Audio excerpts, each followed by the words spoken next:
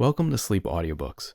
If you would like our Better Sleep Quick Guide filled with proven techniques to improve sleep, sign up to our mailing list at sleepaudiobooks.com and we'll send the PDF as a thank you. Subscribing and leaving a comment helps this channel more than you know, so please feel free to offer suggestions for future audiobooks or to just say hi. Thank you for listening. We hope you have an excellent night's sleep. This is Sleep Audiobooks. Auriol, or The Elixir of Life, by William Harrison Ainsworth. Recording by Sonia. Prologue, 1599. Dr. Lamb. The 16th century drew to a close. It was the last day of the last year, and 2 hours only were wanting to the birth of another year and of another century. The night was solemn and beautiful. Myriads of stars paved the deep vault of heaven. The crescent moon hung like a silver lamp in the midst of them. A stream of rosy and quivering light, issuing from the north, traversed the sky, like the tail of some stupendous comet, while from its point of affluence broke forth, ever and anon, coruscations rivalling in splendour and variety of hue the most brilliant discharge of fireworks. A sharp frost prevailed, but the atmosphere was clear and dry, and neither wind nor snow aggravated the wholesome rigour of the season. The water lay in thick congealed masses around the conduits and wells, and the buckets were frozen on their stands. The thoroughfares were sheeted with ice, and dangerous to horsemen and vehicles, but the footways were firm and pleasant to the tread. Here and there a fire was lighted in the streets, round which ragged urchins and mendicants were collected, roasting fragments of meat stuck upon iron prongs, or quaffing deep draughts of metheglin and ale out of leathern cups.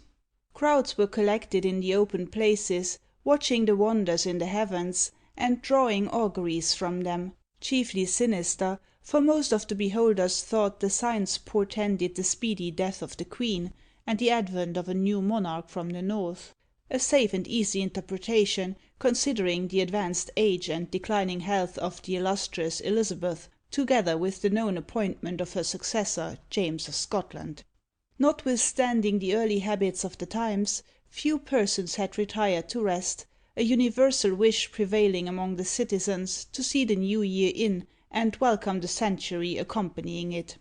Lights glimmered in most windows, revealing the holly sprigs and laurel leaves stuck thickly in their diamond panes, while, whenever a door was opened, a ruddy gleam burst across the street, and a glance inside the dwelling showed its inmates either gathered round the glowing hearth, occupied in mirthful sports, fox in the hole, blindman's buff, or shoe the mare, or seated at the ample board groaning with Christmas cheer.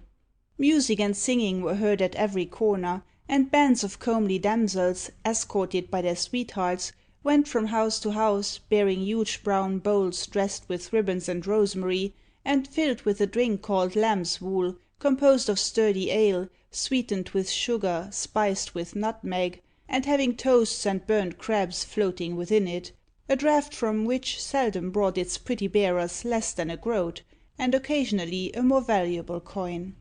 Such was the vigil of the year 1600. On this night, and at the 10th hour, a man of striking and venerable appearance was seen to emerge upon a small wooden balcony projecting from a bay window near the top of a picturesque structure situated at the southern extremity of London Bridge. The old man's beard and hair were as white as snow, the former descending almost to his girdle. So were the thick overhanging brows that shaded his still piercing eyes. His forehead was high, bald, and ploughed by innumerable wrinkles. His countenance, despite its death-like paleness, had a noble and majestic cast, and his figure, though worn to the bone by a life of the severest study, and bent by the weight of years, must have been once lofty and commanding. His dress consisted of a doublet and hose of sad-coloured cloth, over which he wore a loose gown of black silk. His head was covered by a square black cap, from beneath which his silver locks strayed over his shoulders. Known by the name of Dr. Lamb, and addicted to alchemical and philosophical pursuits, this venerable personage was esteemed by the vulgar as little better than a wizard. Strange tales were reported and believed of him. Amongst others, it was said that he possessed a familiar, because he chanced to employ a deformed, crack-brained dwarf, who assisted him in his operations, and whom he appropriately enough denominated Flapdragon. Dr. Lamb's gaze was fixed intently upon the heavens, and he seemed to be noting the position of the moon with reference to some particular star. After remaining in this posture for a few minutes, he was about to retire, when a loud crash arrested him, and he turned to see whence it proceeded. Immediately before him stood the Southwark gateway, a square stone building, with a round embattled turret at each corner, and a flat leaden roof, planted with a forest of poles, 15 or 16 feet high, garnished with human heads. To his surprise, the doctor perceived that 2 of these poles had just been overthrown by a tall man, who was in the act of stripping them of their grisly burdens. Having accomplished his object, the mysterious plunderer thrust his spoil into a leathern bag with which he was provided, tied its mouth, and was about to take his departure by means of a rope ladder attached to the battlements, when his retreat was suddenly cut off by the gatekeeper, armed with a halberd, and bearing a lantern, who issued from a door opening upon the leads. The baffled marauder looked round, and remarking the open window at which Dr. Lamb was stationed, hurled the sack and its contents through it. He then tried to gain the ladder, but was intercepted by the gatekeeper, who dealt him a severe blow on the head with his halberd. The plunderer uttered a loud cry, and attempted to draw his sword, but before he could do so, he received a thrust in the side from his opponent. He then fell, and the gatekeeper would have repeated the blow, if the doctor had not called to him to desist. "Do not kill him, good Baldred," he cried. "The attempt may not be so criminal as it appears. Doubtless the mutilated remains which the poor wretch has attempted to carry off are those of his kindred, and horror at their exposure must have led him to commit the offence." "It may be, doctor," replied Baldred, "and if so, I shall be sorry I have hurt him. But I am responsible for the safe custody of these traitorous relics, and it is as much as my own head is worth to permit their removal." "I know it," replied Dr. Lamb, "and you are fully justified in what you have done. It may throw some light upon the matter to know whose miserable remains have been disturbed." "They were the heads of 2 rank papists," replied Baldred, "who were decapitated on Tower Hill on St. Nicholas Day, 3 weeks ago, for conspiring against the Queen." "But their names?" demanded the doctor. "How were they called?" "They were father and son," replied Baldred. "Sir Simon Darcy and Master Reginald Darcy. Perchance they were known to your worship?" "Too well," replied Dr. Lamb, in a voice of emotion that startled his hearer. "They were near kinsmen of mine own. What is he like who has made this strange attempt?" "Of a verity a fair youth," replied Baldred, holding down the lantern. "Heaven grant I have not wounded him to the death. No, his heart still beats. Ha! Here are his tablets," he added, taking a small book from his doublet. "These may give the information you seek. You were right in your conjecture, doctor. The name herein inscribed is the same as that borne by the others, Auriol Darcy." "I see it all," cried Lamb. "It was a pious and praiseworthy deed. Bring the unfortunate youth to my dwelling, Baldred, and you shall be well rewarded. Use dispatch, I pray you." As the gatekeeper essayed to comply, the wounded man groaned deeply, as if in great pain. "Fling me the weapon with which you smote him," cried Dr. Lamb, in accents of commiseration, "and I will anoint it with the powder of sympathy. His anguish will be speedily abated." "I know your worship can accomplish wonders," cried Baldred, throwing the halberd into the balcony. "I will do my part as gently as I can." And as the alchemist took up the weapon and disappeared through the window, the gatekeeper lifted the wounded man by the shoulders, and conveyed him down a narrow, winding staircase to a lower chamber. Though he proceeded carefully, the sufferer was put to excruciating pain, and when Baldred placed him on a wooden bench, and held a lamp towards him, he perceived that his features were darkened and distorted. "I fear it's all over with him," murmured the gatekeeper. I shall have a dead body to take to Dr. Lamb. It would be a charity to knock him on the head rather than let him suffer thus. The doctor passes for a cunning man, but if he can cure this poor youth without seeing him, by the help of his sympathetic ointment, I shall begin to believe what some folks avouch, that he has relations with the devil. While Baldred was ruminating in this manner, a sudden and extraordinary change took place in the sufferer. As if by magic, the contraction of the muscles subsided, the features assumed a wholesome hue, and the respiration was no longer laborious. Baldred stared as if a miracle had been wrought. Now that the countenance of the youth had regained its original expression, the gatekeeper could not help being struck by its extreme beauty. The face was a perfect oval, with regular and delicate features. A short silken moustache covered the upper lip, which was short and proud, and a pointed beard terminated the chin. The hair was black, glossy, and cut short, so as to disclose a highly intellectual expanse of brow. The youth's figure was slight, but admirably proportioned.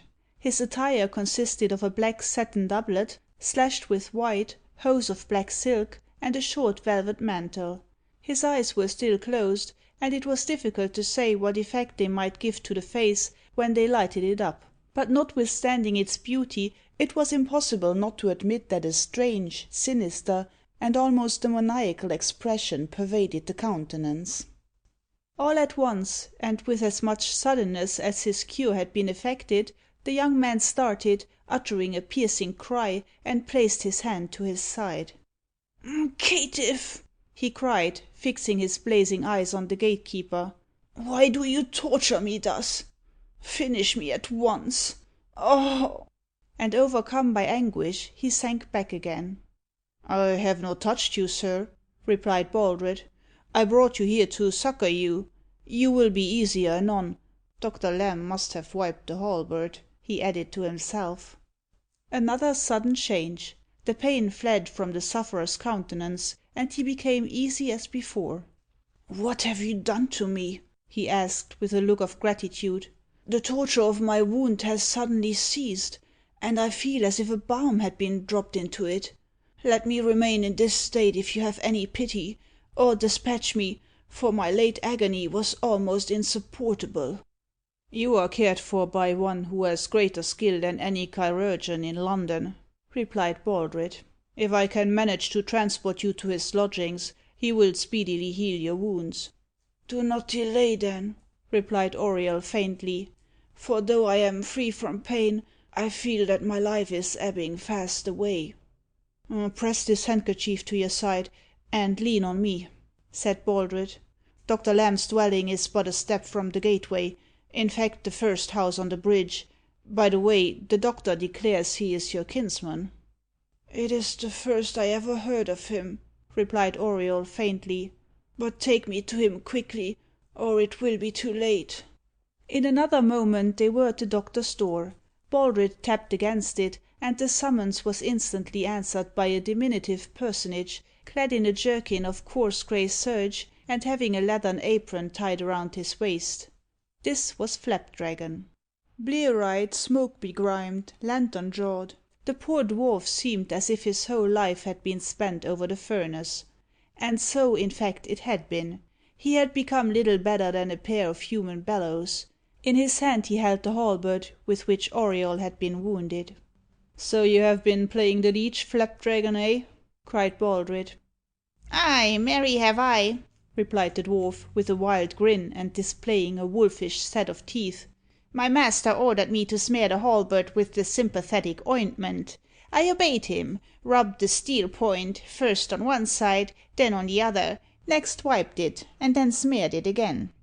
"Whereby you put the patient to exquisite pain," replied Baldred.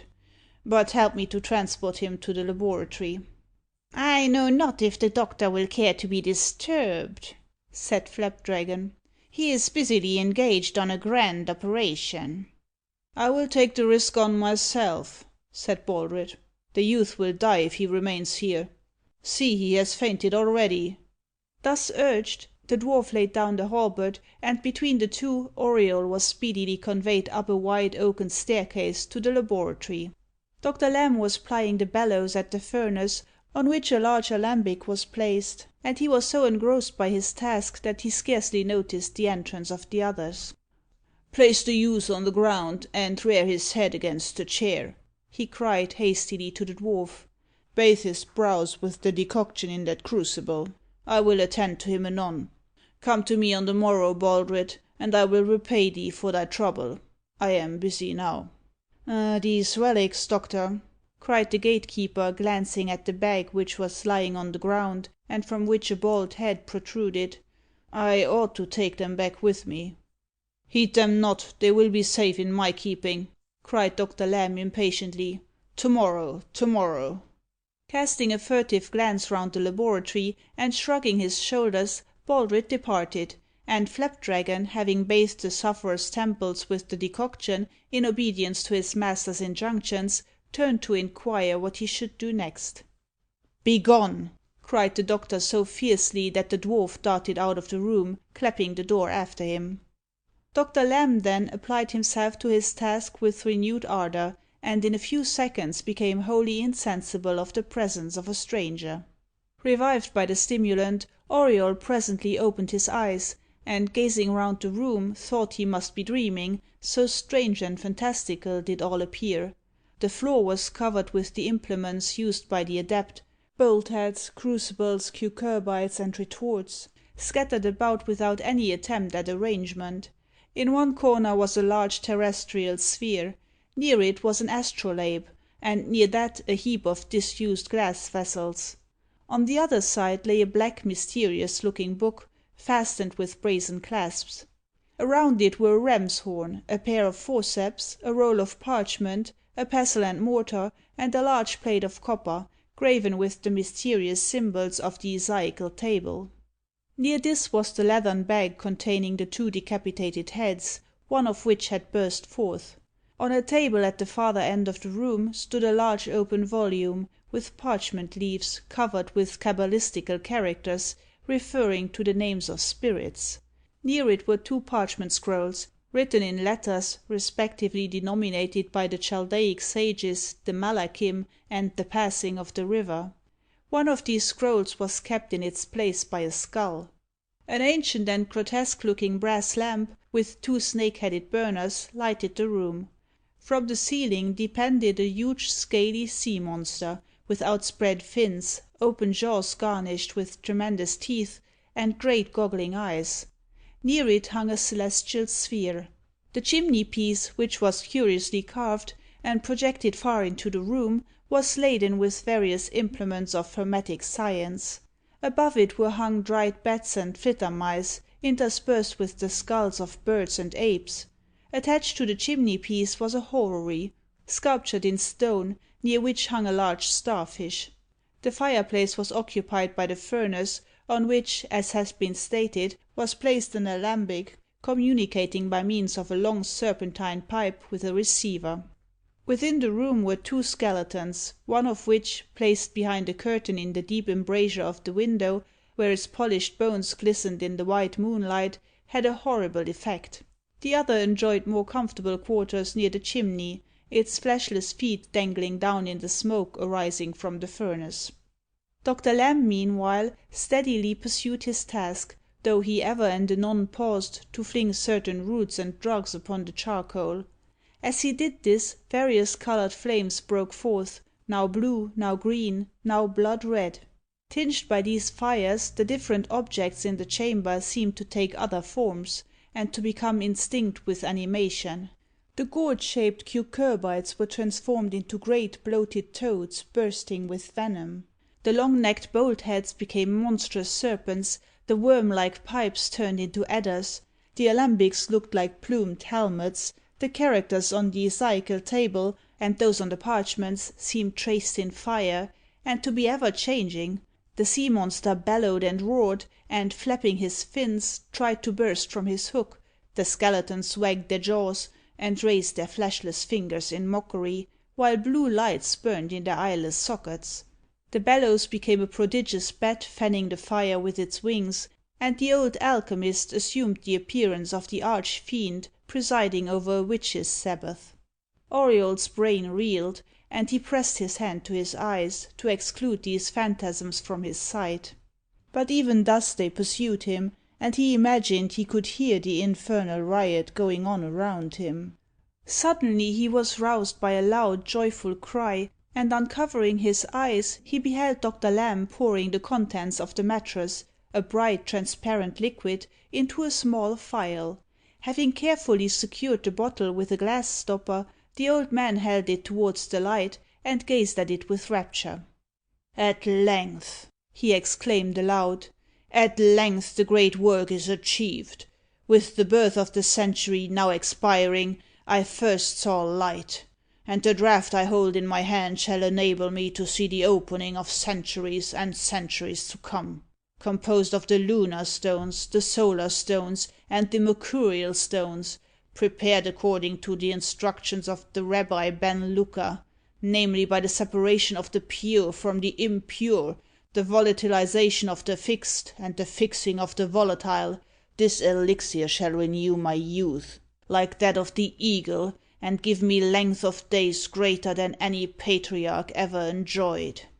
While thus speaking, he held up the sparkling liquid, and gazed at it like a Persian worshipping the sun.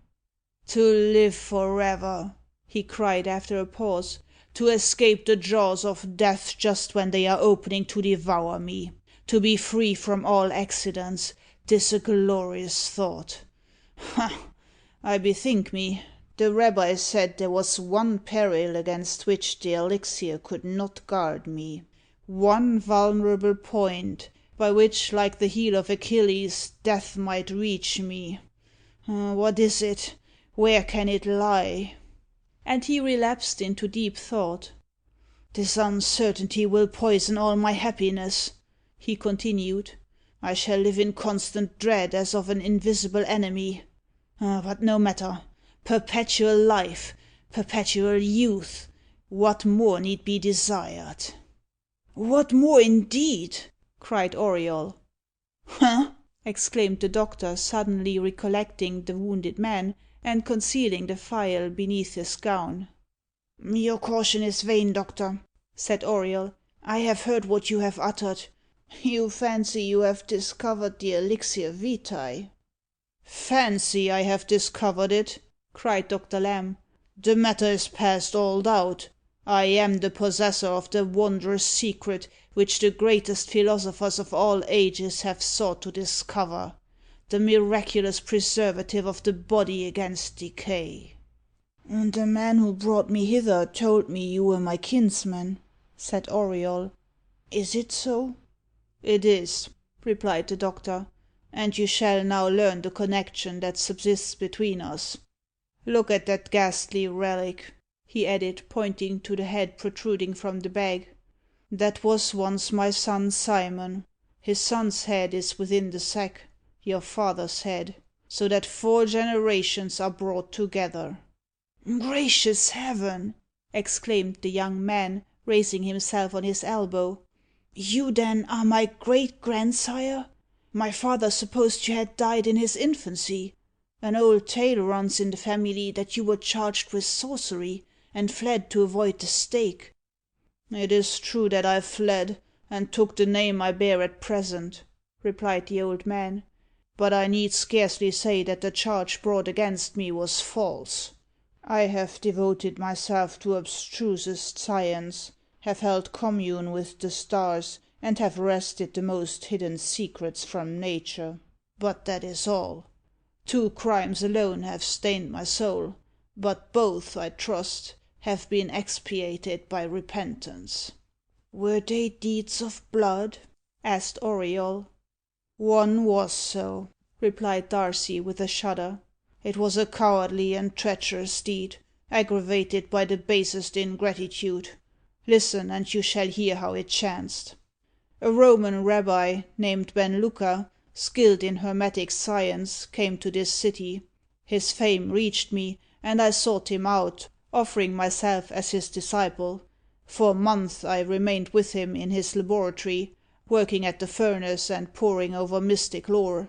One night he showed me that volume, and, pointing to a page within it, said, Those characters contain the secret of confecting the elixir of life. I will now explain them to you, and afterwards we will proceed to the operation."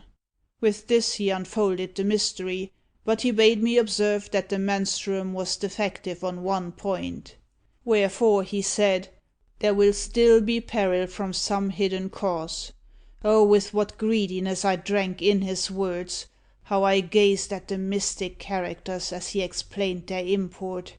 What visions floated before me of perpetual youth and enjoyment! At that moment a demon whispered in my ear, "This secret must be thine own. No one else must possess it." "Huh!" exclaimed Auriol, starting. "The evil thought was no sooner conceived than acted upon," pursued Darcy. "Instantly drawing my poniard, I plunged it to the rabbi's heart. But mark what followed. His blood fell upon the book, and obliterated the characters, nor could I by any effort of memory recall the composition of the elixir." "When did you regain the secret?" asked Auriol curiously. "To night," replied Darcy. "Within this hour. For nigh 50 years after that fatal night I have been making fruitless experiments. A film of blood has obscured my mental sight. I have proceeded by calcitration, solution, putrefaction, have produced the oils which will fix crude mercury, and convert all bodies into Sol and Luna, but I have ever failed in fermenting the stone into the true elixir. To-night it came into my head to wash the blood-stained page containing the secret with a subtle liquid. I did so, and doubting the efficacy of the experiment, left it to work while I went forth to breathe the air at my window. My eyes were cast upwards, and I was struck with the malignant aspect of my star. How to reconcile this with the good fortune which has just befallen me, I know not, but so it was. At this juncture your rash but pious attempt occurred. Having discovered our relationship, and enjoined the gatekeeper to bring you hither, I returned to my old laboratory. On glancing towards the mystic volume, what was my surprise to see the page free from blood!" Auriol uttered a slight exclamation, and gazed at the book with superstitious awe. "The sight was so surprising that I dropped the sack I had brought with me," pursued Darcy. "Fearful of again losing the secret, I nerved myself to the task, and placing fuel on the fire, dismissed my attendant with brief injunctions relative to you. I then set to work. How I have succeeded, you perceive. I hold in my hand the treasure I have so long sought, so eagerly coveted. The whole world's wealth should not purchase it for me." Auriol gazed earnestly at his aged relative, but he said nothing. "In a few moments I shall be as full of vigour and activity as yourself," continued Darcy. "We shall be no longer the great grandsire and his descendant, but friends, companions, equals. Equals in age, strength, activity, beauty, fortune, for youth is fortune. Ha ha! Methinks I am already young again." "You spoke of 2 crimes with which your conscience was burdened," remarked Auriol. "You have mentioned but one." "The other was not so foul as that I have described," replied Darcy in an altered tone, "inasmuch as it was unintentional, and occasioned by no base motive. My wife, your ancestress, was a most lovely woman, and so passionately was I enamoured of her, that I tried by every art to heighten and preserve her beauty. I fed her upon the flesh of capons, nourished with vipers; caused her to steep her lovely limbs in baths distilled from roses and violets, and had recourse to the most potent cosmetics. At last I prepared a draught from poisons. Yes, poisons, the effect of which I imagined would be wondrous. She drank it, and expired horribly disfigured. Conceive my despair at beholding the fair image of my idolatry destroyed, defaced by my hand.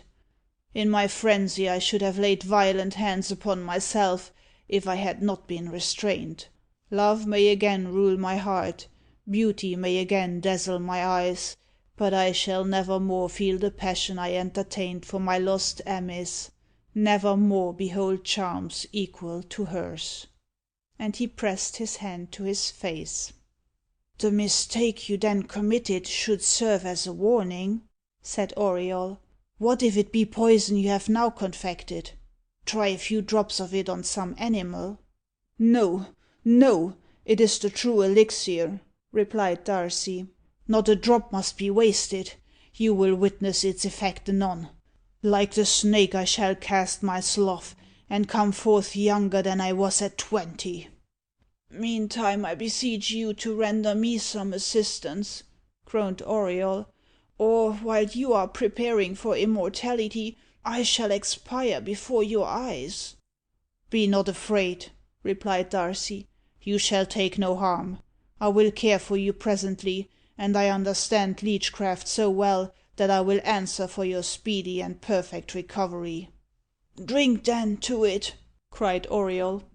"I know not what stays my hand," said the old man, raising the phial; "but now that immortality is in my reach, I dare not grasp it." "Give me the potion, then," cried Auriol. "Not for worlds," rejoined Darcy, hugging the phial to his breast. "No, I will be young again, rich, happy. I will go forth into the world. I will bask in the smiles of beauty. I will feast, revel, sing. Life shall be one perpetual round of enjoyment. Now for the trial. Ha!" And as he raised the potion towards his lips, a sudden pang shot across his heart. "What is this?" he cried, staggering. "Can death assail me when I am just about to enter upon perpetual life? Help me, good grandson.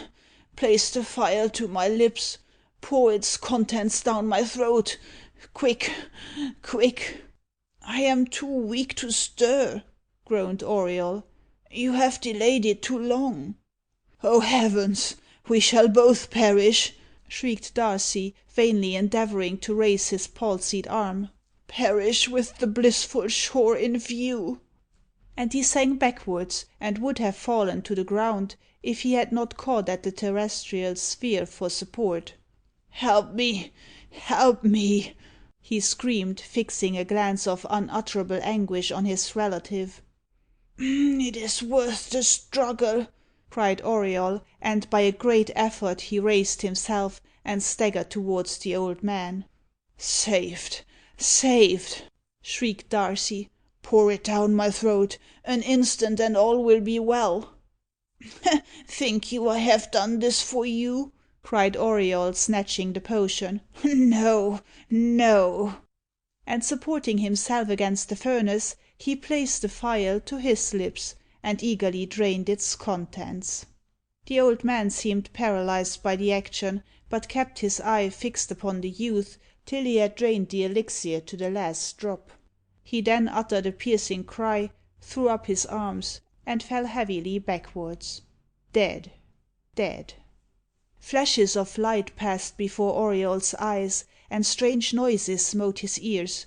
For a moment he was bewildered as with wine, and laughed and sang discordantly like a madman. Every object reeled and danced around him. The glass vessels and jars clashed their brittle sides together, yet remained uninjured. The furnace breathed forth flames and mephitic vapours. The spiral worm of the alembic became red hot, and seemed filled with molten lead. The pipe of the bolt head ran blood. The sphere of the earth rolled along the floor, and rebounded from the wall as if impelled by a giant hand. The skeletons grinned and gibbered. So did the death's head on the table. So did the skulls against the chimney. The monstrous sea fish belched forth fire and smoke. The bald decapitated head opened its eyes, and fixed them with a stony glare on the young man, while the dead alchemist shook his hand menacingly at him. Unable to bear these accumulated horrors, Auriol became for a short space insensible. On recovering, all was still. The lights within the lamp had expired, but the bright moonlight, streaming through the window, fell upon the rigid features of the unfortunate alchemist, and on the cabalistic characters of the open volume beside him. Eager to test the effect of the elixir, Auriol put his hand to his side. All traces of the wound were gone, nor did he experience the slightest pain in any other part of his body. On the contrary, he seemed endowed with preternatural strength. His breast dilated with rapture, and he longed to expand his joy in active motion. Striding over the body of his aged relative, he threw open the window. As he did so, joyous peals burst from surrounding churches, announcing the arrival of the new year. While listening to this clamour, Auriol gazed at the populous and picturesque city stretched out before him, and bathed in the moonlight. 100 years hence, he thought, and scarcely one soul of the 1,000 within those houses will be living, save myself. 100 years after that, and their children's children will be gone to the grave. But I shall live on, shall live through all changes, all customs, all time. Oh, what revelations I shall then have to make, if I should dare to disclose them. As he ruminated thus, the skeleton hanging near him was swayed by the wind, and its bony fingers came in contact with his cheek. A dread idea was suggested by the occurrence. There is one peril to be avoided, he thought. One peril. What is it? Pshaw! I will think no more of it. It may never arise. I will be gone. This place fevers me. With this he left the laboratory, and hastily descending the stairs, at the foot of which he found Flapdragon, passed out of the house. End of Section 1. Book the First, Ebba, Chapter 1. The Ruined House in the Vauxhall Road. Late one night, in the spring of 1830, 2 men issued from a low, obscurely situated public house, near Millbank, and shaped their course apparently in the direction of Vauxhall Bridge. Avoiding the footpath near the river, they moved stealthily along the farther side of the road, where the open ground offered them an easy means of flight, in case such a course should be found expedient. So far as it could be discerned by the glimpses of the moon, which occasionally shone forth from a rack of heavy clouds, the appearance of these personages was not much in their favour. Haggard features, stamped deeply with the characters of crime and debauchery, fierce restless eyes, beards of several days' growth, wild unkempt heads of hair, formed their chief personal characteristics, while sordid and ragged clothes, shoes without soles, and old hats without crowns, constituted the sum of their apparel. One of them was tall and gaunt, with large hands and feet, but despite his meagreness, he evidently possessed great strength. The other was considerably shorter, but broad-shouldered, bow-legged, long-armed, and altogether a most formidable ruffian. This fellow had high cheek-bones, a long aquiline nose, and a coarse mouth and chin, in which the animal greatly predominated. He had a stubby red beard with sandy hair, white brows and eyelashes. The countenance of the other was dark and repulsive, and covered with blotches, the result of habitual intemperance. His eyes had a leering and malignant look. A handkerchief spotted with blood, and tied across his brow, contrasted strongly with his matted black hair, and increased his natural appearance of ferocity. The shorter ruffian carried a mallet upon his shoulder, and his companion concealed something beneath the breast of his coat, which afterwards proved to be a dark lantern. Not a word passed between them, but keeping a vigilant look-out, they trudged on with quick shambling steps.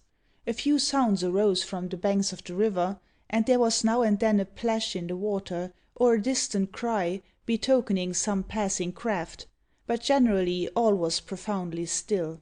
The quaint Dutch-looking structures on the opposite bank, the line of coal barges and lighters moored to the strand, the great timber-yards and coal-yards, the brew-houses, gas-works, and water-works, could only be imperfectly discerned, but the moonlight fell clear upon the ancient towers of Lambeth Palace, and on the neighbouring church.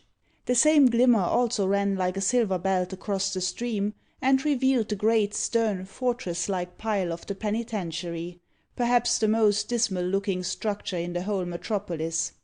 The world of habitations beyond this melancholy prison was buried in darkness. The two men, however, thought nothing of these things, and saw nothing of them, but, on arriving within a couple of 100 yards of the bridge, suddenly, as if by previous concert, quitted the road, and, leaping a rail, ran across a field, and plunged into a hollow formed by a dried pit, where they came to a momentary halt. "You ain't been a gammoning me in this matter, Tinker," observed the shorter individual. "The cove's sure to come." "Why, you can't expect me to answer for another as I can for myself, Sandman," replied the other. "But if his own word's to be taken for it, he's sartin to be there. I heerd him say, as plainly as I'm speaking to you, 'I'll be here to morrow night, at the same hour.'" "And that was 1 o'clock?" said the Sandman. "Thereabouts," replied the other. "And who did he say that to?" demanded the Sandman. "To hisself, I s'pose," answered the Tinker; "for, as I told you afore, I could see no one with him." "Do you think he's one of our profession?" inquired the Sandman. "Bless you, no that he ain't," returned the Tinker. "He's a regular slap up swell."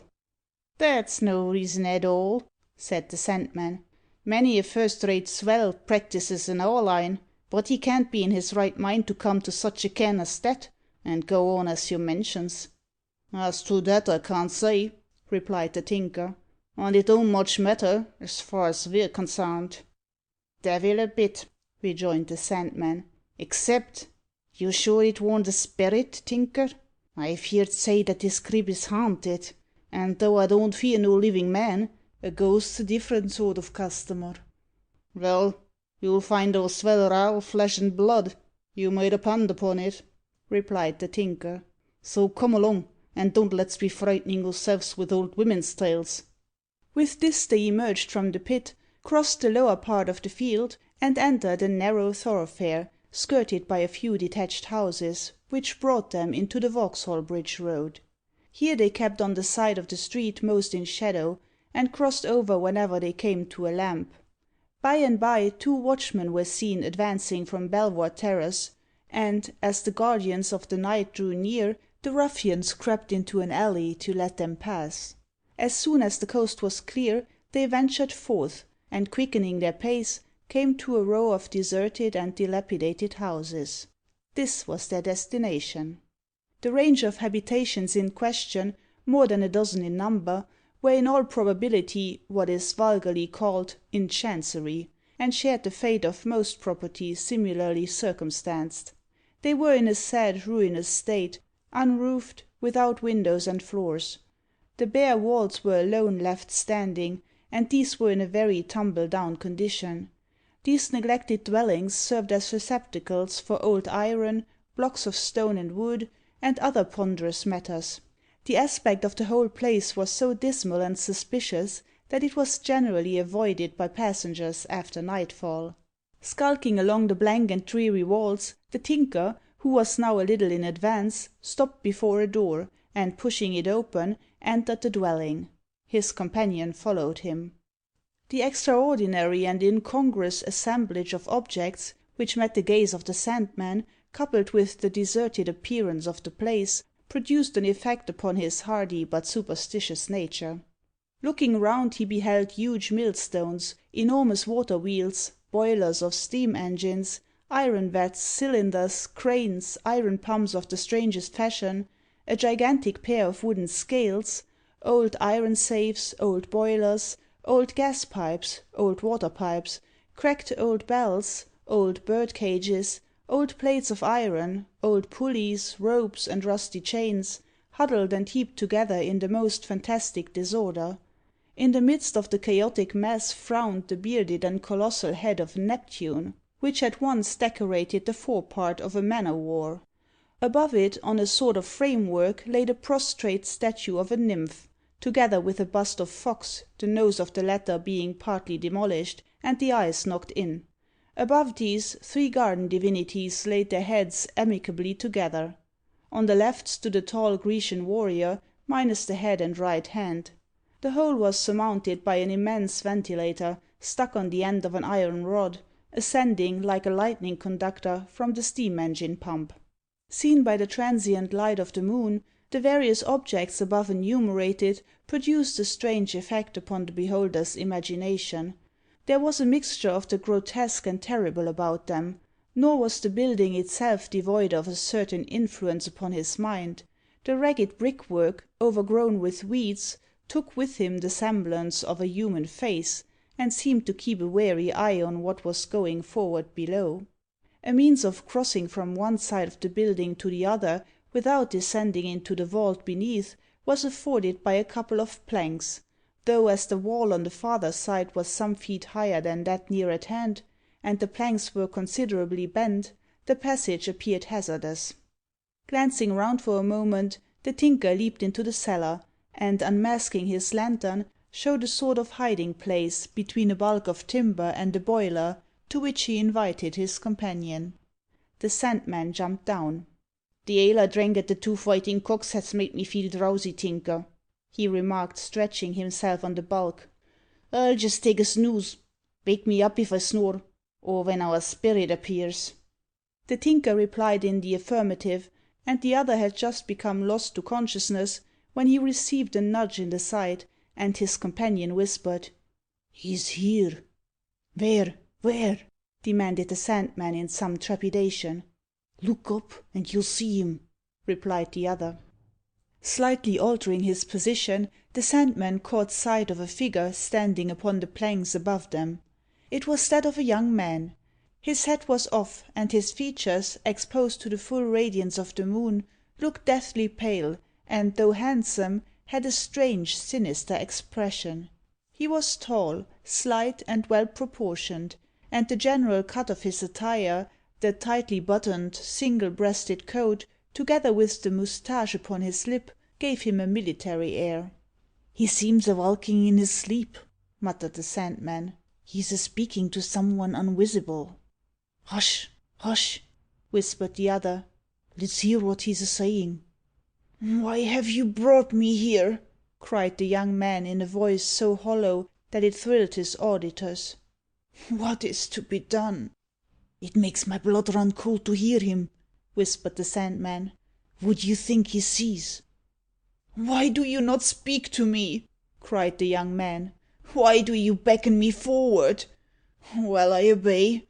I will follow you." And he moved slowly across the plank.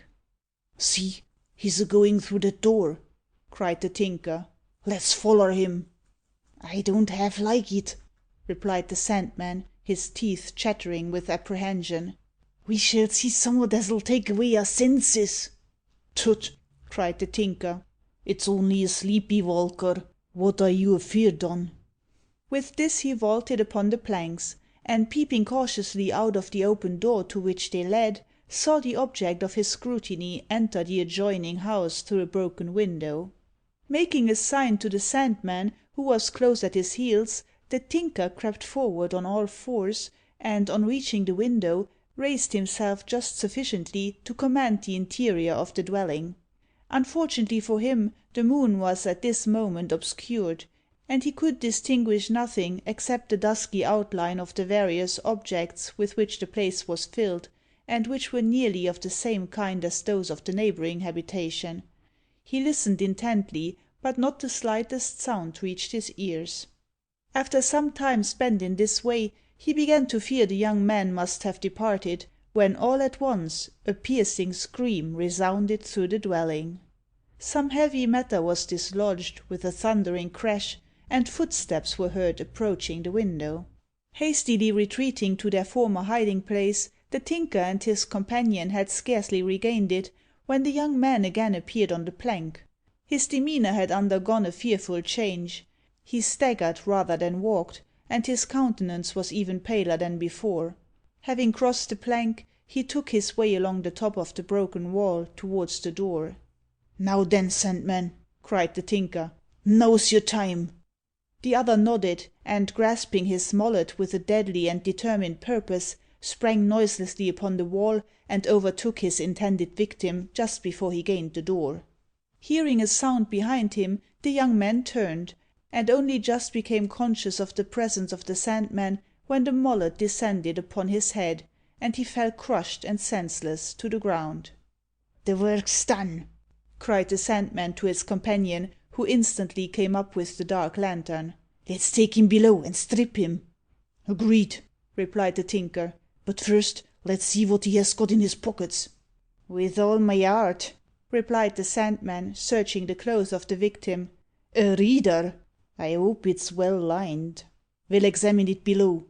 The body would tell awkward tales if any one should chance to peep in." "Shall we strip him here?" said the Tinker. "Now the darky shines on them, you see what famous togs the cull has on." "Do you want to have us scragged, fool?" cried the Sandman, springing into the vault. "Hoist him down here." With this he placed the wounded man's legs over his own shoulders, and, aided by his comrade, was in the act of heaving down the body, when the street door suddenly flew open, and a stout individual, attended by a couple of watchmen, appeared at it. "There the villains are!" shouted the newcomer.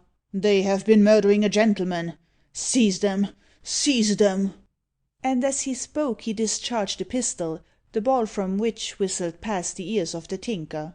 Without waiting for another salute of the same kind, which might possibly be nearer its mark, the ruffian kicked the lantern into the vault, and sprang after the Sandman, who had already disappeared. Acquainted with the intricacies of the place, the Tinker guided his companion through a hole into an adjoining vault, whence they scaled a wall, got into the next house, and passing through an open window, made good their retreat, while the watchmen were vainly searching for them under every bulk and piece of iron. "Here, watchman!" cried the stout individual, who had acted as leader. "Never mind the villains just now, but help me to convey this poor young gentleman to my house, where proper assistance can be rendered him. He still breathes, but he has received a terrible blow on the head. I hope his skull ain't broken." "It is to be hoped it ain't, Mr. Thorneycroft," replied the foremost watchman. "But them was two desperate characters as ever I see, and capable of any heterosity." "What a frightful scream I heard, to be sure!" cried Mr. Thorneycroft. "I was certain something dreadful was going on. It was fortunate I wasn't gone to bed, and still more fortunate you happened to be coming up at the time. But we mustn't stand chattering here. Bring the poor young gentleman along." Preceded by Mr. Thorneycroft, the watchman carried the wounded man across the road towards a small house, the door of which was held open by a female servant, with a candle in her hand. The poor woman uttered a cry of horror as the body was brought in. "Don't be crying out in that way, Peggy," cried Mr. Thorneycroft, "but go and get me some brandy. Here, watchman, lay the poor young gentleman down on the sofa. There, gently, gently. And now, one of you run to Wheeler Street, and fetch Mr. Howell, the surgeon. Less noise, Peggy, less noise, or you'll waken Miss Ebba, and I wouldn't have her disturbed for the world." With this he snatched a bottle of brandy from the maid, filled a wine glass with the spirit, and poured it down the throat of the wounded man. A stifling sound followed, and after struggling violently for respiration for a few seconds, the patient opened his eyes. Chapter II. The Dog Fancier. The Rookery. Who that has passed St. Giles on the way to the city, or coming from it, but has caught a glimpse, through some narrow opening, of its squalid habitations, and wretched and ruffianly occupants? Who but must have been struck with amazement that such a huge receptacle of vice and crime should be allowed to exist in the very heart of the metropolis, like an ulcerated spot, capable of tainting the whole system? Of late the progress of improvement has caused its removal, but whether any less cogent motive would have abated the nuisance may be questioned. For years the evil was felt and complained of, but no effort was made to remedy it, or to cleanse these worse than Augean stables. As the place is now partially, if not altogether, swept away, and a wide and airy street passes through the midst of its foul recesses, a slight sketch may be given of its former appearance. Entering a narrow street, guarded by posts and crossbars, a few steps from the crowded thoroughfare brought you into a frightful region, the refuge, it was easy to perceive, of half the lawless characters infesting the metropolis. The coarsest ribaldry assailed your ears, and noisome odours afflicted your sense of smell. As you advanced, picking your way through canals flowing with filth, or over putrescent heaps of rubbish and oyster shells, all the repulsive and hideous features of the place were displayed before you. There was something savagely picturesque in the aspect of the place, but its features were too loathsome to be regarded with any other feeling than disgust. The houses looked as sordid and as thickly crusted with the leprosy of vice as their tenants. Horrible habitations they were in truth. Many of them were without windows, and where the frames were left, brown paper or tin supplied the place of glass. Some even wanted doors, and no effort was made to conceal the squalor within. On the contrary, it seemed to be intruded on observation.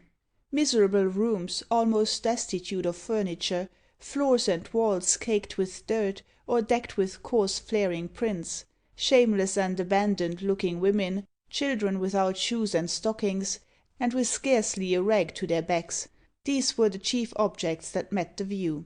Of men, few were visible, the majority being out on business, it is to be presumed, but where a solitary straggler was seen, his sinister looks and mean attire were in perfect keeping with the spot. So thickly inhabited were these wretched dwellings, that every chamber, from garret to cellar, swarmed with inmates. As to the cellars, they looked like dismal caverns which a wild beast would shun. Clothesline were hung from house to house, festooned with every kind of garment.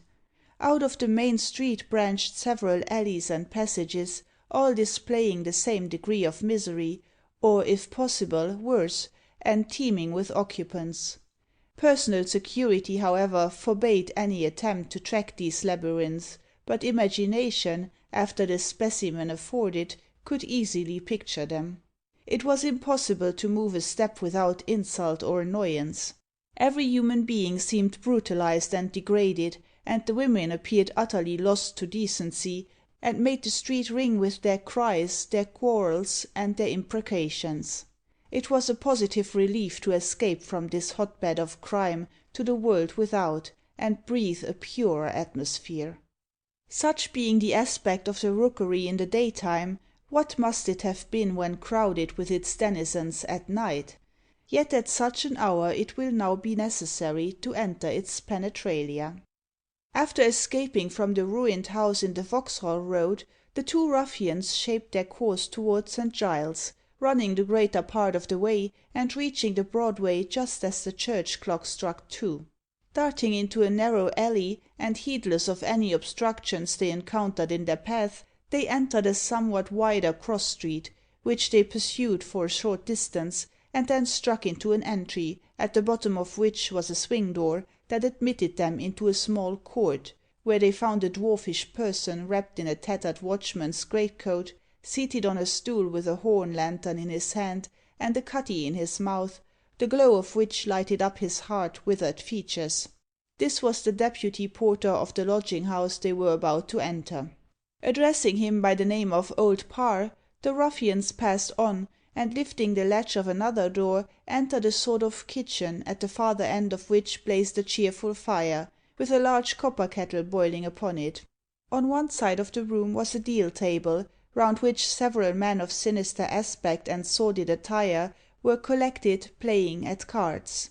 A smaller table of the same material stood near the fire, and opposite it was a staircase leading to the upper rooms. The place was dingy and dirty in the extreme, the floors could not have been scoured for years, and the walls were begrimed with filth. In one corner, with his head resting on a heap of coals and coke, lay a boy almost as black as a chimney sweep, fast asleep. He was the waiter. The principal light was afforded by a candle stuck against the wall, with a tin reflector behind it.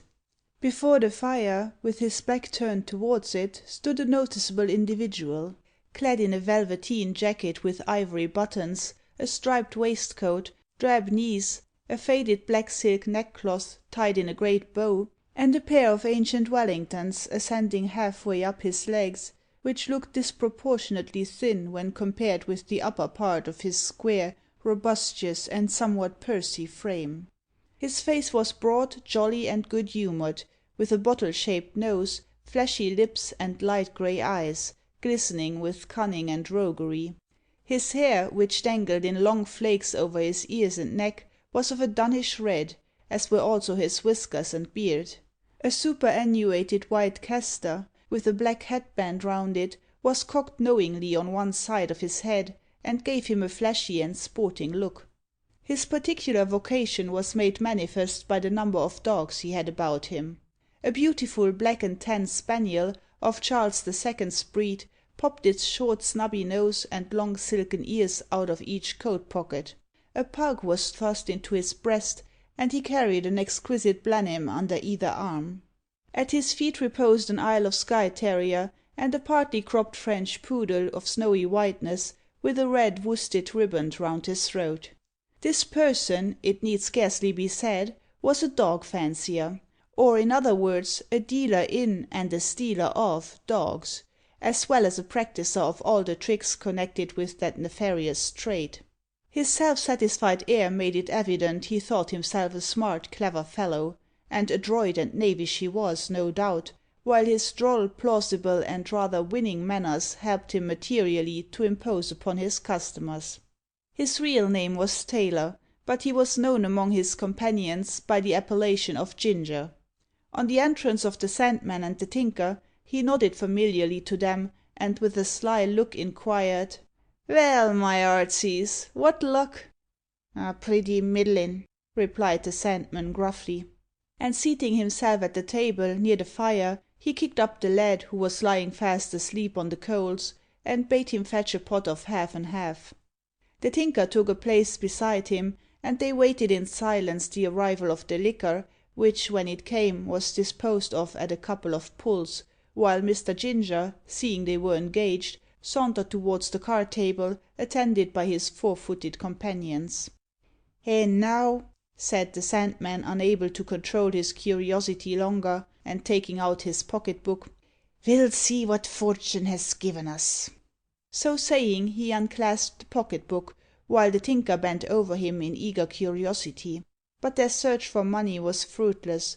Not a single bank note was forthcoming. There were several memoranda and slips of paper, a few cards, and an almanac for the year. That was all. It was a great disappointment. "So we've had all this trouble for nothing, and nearly got shot into the bargain," cried the Sandman, slapping down the book on the table with an oath. "I wish I had never undertaken the job." "Don't let's give it up in such an hurry," replied the Tinker. "Summat may be made on it yet. Let's look over them papers." "Look them over yourself," rejoined the Sandman, pushing the book towards him. "I've done with them. Here, lazybones, bring 2 glasses of rum and water. Stiff, d'ye hear?" While the sleepy youth bestirred himself to obey these injunctions, the Tinker read over every memorandum in the pocket book, and then proceeded carefully to examine the different scraps of paper with which it was filled. Not content with one perusal, he looked them all over again, and then began to rub his hands with great glee. "What's the matter?" cried the Sandman, who had lighted a cutty, and was quietly smoking it. "What's the row, eh?" "Why, this is it," replied the Tinker, unable to contain his satisfaction. "There's secrets contained in this here pocket book as'll be worth £100 and better to us. We haven't had our trouble for nothing." "Glad to hear it," said the Sandman, looking hard at him. "What kind of secrets are they?" "Why, hanging secrets," replied the Tinker with mysterious emphasis. "He seems to be a terrible chap, and to have committed murder wholesale." "Wholesale?" echoed the Sandman, removing the pipe from his lips. "That sounds awful. But what a precious donkey he must be to register his crimes in that way." "He didn't expect the pocket book to fall into our hands," said the Tinker. "Very likely not," replied the Sandman. "But somebody else might see it. I repeat, he must be a fool. S'pose we was to make an entry of everything we does. What a nice balance there'd be agin us when our accounts come to be wound up." "Ourn is a different business altogether," replied the Tinker. "This seems a werry mysterious sort of person. What age should you take him to be?" "Vy, 25 at the outside," replied the Sandman. 65 would be nearer the mark," replied the Tinker. "There's dates as far back as that." 65 devils!" cried the Sandman. "There must be some mistake in the reckoning there." "No, it's all clear and regular," rejoined the other. "And that doesn't seem to be the end of it neither. I looked over the papers twice, and one, dated 1780, refers to some other documents."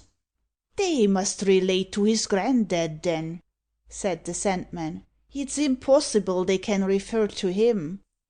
"But I tell thee they do refer to him," said the Tinker, somewhat angrily at having his assertion denied. "At least, if his own word's to be taken. Anyhow, these papers is valuable to us. If no one else believes in them, it's clear he believes in them hisself, and will be glad to buy 'em from us." "That's a view o' the case worthy of an Old Bailey lawyer," replied the Sandman. "What's the gemman's name?" "The name on the card is Auriol Darcy," replied the Tinker. "Any address?" asked the Sandman. The Tinker shook his head. "That's unlucky agin," said the Sandman. "Ain't there no sort of clue?" "None whatever as I can perceive," said the Tinker. "Vy, zounds then, we're just where we started from," cried the Sandman. "But it don't matter. There's not much chance o' making a bargain with him. The crack of the skull I gave him has done his business." "Nothing of the kind," replied the Tinker. "He alvays recovers from every kind of accident." "Always recovers!" exclaimed the Sandman in amazement. "What a constitootion he must have!" "Surprising," replied the Tinker. "He never suffers from injuries at least not much never grows old, and never expects to die, for he mentions what he intends doing 100 years hence." "Oh, he's a lunatic!" exclaimed the Sandman. "A downright lunatic, and that accounts for his visiting that there ruined house, and fancying he heerd some one talk to him. He's mad, depend upon it. That is, if I ain't cured him." "I'm of a different opinion," said the Tinker. "And so am I," said Mr. Ginger, who had approached unobserved, and overheard the greater part of their discourse. "Vy, what can you know about it, Ginger?" said the Sandman, looking up, evidently rather annoyed.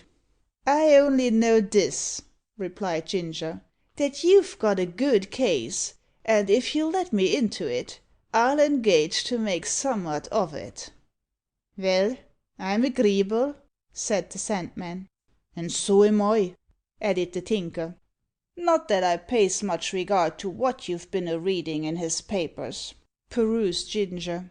"The gemman's evidently half cracked, if he ain't cracked altogether. But he's jist the person to work upon. He fancies hisself immortal, eh?" "Exactly so," replied the Tinker. "And he also fancies he's committed a lot o' murders," perused Ginger. "A desperate lot," replied the Tinker. "Then he'll be glad to buy those papers at any price," said Ginger. "Ve'll deal with him in regard to the pocket book as I deals with regard to a dog. Ask a price for its restitution." "We must find him out first," said the Sandman. "There's no difficulty in that," rejoined Ginger. "You must be constantly on the look out. You're sure to meet him some time or other." "That's true," replied the Sandman. "And there's no fear of his knowin' us, for the werry moment he looked round, I knocked him on the head." "Arter all," said the Tinker, "there's no branch o' the perfession so safe as yours, Ginger. The law is favourable to you, and the beaks is afeard to touch you. I think I shall turn dog fancier myself."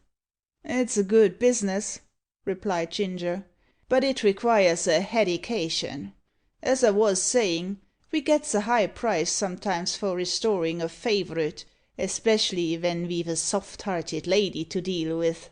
There's some women as fond o' dogs as of their own childer, and ven we gets one of their precious pets, we makes 'em ransom it, as the brigands you see at the Adelphi or the Surrey sarves their prisoners, threatening to send first an ear, and then a paw or a tail, and so on. I'll tell you what happened the other day. There wos a lady, a Miss White, as was desperate fond of her dog. It was a ugly warmint, but no matter for that.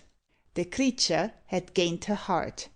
Well, she lost it, and somehow or other I found it.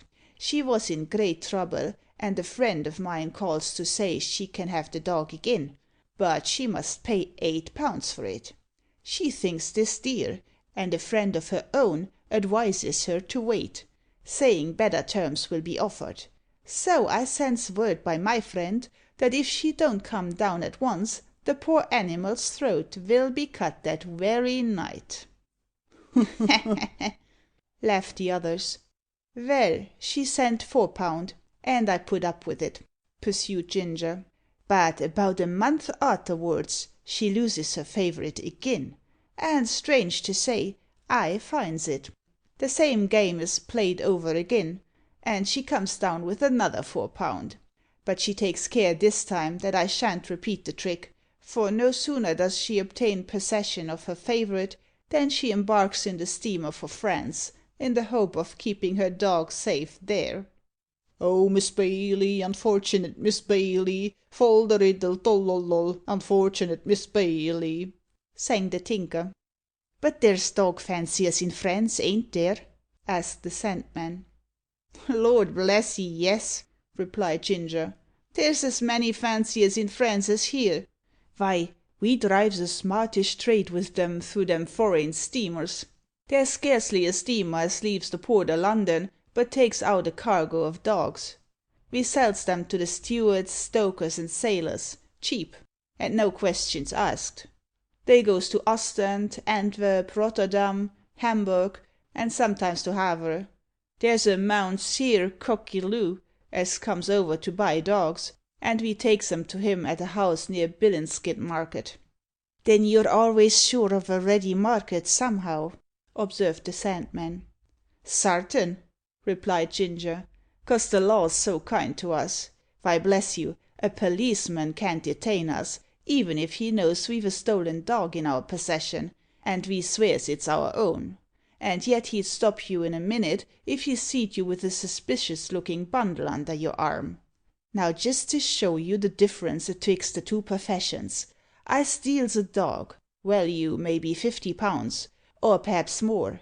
Even if I'm catched in the fact, I may get fined £20, or have 6 months' imprisonment. Vile, if you steals an old fogle, value 3 fardens, you'll get 7 years abroad to a dead certainty." "That seems hard on us," observed the Sandman reflectively. "It's the law," exclaimed Ginger triumphantly. "Now, we generally escapes by paying the fine, 'cos our pals goes and steals more dogs to raise the money.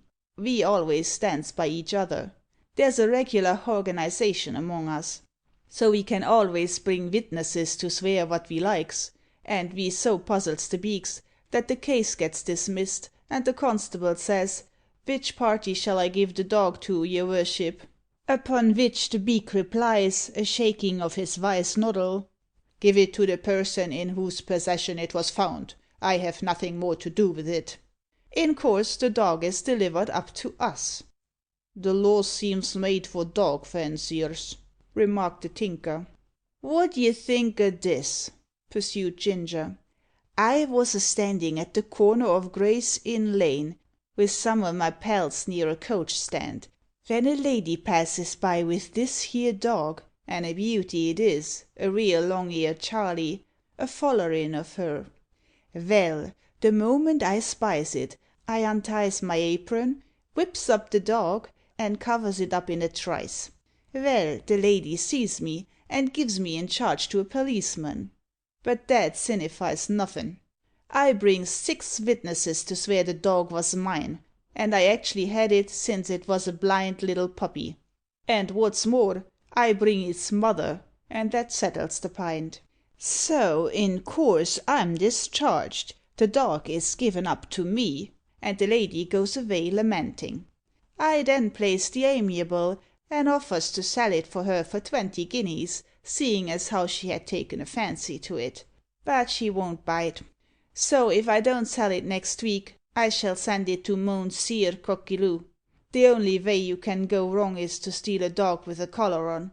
For if you do, you may get 7 years' transportation for a bit of leather and a brass plate worth a shilling, while the animal, though worth £100, can't hurt you. There's law again. Ha ha! Dog fancier's law, laughed the Sandman. Some of the fancy is given to cruelty, pursued Ginger, and crops a dog's ears or pulls out his teeth to disguise him, but I'm too fond of the animal for that. I may frighten old ladies sometimes, as I told you afore, but I never seriously hurts their pets, nor did I ever kill a dog for his skin, as some on them does. And you're always sure of getting a dog, if you wants it, I s'pose? inquired the Tinker. Always, replied Ginger. No man's dog is safe. I don't care how he's kept, we're sure to have him at last. We feels our way with the sarvants, and finds out from them the wally the master or missus sets on the dog, and soon after that the animal's gone. With a bit of liver, prepared in my particular way, I can tame the fiercest dog as ever barked, take him off his chain, and bring him arter me at a gallop. And do respectable parties ever buy dogs knowing they're stolen? inquired the Tinker. Ay, to be sure, replied Ginger. Sometimes first-rate nobs. They put us up to it themselves. They'll say, I've just left my lord so-and-so's, and there I see the couple o' the finest pointers I ever clapped eyes on. I want you to get me just such another couple. Well, we understands in a minute, and in due time the identical dogs find their way to our customer. Oh, that's how it's done? remarked the Sandman. Yes, that's the way, replied Ginger. Sometimes a party will want a couple of dogs for the shootin' season, and then we asks, which way are you going, into Surrey or Kent? And according as the answer is given, we arranges our plans. Well, yourn appears a profitable and safe employment, I must say, remarked the Sandman. Perfectly so, replied Ginger. Nothing can touch us till dogs is declared by statute to be property, and stealing them a misdemeanour, and that won't occur in my time. Let's hope not, rejoined the other two. To come back to the point from which we started, said the Tinker, our gemman's case is not so surprising as it at first appears. There are some persons as believe they never will die, and I myself am of the same opinion. There's our old deputy here, him as we calls Old Parr. Why, he declares he lived in Queen Bess's time, recollects King Charles being beheaded perfectly well, and remembers the Great Fire of London as if it only occurred yesterday. Walker, exclaimed Ginger, putting his finger to his nose. You may laugh, but it's true, replied the Tinker. I recollect an old man telling me that he knew the deputy 60 years ago, and he looked jist the same then as now, neither older nor younger. Humph, exclaimed Ginger. He don't look so old now. That's the curiousest part of it, said the Tinker.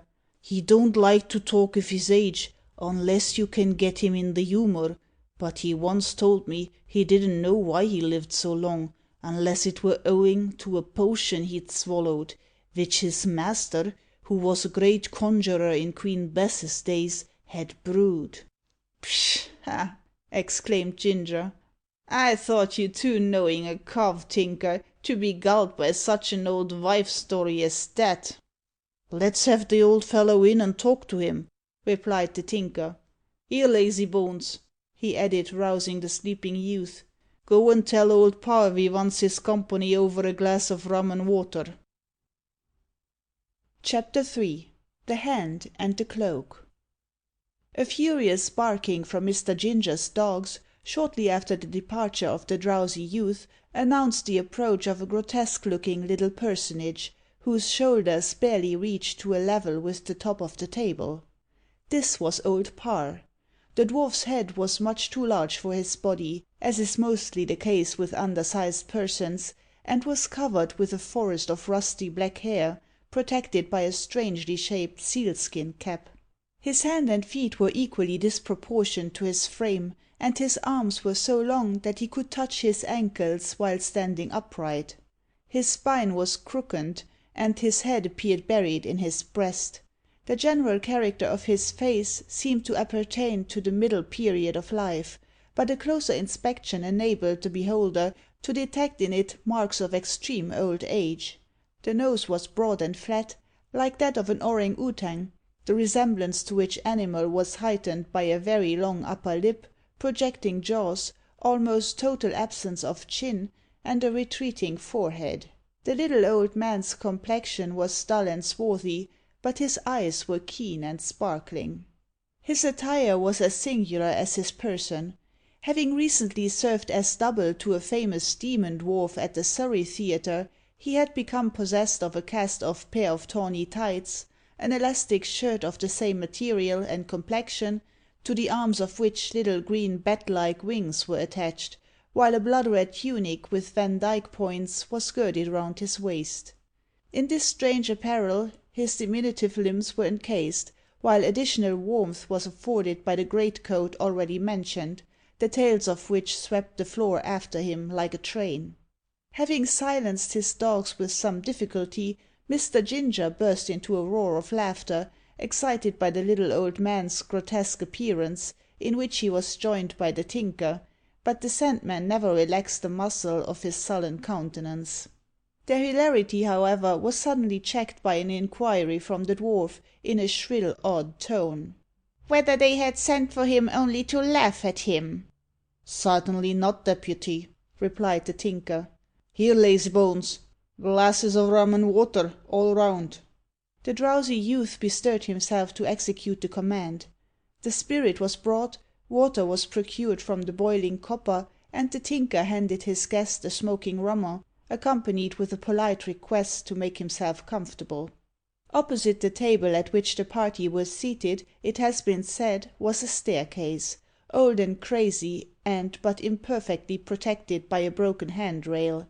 Midway up it stood a door equally dilapidated, but secured by a chain and lock, of which old Parr, as deputy chamberlain, kept the key. Beyond this point the staircase branched off on the right, and a row of stout wooden banisters, ranged like the feet of so many cattle, was visible from beneath. Ultimately the staircase reached a small gallery, if such a name can be applied to a narrow passage communicating with the bedrooms, the doors of which, as a matter of needful precaution, were locked outside, and as the windows were grated, no one could leave his chamber without the knowledge of the landlord or his representative. No lights were allowed in the bedrooms, nor in the passage adjoining them. Conciliated by the Tinker's offering, old Parr mounted the staircase, and planting himself near the door, took off his greatcoat, and sat down upon it. His impish garb being thus more fully displayed, he looked so unearthly and extraordinary that the dogs began to howl fearfully, and Ginger had enough to do to quiet them. Silence being at length restored, the Tinker, winking slyly at his companions, opened the conversation. "I say, deputy," he observed, "we've been having a bit of a dispute which you can settle for us." "Well, let's see," squeaked the dwarf. "What is it?" "Why, it's relative to your age," rejoined the Tinker.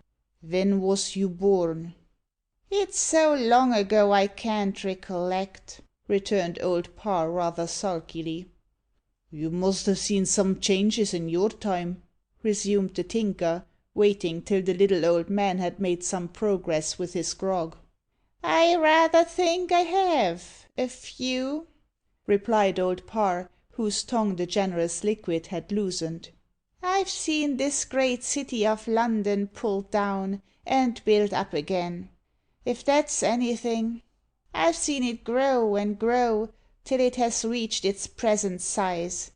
You'll scarcely believe me when I tell you that I recollect this rookery of ours, this foul vagabond neighbourhood, an open country field with hedges round it, and trees. And a lovely spot it was. Broad St. Giles, at the time I speak of, was a little country village, consisting of a few straggling houses standing by the roadside, and there wasn't a single habitation between it and Convent Garden, for so the present market was once called; while that garden, which was fenced round with pales, like a park, extended from St. Martin's Lane to Drury House, a great mansion situated on the easterly side of Drury Lane, amid a grove of beautiful timber." "Whew! My eyes!" cried Ginger, with a prolonged whistle. "The place must be preciously transmogrified indeed." "If I were to describe the changes that have taken place in London since I've known it, I might go on talking for a month," pursued Old Parr. "The whole aspect of the place is altered. The Thames itself is unlike the Thames of old. Its waters were once as clear and bright above London Bridge as they are now at Kew or Richmond, and its banks, from Whitefriars to Scotland Yard, were edged with gardens. And then the thousand gay wherries and gilded barges that covered its bosom, all are gone, all are gone." "Those must ha' been nice times for the jolly young watermen which at Blackfriars was used for to play," chanted the Tinker. "But the steamers has put their noses out o' joint." "True," replied Old Parr, "and I, for one, am sorry for it. Remembering, as I do, what the river used to be when enlightened by gay craft and merry company, I can't help wishing its waters less muddy, and those ugly coal barges, lighters, and steamers away. London is a mighty city, wonderful to behold and examine, inexhaustible in its wealth and power, but in point of beauty it is not to be compared with the city of Queen Bess's days. You should have seen the Strand then. A line of noblemen's houses. And as to Lombard Street and Gracechurch Street, with their wealthy goldsmiths' shops, but I don't like to think of 'em." "Well, I'm content with Lunnon as it is," replied the Tinker, "'specially as there ain't much chance o' the old city being rewived." "Not much," replied the dwarf, finishing his glass, which was replenished at a sign from the Tinker. "I s'pose, my wenerable, you've seen the king as bequeathed his name to these pretty creatures?" said Ginger, raising his coat pockets so as to exhibit the heads of the two little black and tan spaniels. "What, old Rowley?" cried the dwarf. "Often. I was page to his favourite mistress, the Duchess of Cleveland, and I have seen him 100 times with a pack of dogs of that description at his heels." "Old Rowley was a king arter my own art," said Ginger, rising and lighting a pipe at the fire. "He loved the feminine species as well as the canine species. Can you tell us anything more about him?" "Not now," replied Old Parr. "I've seen so much and heard so much, that my brain is quite addled. My memory sometimes deserts me altogether, and my past life appears like a dream. Imagine what my feelings must be, to walk through streets still called by the old names, but in other respects wholly changed. Oh, if you could but have a glimpse of old London, you would not be able to endure the modern city. The very atmosphere was different from that which we now breathe, charged with the smoke of myriads of sea coal fires, and the old picturesque houses had a charm about them which the present habitations, however commodious, altogether want." "You talk like one of 'em smart chaps they calls, and werry properly, penny a liars," observed Ginger. "But you make me long to have lived in those times." If you had lived in them, you would have belonged to Paris Garden, or the bull baiting and bear baiting houses in Southwark," replied Old Parr. "I've seen fellows just like you at each of those places. Strange, though times and fashions change, men continue the same. I often meet a face that I can remember in James the First's time, but the old places are gone, clean gone." "According to your own showin', my wenerable friend, you must ha' lived up'ards o' 270 year," said Ginger, assuming a consequential manner. "Now, durin' all that time, have you never felt inclined to kick the bucket?" "Not the least," replied Old Parr.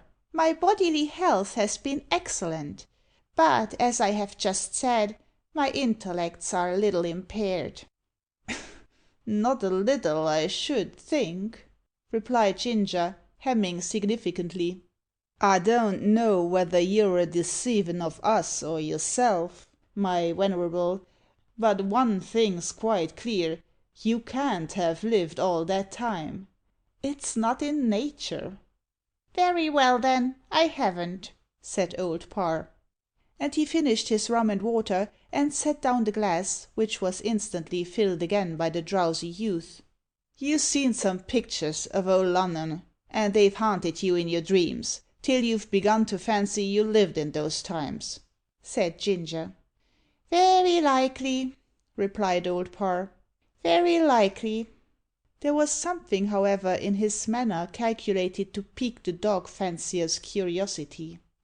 "How comes it," he said, stretching out his legs and arranging his neckcloth, "how comes it, if you've lived so long, that you ain't higher up in the stirrups?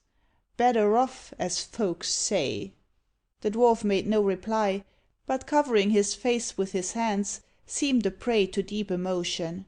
After a few moments' pause, Ginger repeated the question. "If you won't believe what I tell you, it's useless to give an answer," said Old Parr, somewhat gruffly.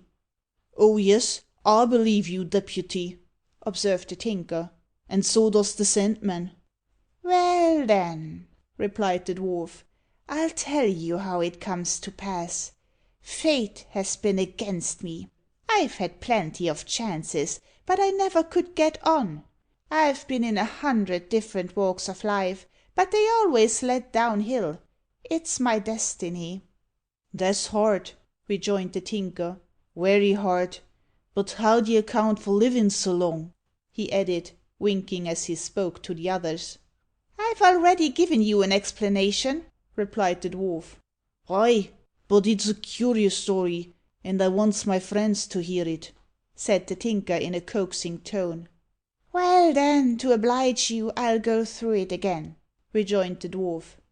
"You must know I was for some time servant to Dr. Lamb, an old alchemist, who lived during the reign of good Queen Bess, and who used to pass all his time in trying to find out the secret of changing lead and copper into gold."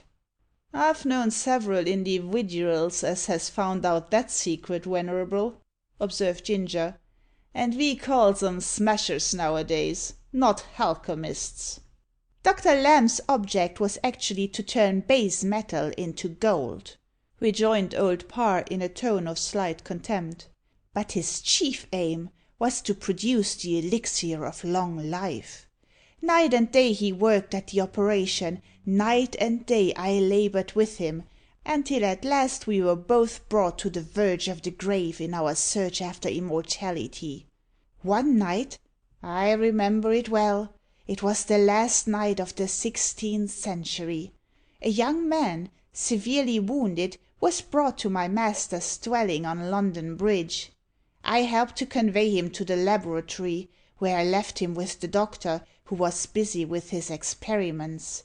My curiosity being aroused, I listened at the door, and though I could not distinguish much that passed inside, I heard sufficient to convince me that Dr. Lamb had made the grand discovery, and succeeded in distilling the elixir. Having learned this, I went downstairs, wondering what would next ensue. Half an hour elapsed, and while the bells were ringing in the new year joyfully, the young man whom I had assisted to carry upstairs, and whom I supposed at death's door, marched down as firmly as if nothing had happened, passed by me, and disappeared before I could shake off my astonishment. I saw at once he had drunk the elixir. "Ah, ah!" exclaimed the Tinker, with a knowing glance at his companions, who returned it with gestures of equal significance. "As soon as he was gone," pursued the dwarf, "I flew to the laboratory, and there, extended on the floor, I found the dead body of Dr. Lamb. I debated with myself what to do, whether to pursue his murderer, for such I accounted the young man, but on reflection I thought the course useless. I next looked round to see whether the precious elixir was gone. On the table stood a phial, from which a strong spirituous odour exhaled, but it was empty. I then turned my attention to a receiver, connected by a worm with an alembic on the furnace.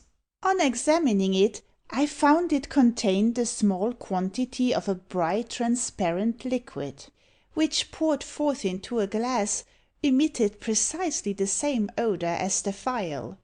Persuaded this must be the draught of immortality, I raised it to my lips, but apprehension lest it might be poison stayed my hand. Reassured, however, by the thought of the young man's miraculous recovery, I quaffed the potion. It was as if I had swallowed fire, and at first I thought all was over with me. I shrieked out, but there was no one to heed my cries, unless it were my dead master, and 2 or 3 skeletons with which the walls were garnished. And these, in truth, did seem to hear me, for the dead corpse opened its glassy orbs, and eyed me reproachfully. The skeletons shook their fleshless arms, and gibbered, and the various strange objects with which the chamber was filled seemed to deride and menace me. The terror occasioned by these fantasies, combined with the potency of the draught, took away my senses. When I recovered, I found all tranquil.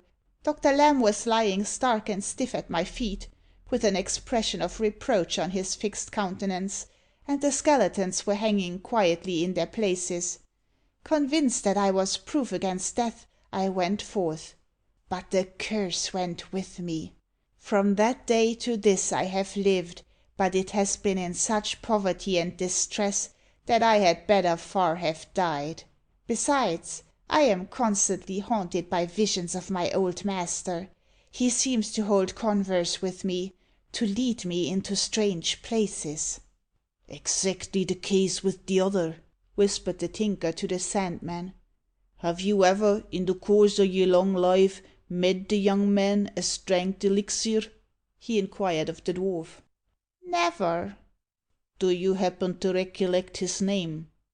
No, it has quite escaped my memory, answered Old Parr. Should you recollect it if you heard it? Asked the Tinker.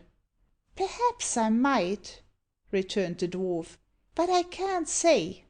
Was it Auriol Darcy? Demanded the other. That was the name, cried Old Parr, starting up in extreme surprise. I heard Dr. Lamb call him so. But how in the name of wonder do you come to know it? We've got summat at last, said the Tinker with a self-applauding glance at his friends. How do you come to know it, I say? Repeated the dwarf in extreme agitation. Never mind, rejoined the Tinker with a cunning look. You see, I does know some curious matters as well as you, my old file. You'll be good evidence in case we wishes to prove the fact agin him. Prove what? And against whom? cried the dwarf. One more question, and I've done, pursued the Tinker. Should you know this young man agin, in case you chance to come across him? No doubt of it, replied Old Parr. His figure often flits before me in dreams. Shall we let him into it? said the Tinker, consulting his companions in a low tone. Ay, ay, replied the Sandman. Better wait a bit, remarked Ginger, shaking his head dubiously.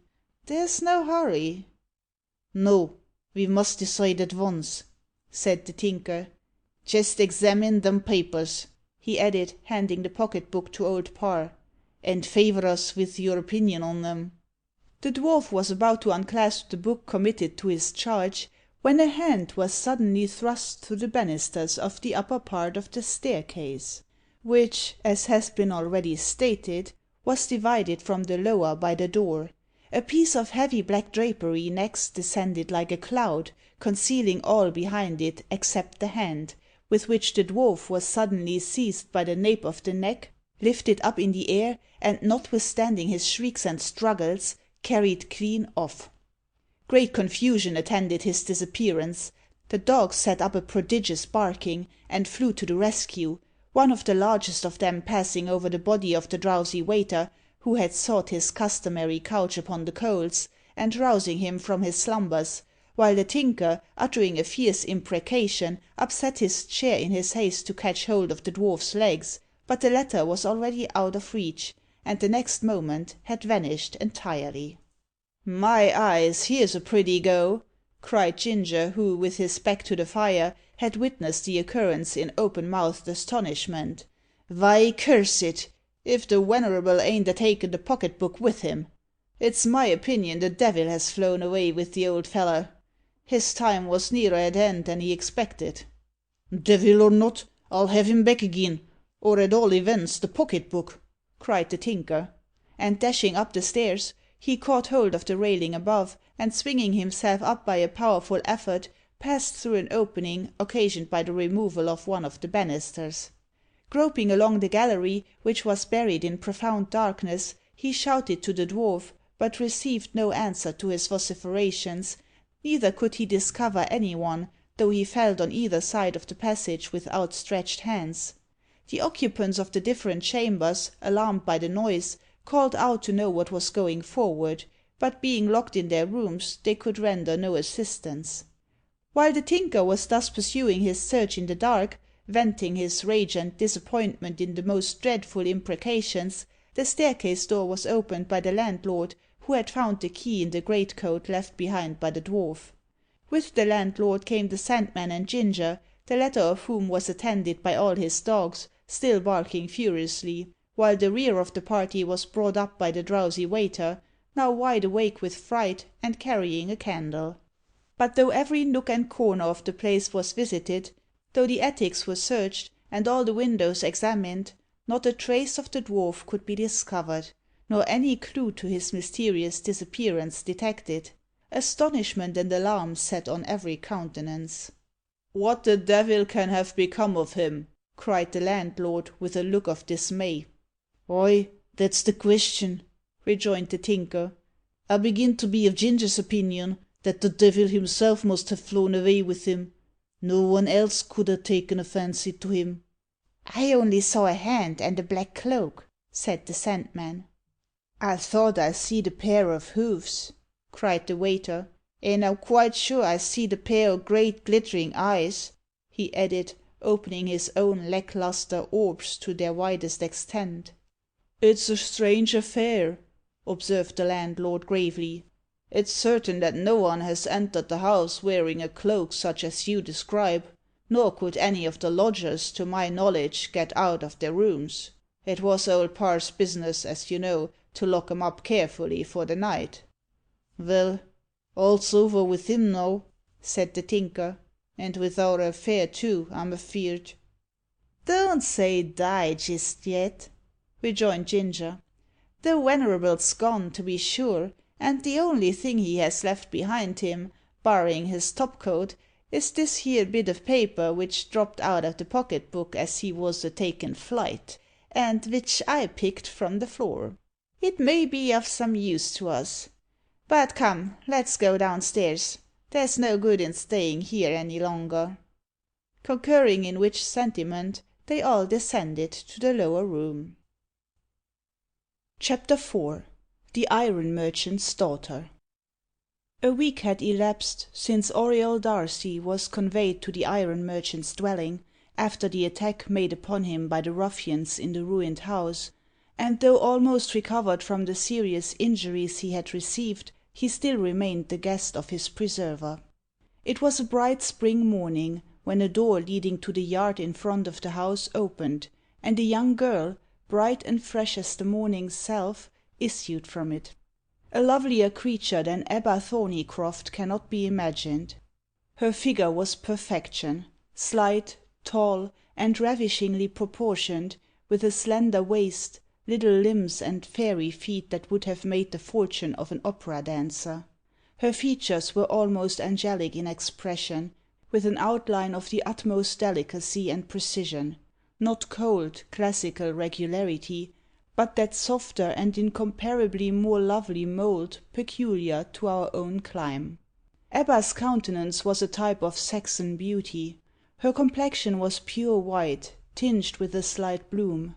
Her eyes were of a serene summer blue, arched over by brows some shades darker than the radiant tresses that fell on either cheek, and were parted over a brow smoother than alabaster. Her attire was simple but tasteful, and by its dark colour threw into relief the exceeding fairness of her skin. Ebba's first care was to feed her favourite linnet, placed in a cage over the door. Having next patted the head of a huge bulldog, who came out of his kennel to greet her, and exchanged a few words with two men employed at a forge in the inner part of the building on the right, she advanced farther into the yard. This part of the premises, being strewn with ironwork of every possible shape, presented a very singular appearance, and may merit some description. There were heaps of rusty iron chains, flung together like fishermen's nets, old iron area guards, iron kitchen fenders, old grates, safes, piles of old iron bowls, a large assortment of old iron pans and dishes, a ditto of old ovens, kettles without number, sledge-hammers, anvils, braziers, chimney-cowls, and smoke-jacks. Stout upright posts, supporting cross-beams on the top, were placed at intervals on either side of the yard, and these were decorated, in the most artistic style, with rat traps, man traps, iron lanterns, pulleys, padlocks, chains, trivets, triangles, iron rods, disused street lamps, dismounted cannon, and anchors. Attached to hooks in the crossbeam nearest the house hung a row of old horseshoes, while from the centre depended a large rusty bell. Near the dog's kennel was a tool-box, likewise garnished with horseshoes, and containing pincers, files, hammers, and other implements proper to the smith. Beyond this was an open doorway leading to the workshop, where the two men before mentioned were busy at the forge. Though it was still early, the road was astir with passengers, and many waggons and carts, laden with hay, straw, and vegetables, were passing. Ebba, however, had been solely drawn forth by the beauty of the morning, and she stopped for a moment at the street gate to breathe the balmy air. As she inhaled the gentle breeze, and felt the warm sunshine upon her cheek, her thoughts wandered away into the green meadows in which she had strayed as a child, and she longed to ramble amid them again. Perhaps she scarcely desired a solitary stroll, but however this might be, she was too much engrossed by the reverie to notice a tall man, wrapped in a long black cloak, who regarded her with the most fixed attention, as he passed on the opposite side of the road. Proceeding to a short distance, this personage crossed over, and returned slowly towards the iron merchant's dwelling. Ebba then for the first time remarked him, and was startled by his strange, sinister appearance. His features were handsome, but so malignant and fierce in expression that they inspired only aversion. A sardonic grin curled his thin lips, and his short, crispy curled hair, raven black in hue, contrasted forcibly and disagreeably with his cadaverous complexion. An attraction like that of the snake seemed to reside in his dark, blazing eyes, for Ebba trembled like a bird beneath their influence, and could not remove her gaze from them. A vague presentiment of coming ill smote her, and she dreaded lest the mysterious being before her might be connected in some inexplicable way with her future destiny. On his part, the stranger was not insensible to the impression he had produced, and suddenly halting, He kept his eyes riveted on those of the girl, who, after remaining spellbound, as it were, for a few moments, precipitately retreated towards the house. Just as she reached the door, and was about to pass through it, Auriol came forth. He was pale, as if from recent suffering, and bore his left arm in a sling. "You look agitated," he said, noticing Ebba's uneasiness. "What has happened?" "Not much," she replied, a deep blush mantling her cheeks. "But I have been somewhat alarmed by the person near the gate." "Indeed!" cried Auriol, darting forward. "Where is he? I see no one." "Not a tall man, wrapped in a long black cloak?" rejoined Ebba, following him cautiously. "Ha!" cried Auriol. "Has he been here?" "Then you know the person I allude to?" she rejoined. "I know some one answering his description," he replied, with a forced smile. "Once beheld, the man I mean is not to be forgotten," said Ebba. "He has a countenance such as I never saw before. If I could believe in the evil eye, I should be sure he possessed it." "'Tis he, there can be no doubt," rejoined Auriol, in a sombre tone. "Who and what is he, then?" demanded Ebba. "He is a messenger of ill," replied Auriol, "and I am thankful he is gone." "Are you quite sure of it?" she asked, glancing timorously up and down the road, but the mysterious individual could no longer be seen. "And so, after exciting my curiosity in this manner, you will not satisfy it?" she said. "I cannot," rejoined Auriol, somewhat sternly. "Nay, then, since you are so ungracious, I shall go and prepare breakfast," she replied. "My father must be down by this time." "Stay!" cried Auriol, arresting her as she was about to pass through the door. "I wish to have a word with you." Ebba stopped, and the bloom suddenly forsook her cheeks. But Auriol seemed unable to proceed.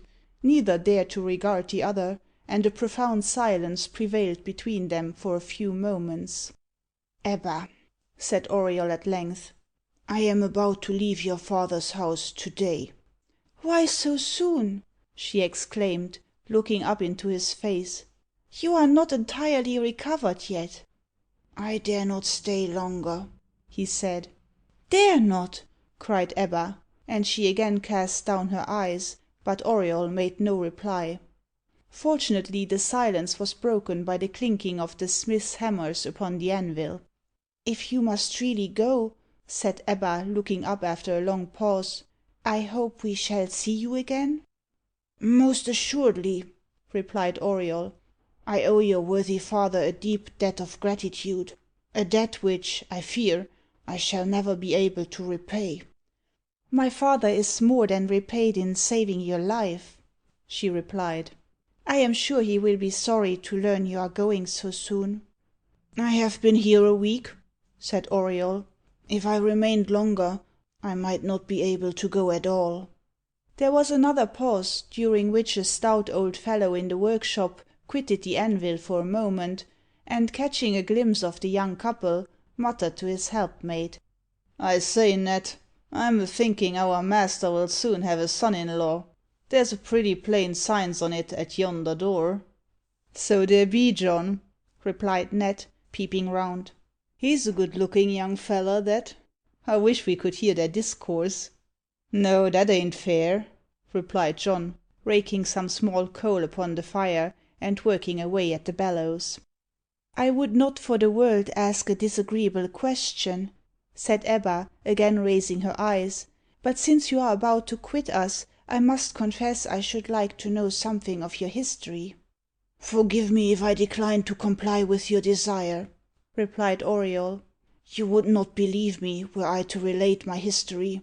But this I may say, that it is stranger and wilder than any you ever heard. The prisoner in his cell is not restrained by more terrible fetters than those which bind me to silence." Ebba gazed at him as if she feared his reasoning were wandering. "You think me mad," said Auriol. "Would I were so! But I shall never lose the clear perception of my woes. Hear me, Ebba. Fate has brought me into this house. I have seen you, and experienced your gentle ministry, and it is impossible, so circumstanced, to be blind to your attractions. I have only been too sensible to them. But I will not dwell on that theme, nor run the risk of exciting a passion which must destroy you.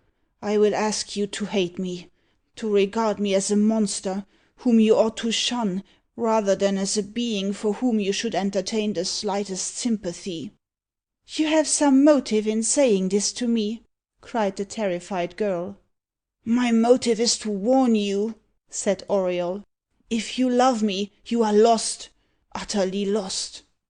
She was so startled that she could make no reply, but burst into tears. Auriol took her hand, which she unresistingly yielded. "A terrible fatality attaches to me, in which you must have no share," he said in a solemn tone. "Would you had never come to my father's house!" she exclaimed, in a voice of anguish. "Is it, then, too late?" cried Auriol despairingly. "It is, if to love you be fatal," she rejoined. "Ha!" exclaimed Auriol, striking his forehead with his clenched hand. "Recall your words, Ebba, recall them.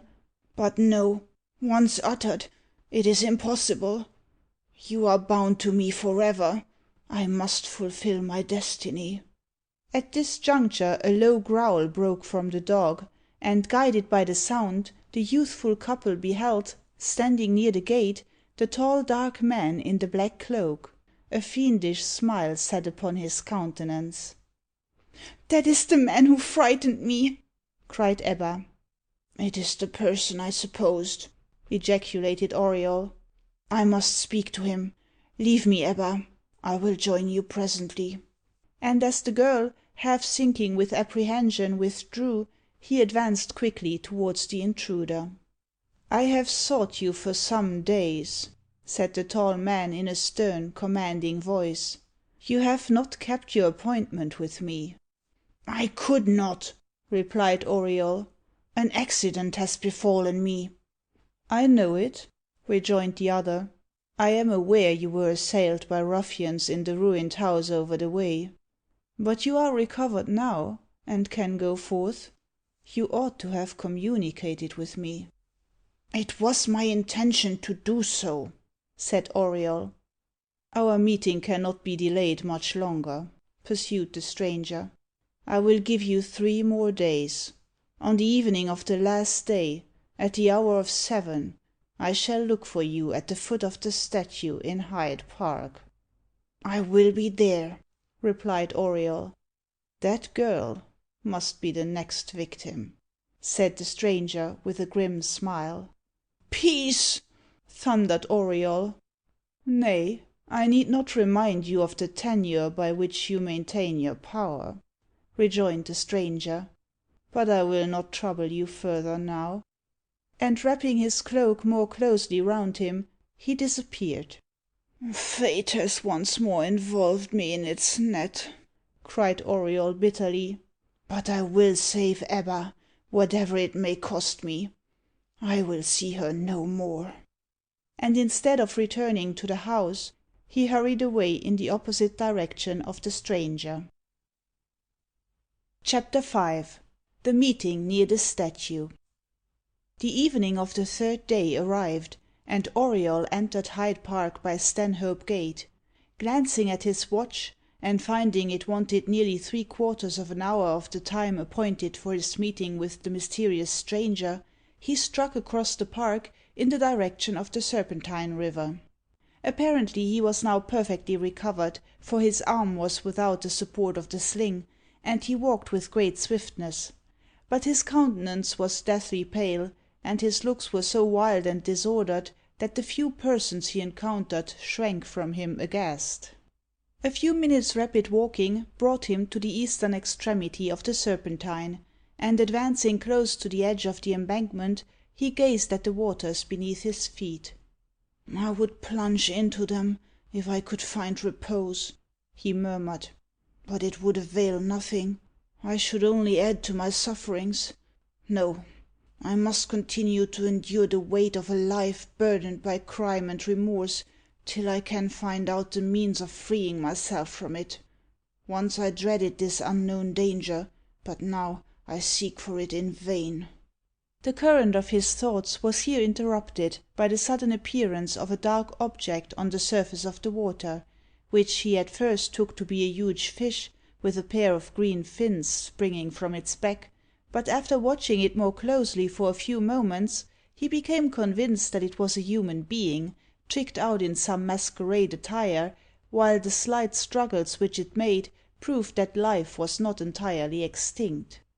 Though the moment before he had contemplated self-destruction, and had only been restrained from the attempt by the certainty of failing in his purpose, instinct prompted him to rescue the perishing creature before him. Without hesitation, therefore, and without tarrying to divest himself of his clothes, he dashed into the water, and striking out, instantly reached the object of his quest, which still continued to float, and turning it over, for the face was downwards, he perceived it was an old man, of exceedingly small size, habited in a pantomimic garb. He also remarked that a rope was twisted round the neck of the unfortunate being, making it evident that some violent attempt had been made upon his life. Without pausing for further investigation, he took firm hold of the leathern wings of the dwarf, and with his disengaged hand propelled himself towards the shore, dragging the other after him. The next instant he reached the bank, clambered up the low brickwork, and placed his burden in safety. The noise of the plunge had attracted attention, and several persons now hurried to the spot.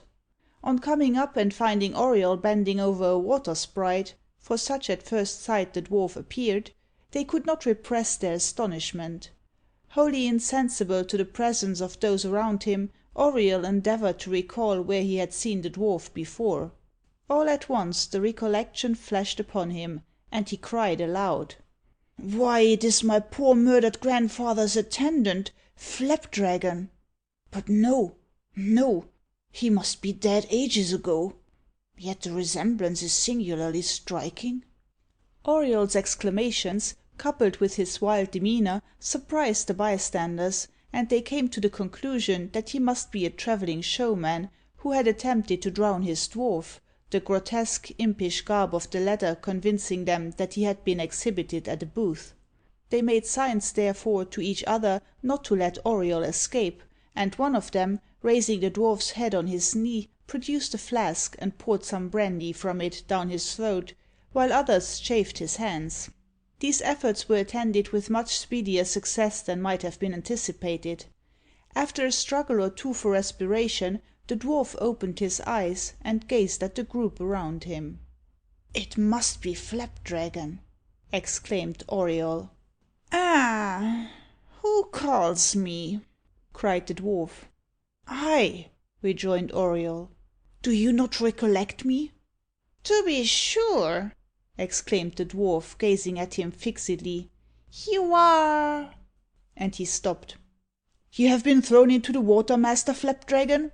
cried a bystander, noticing the cord round the dwarf's throat. "I have," replied the little old man. "By your governor, that is, by this person?" cried another, laying hold of Auriol. "By him, no," said the dwarf. "I have not seen that gentleman for nearly 3 centuries." "3 centuries, my little patriarch?" said the man who had given him the brandy. "That's a long time. Think again." "It's perfectly true, nevertheless," replied the dwarf. "His wits have been washed away by the water," said the first speaker. "Give him a drop more brandy." "Not a bit of it," rejoined the dwarf. "My senses were never clearer than at this moment. At last we have met," he continued, addressing Auriol, "and I hope we shall not speedily part again. We hold life by the same tie." "How came you in the desperate condition in which I found you?" demanded Auriol evasively.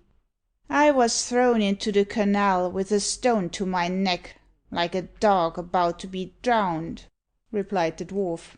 "But as you are aware, I'm not so easily disposed of." Again the bystanders exchanged significant looks. "By whom was the attempt made?" inquired Auriol. "I don't know the villain's name," rejoined the dwarf; "but he's a very tall, dark man, and is generally wrapped in a long black cloak." exclaimed Auriol. "When was it done?" "Some nights ago, I should fancy," replied the dwarf; "for I've been a terrible long time under water. I have only just managed to shake off the stone." At this speech there was a titter of incredulity among the bystanders. "You may laugh, but it's true," cried the dwarf angrily. "We must speak of this anon," said Auriol. "Will you convey him to the nearest tavern?" he added, placing money in the hands of the man who held the dwarf in his arms. "Willingly, sir," replied the man. "I'll take him to the Life Guardsman near the barracks. That's the nearest public." "I'll join him there in an hour," replied Auriol, moving away. And as he disappeared, the man took up his little burden, and bent his steps towards the barracks. Utterly disregarding the dripping state of his habiliments, Auriol proceeded quickly to the place of rendezvous. Arrived there, he looked around, and not seeing any one, flung himself upon a bench at the foot of the gentle eminence on which the gigantic statue of Achilles is placed. It was becoming rapidly dark, and heavy clouds, portending speedy rain, increased the gloom. Auriol's thoughts were sombre as the weather and the hour, and he fell into a deep fit of abstraction, from which he was roused by a hand laid on his shoulder. Recoiling at the touch, he raised his eyes, and beheld a stranger leaning over him, and gazing at him with a look of diabolical exultation. The cloak was thrown partly aside, so as to display the tall, gaunt figure of its wearer, while the large collar of sable fur with which it was decorated stood out like the wings of a demon. The stranger's hat was off, and his high broad forehead, white as marble, was fully revealed. "Our meeting must be brief," he said. "Are you prepared to fulfil the compact?" "What do you require?" replied Auriol. "Possession of the girl I saw 3 days ago," said the other. "The iron merchant's daughter, Ebba. She must be mine." "Never!" cried Auriol firmly. "Never!" "Beware how you tempt me to exert my power," said the stranger. "She must be mine, or—" "I defy you!" rejoined Auriol. "I will never consent." "Fool!" cried the other, seizing him by the arm, and fixing a withering glance upon him. "Bring her to me ere the week be out, or dread my vengeance." And enveloping himself in his cloak, he retreated behind the statue, and was lost to view. As he disappeared, a moaning wind arose, and heavy rain descended. Still Auriol did not quit the bench. Chapter 6. The Charles II Spaniel. It was about 2 o'clock, on a charming spring day, that a stout middle-aged man, accompanied by a young person of extraordinary beauty, took up his station in front of Langham Church. Just as the clock struck the hour, a young man issued at a quick pace from a cross street, and came upon the couple before he was aware of it. He was evidently greatly embarrassed, and would have beaten a retreat, but that was impossible. His embarrassment was in some degree shared by the young lady. She blushed deeply, but could not conceal her satisfaction at the encounter. The elder individual, who did not appear to notice the confusion of either party, immediately extended his hand to the young man, and exclaimed, "What, Mr. Darcy, is it you? Why, we thought we had lost you, sir. What took you off so suddenly? We have been expecting you these 4 days, and were now walking about to try and find you. My daughter has been terribly uneasy. Haven't you, Ebba?" The young lady made no answer to this appeal, but cast down her eyes. "It was my intention to call, and give you an explanation of my strange conduct to day," replied Auriol. "I hope you received my letter, stating that my sudden departure was unavoidable." "To be sure. and I also received the valuable snuff-box you were so good as to send me," replied Mr. Thorneycroft. "But you neglected to tell me how to acknowledge the gift." "I could not give an address at the moment," said Auriol. "Well, I'm glad to find you have got the use of your arm again," observed the iron merchant. "But I can't say you look so well as when you left us. You seem paler. What do you think, Ebba?" Mr. Darcy looks as if he were suffering from mental anxiety rather than from bodily ailment," she replied timidly. "I am so," replied Auriol, regarding her fixedly. "A very disastrous circumstance has happened to me. But answer me one question. Has the mysterious person in the black cloak troubled you again?" "What mysterious person?" demanded Mr. Thorneycroft, opening his eyes. "Never mind, father," replied Ebba. "I saw him last night," she added to Auriol. "I was sitting in the back room alone, wondering what had become of you, when I heard a tap against the window, which was partly open, and, looking up, I beheld the tall stranger. It was nearly dark, but the light of the fire revealed his malignant countenance. I don't exaggerate when I say his eyes gleamed like those of a tiger. I was terribly frightened, but something prevented me from crying out. After gazing at me for a few moments, with a look that seemed to fascinate while it frightened me, he said, 'You desire to see Auriol Darcy. I have just quitted him. Go to Langham Place tomorrow, and as the clock strikes 2, you will behold him.' Without waiting for any reply on my part, he disappeared." "You never told me this, you little rogue!" cried Mr. Thorneycroft. "You persuaded me to come out with you in the hope of meeting Mr. Darcy. But you did not say you were sure to find him. So you sent this mysterious gentleman to her, eh?" he added to Auriol. "No, I did not," replied the other gloomily. "Indeed!" exclaimed the iron merchant, with a puzzled look. "Oh, then I suppose he thought it might relieve her anxiety. However, since we have met, I hope you'll walk home and dine with us." Auriol was about to decline the invitation, but Ebba glanced at him entreatingly. "I have an engagement, but I will forego it," he said, offering his arm to her. And they walked along towards Oxford Street, while Mr. Thorneycroft followed, a few paces behind them. "This is very kind of you, Mr. Darcy," said Ebba. "Oh, I have been so wretched!" "I grieve to hear it," he rejoined. "I hoped you had forgotten me." "I am sure you did not think so," she cried. As she spoke, she felt a shudder pass through Auriol's frame. "What ails you?" she anxiously inquired. "I would have shunned you if I could, Ebba," he replied. "But a fate, against which it is vain to contend, has brought us together again." "I am glad of it," she replied, "because, ever since our last interview, I have been reflecting on what you then said to me, and am persuaded you are labouring under some strange delusion, occasioned by your recent accident." "Be not deceived, Ebba," cried Auriol. "I am under a terrible influence. I need not remind you of the mysterious individual who tapped at your window last night." "What of him?" demanded Ebba, with a thrill of apprehension. "He it is who controls my destiny," replied Auriol. "But what has he to do with me?" asked Ebba. "Much, much," he replied, with a perceptible shudder. "You terrify me, Auriol," she rejoined. "Tell me what you mean. In pity, tell me." Before Auriol could reply, Mr. Thorneycroft stepped forward, and turned the conversation into another channel.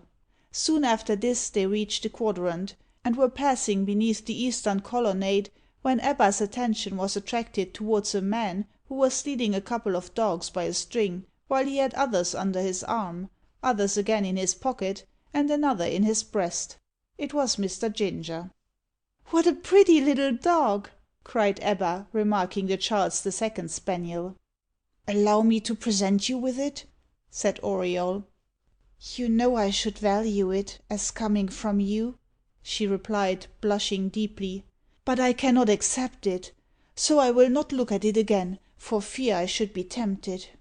The dog fancier, however, noticing Ebba's admiration, held forward the spaniel, and said, "Do just look at the pretty creature, miss. It han't its equal for beauty. Don't be afeard on it, miss.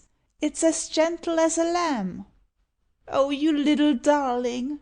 Ebba said, patting its sleek head and long silken ears, while it fixed its large black eyes upon her, as if entreating her to become its purchaser.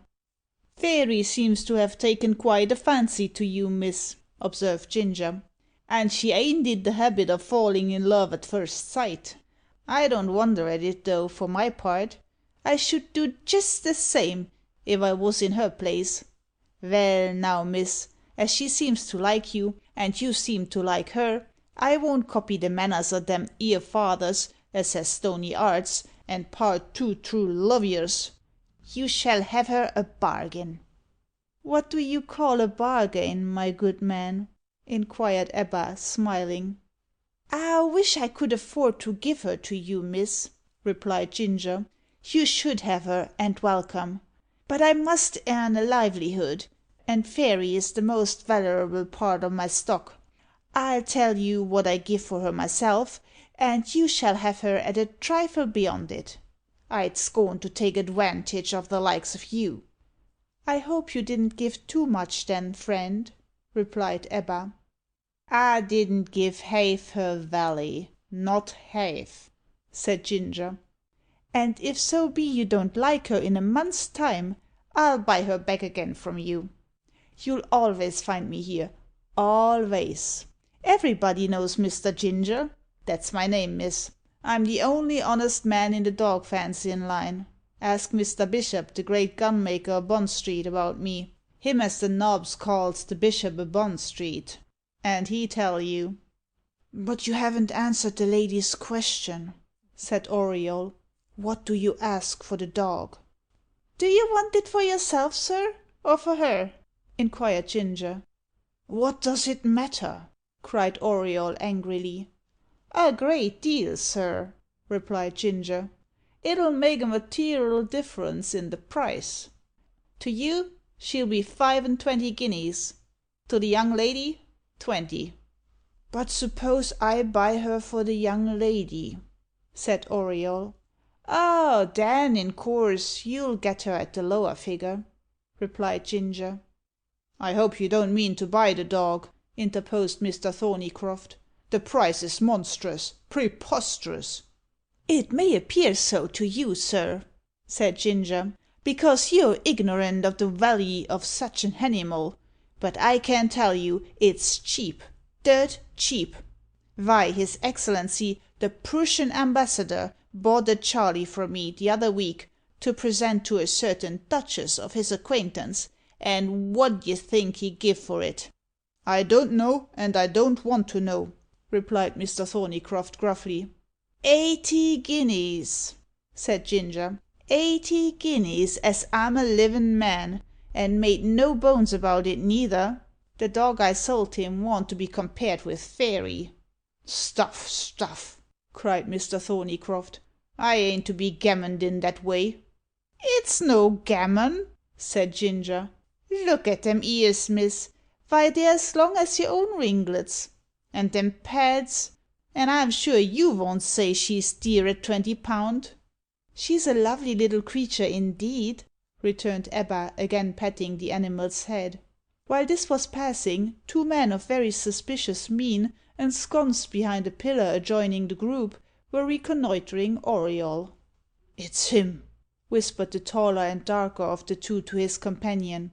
"It's the young man we've been looking for, Auriol Darcy." "It seems like him," said the other, edging round the pillar as far as he could without exposure. "I vish he'd turn his face a leetle more this vay." "It's him, I tell you, Sandman," said the Tinker. "We must give the signal to our comrade." "Vell, I tell you what it is, miss," said Ginger coaxingly. "Your sweetheart I'm sure he's your sweetheart. I can tell these things in a minute. Your sweetheart, I say, shall give me £15, and the dog's yourn. I shall lose £5 by the transaction, but I don't mind it for such a customer as you. Fairy desarves a kind missus. Auriol, who had fallen into a fit of abstraction, here remarked, "What's that you are saying, fellow?"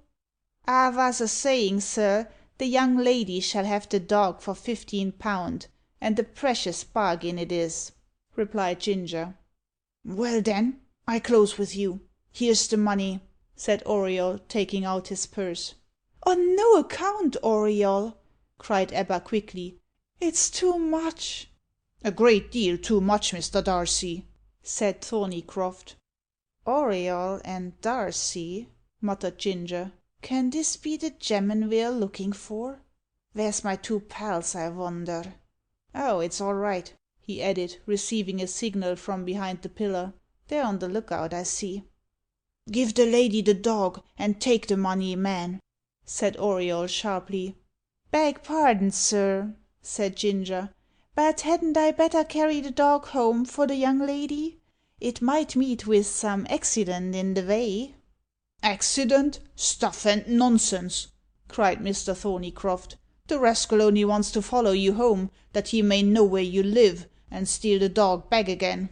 Take my advice, Mr. Darcy, and don't buy it." "The bargain's concluded," said Ginger, delivering the dog to Ebba, and taking the money from Auriol, which, having counted, he thrust into his capacious breeches pocket. "How shall I thank you for this treasure, Auriol?" exclaimed Ebba, in an ecstasy of delight. "By transferring to it all regard you may entertain for me," he replied in a low tone. "That is impossible," she answered. "Well, I vote we drive away at once," said Mr. Thorneycroft. "Hallo, Jarvey!"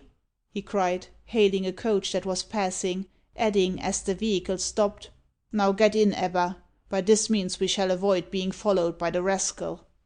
So saying, he got into the coach. As Auriol was about to follow him, he felt a slight touch on his arm, and turning, beheld a tall and very forbidding man by his side.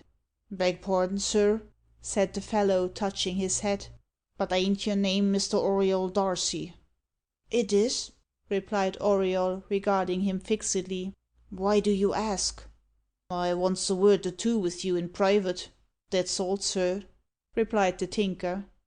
"Say what you have to say at once," rejoined Auriol. "I know nothing of you."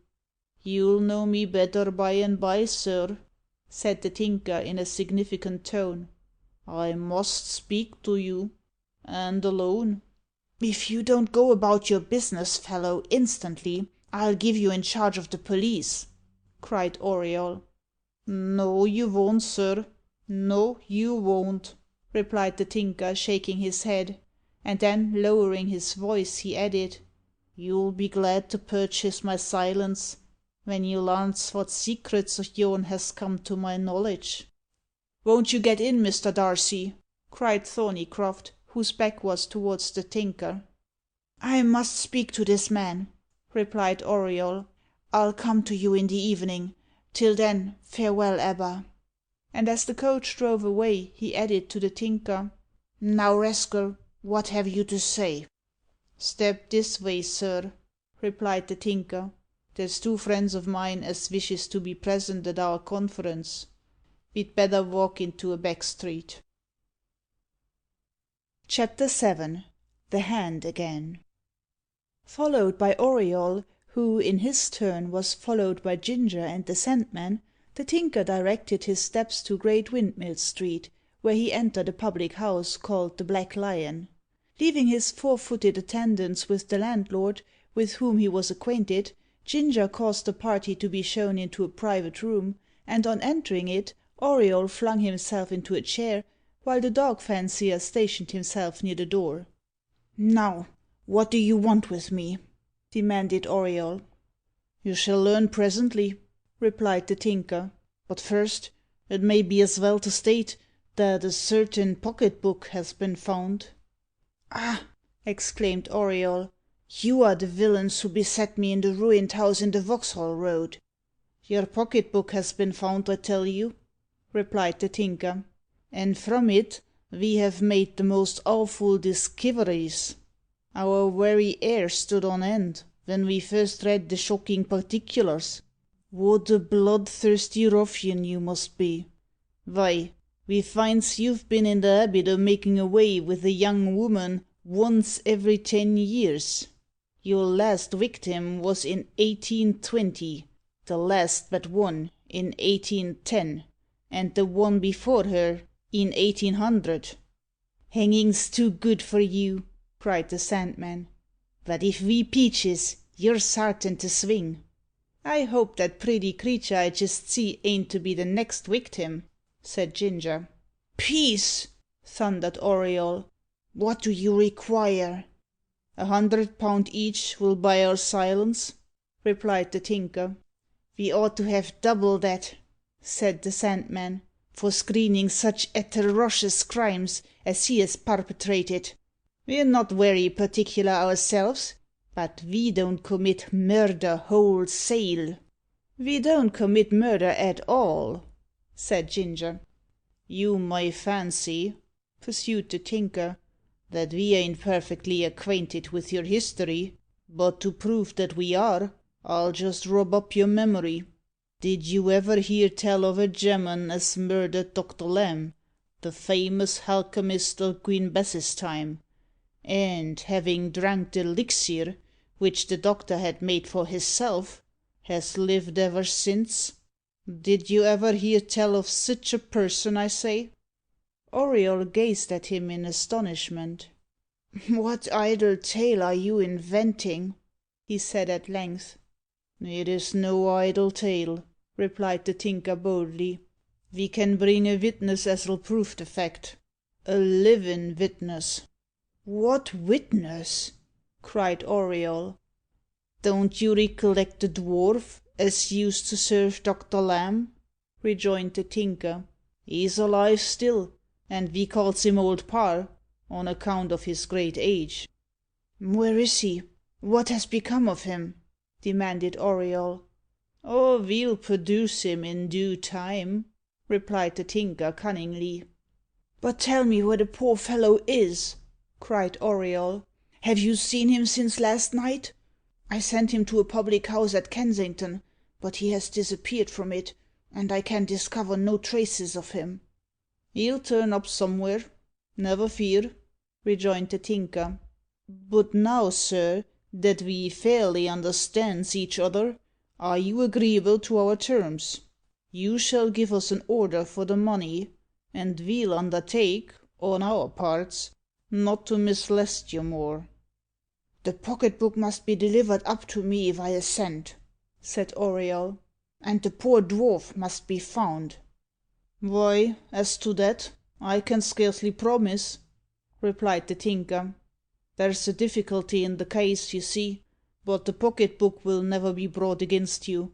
You may rest assured of that. I must have it, or you get nothing from me, cried Auriol. Here's a bit o' paper as come from the pocket-book, said Ginger. Would you like to hear what's written upon it? Here are the words. How many crimes have I to reproach myself with? How many innocents have I destroyed? And all owing to my fatal compact with— Give me that paper, cried Auriol, rising and attempting to snatch it from the dog fancier. Just at this moment, and while Ginger retreated from Auriol, the door behind him was noiselessly opened, a hand was thrust through the chink, and the paper was snatched from his grasp. Before Ginger could turn round, the door was closed again. "Hallo! What's that?" he cried. "The paper's gone." "The hand again!" cried the Sandman in alarm. "See who's in the passage! Open the door, quick!" Ginger cautiously complied, and, peeping forth, said, "There's no one there. It must be the devil. I'll have nothin' more to do with the matter." "Pooh, pooh! Don't be so chicken-hearted," cried the Tinker. "But come what may, the gemman shan't stir till he undertakes to pay us £300. "You seek to frighten me in vain, villain," cried Auriol, upon whom the recent occurrence had not been lost. "I have but to stamp my foot, and I can instantly bring assistance that shall overpower you." "Don't provoke him," whispered Ginger, plucking the Tinker's sleeve. "For my part, I shan't stay any longer. I wouldn't take his money." And he quitted the room. "I'll go and see wot's the matter with Ginger," said the Sandman, slinking after him. The Tinker looked nervously round. He was not proof against his superstitious fears. "Here, take this purse, and trouble me no more," cried Auriol. The Tinker's hands clutched the purse mechanically, but he instantly laid it down again. "I'm bad enough, but I won't sell myself to the devil," he said. And he followed his companions. Left alone, Auriol groaned aloud, and covered his face with his hands. When he looked up, he found the tall man in the black cloak standing beside him. A demoniacal smile played upon his features. "You here?" cried Auriol. "Of course," replied the stranger. "I came to watch over your safety. You were in danger from those men, but you need not concern yourself more about them. I have your pocket book and the slip of paper that dropped from it. Here are both. Now, let us talk on other matters. You have just parted from Ebba, and will see her again this evening." "Perchance," replied Auriol. "You will," rejoined the stranger peremptorily. "Remember, your 10 years limit draws to a close. In a few days it will be at an end, and if you renew it not, you will incur the penalty, and you know it to be terrible. With the means of renewal in your hands, why hesitate?" "Because I will not sacrifice the girl," replied Auriol. "You cannot help yourself," cried the stranger scornfully. "I command you to bring her to me." "I persist in my refusal," replied Auriol. "It is useless to brave my power," said the stranger. "A moon is just born. When it has attained its first quarter, Ebba shall be mine. Till then, farewell." And as the words were uttered, he passed through the door. Chapter VIII. The Barber of London. Who has not heard of the Barber of London? His dwelling is in the neighbourhood of Lincoln's Inn. It is needless to particularise the street, for everybody knows the shop; that is to say, every member of the legal profession, high or low. All, to the very judges themselves, have their hair cut, or their wigs dressed, by him. A pleasant fellow is Mr. Tufnell Trigg, Figaro himself not pleasanter; and if you do not shave yourself, if you want a becoming flow imparted to your stubborn locks, or if you require a wig, I recommend you to the care of Mr. Tufnell Trigg. Not only will he treat you well, but he will regale you with all the gossip of the court. He will give you the last funny thing of Mr. Serjeant Larkins. He will tell you how many briefs the great Mr. Skinner Fine receives, what the Vice Chancellor is doing, and you will own, on rising, that you have never spent a 5 minutes more agreeably. Besides, you are likely to see some noticeable characters, for Mr. Trigg's shop is quite a lounge. Perhaps you may find a young barrister, who has just been called, ordering his first wig, and you may hear the prognostications of Mr. Trigg as to his future distinction. "Ah, sir," he will say, glancing at the stolid features of the young man, "you have quite the face of the Chief Justice, quite the face of the Chief. I don't recollect him ordering his first wig. That was a little before my time. But I hope to live to see you chief, sir. Quite within your reach, if you choose to apply. Sure of it, sir, quite sure." Or you may see him attending to some grave master in Chancery, and listening with profound attention to his remarks, or screaming with laughter at the jokes of some smart special pleader, or talking of the theatres, the actors and actresses, to some young attorneys, or pupils in conveyancers' chambers, for those are the sort of customers in whom Mr. Trigg chiefly delights. With them, indeed, he is great, for it is by them he has been dubbed the Barber of London. His shop is also frequented by managing clerks, barristers' clerks, engrossing clerks, and others, but these are, for the most part, his private friends.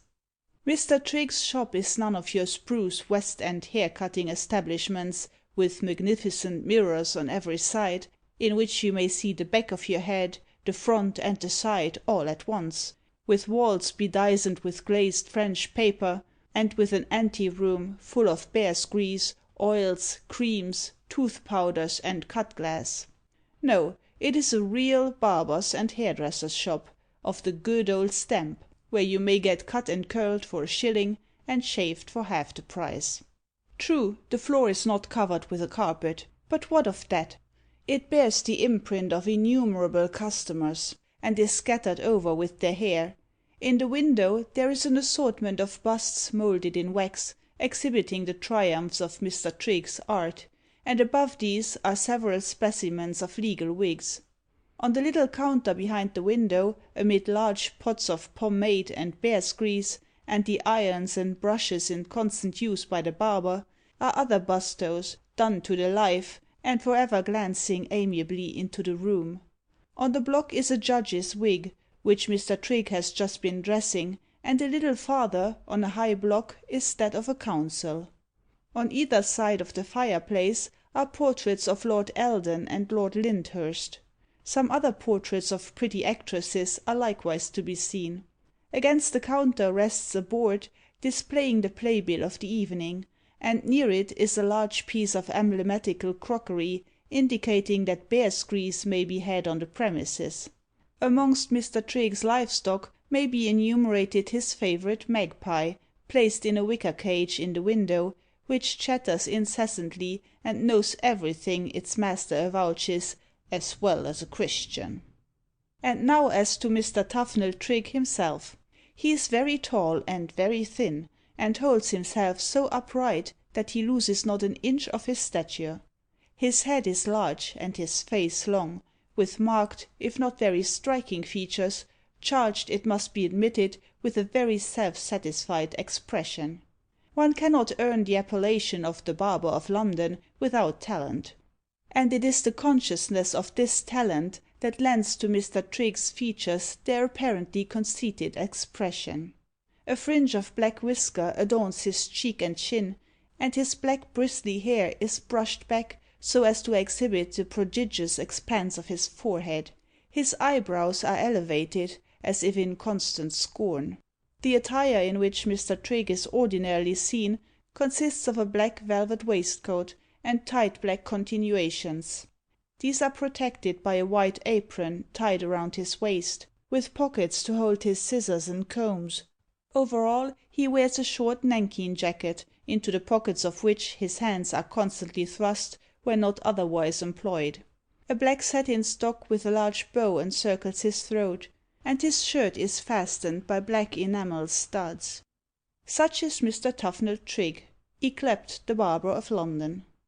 At the time of his introduction to the reader, Mr. Trigg had just advertised for an assistant, his present young man, Rutherford Watts, being about to leave him, and set up for himself in Canterbury.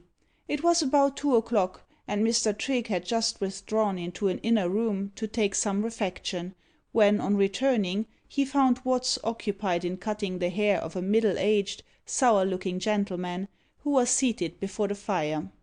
Mr. Trigg bowed to the sour-looking gentleman, and appeared ready to enter into conversation with him, but no notice being taken of his advances, he went and talked to his magpie. While he was chattering to it, the sagacious bird screamed forth, "Pretty dear! Pretty dear!" "Ah, what's that? Who is it?" cried Trigg. "Pretty dear! Pretty dear!" reiterated the magpie. Upon this Trigg looked round, and saw a very singular little man enter the shop. He had somewhat the appearance of a groom, being clothed in a long grey coat, drab knees, and small top boots. He had a large and remarkably projecting mouth, like that of a baboon, and a great shock head of black hair. "Pretty dear! Pretty dear!" screamed the magpie. "I see nothing pretty about him," thought Mr. Trigg. "What a strange little fellow! It would puzzle the Lord Chancellor himself to say what his age might be. The little man took off his hat, and making a profound bow to the barber, unfolded the Times newspaper, which he carried under his arm, and held it up to Trigg.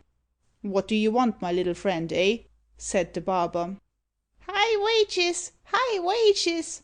screamed the magpie. "Is this yours, sir?" replied the little man, pointing to an advertisement in the newspaper. "Yes, yes, that's my advertisement, friend," replied Mr. Trigg. "But what of it?" Before the little man could answer, a slight interruption occurred. While eyeing the newcomer, Watts neglected to draw forth the hot curling irons, in consequence of which he burnt the sour looking gentleman's forehead, and singed his hair. "Take care, sir!" cried the gentleman furiously. "What the devil are you about?" "Yes, take care, sir, as Judge Learmouth observes to a saucy witness," cried Trigg. "Take care, or I'll commit you." "Damn Judge Learmouth!" cried the gentleman angrily. "If I were a judge, I'd hang such a careless fellow." "Sarve him right!" screamed Mag. "Sarve him right!" "Beg pardon, sir," cried Watts. "I'll rectify you in a minute." "Well, my little friend," observed Trigg, "and what may be your object in coming to me, as the great conveyancer, Mr. Plodwell, observes to his clients? What may be your object?" "You want an assistant, don't you, sir?" rejoined the little man humbly.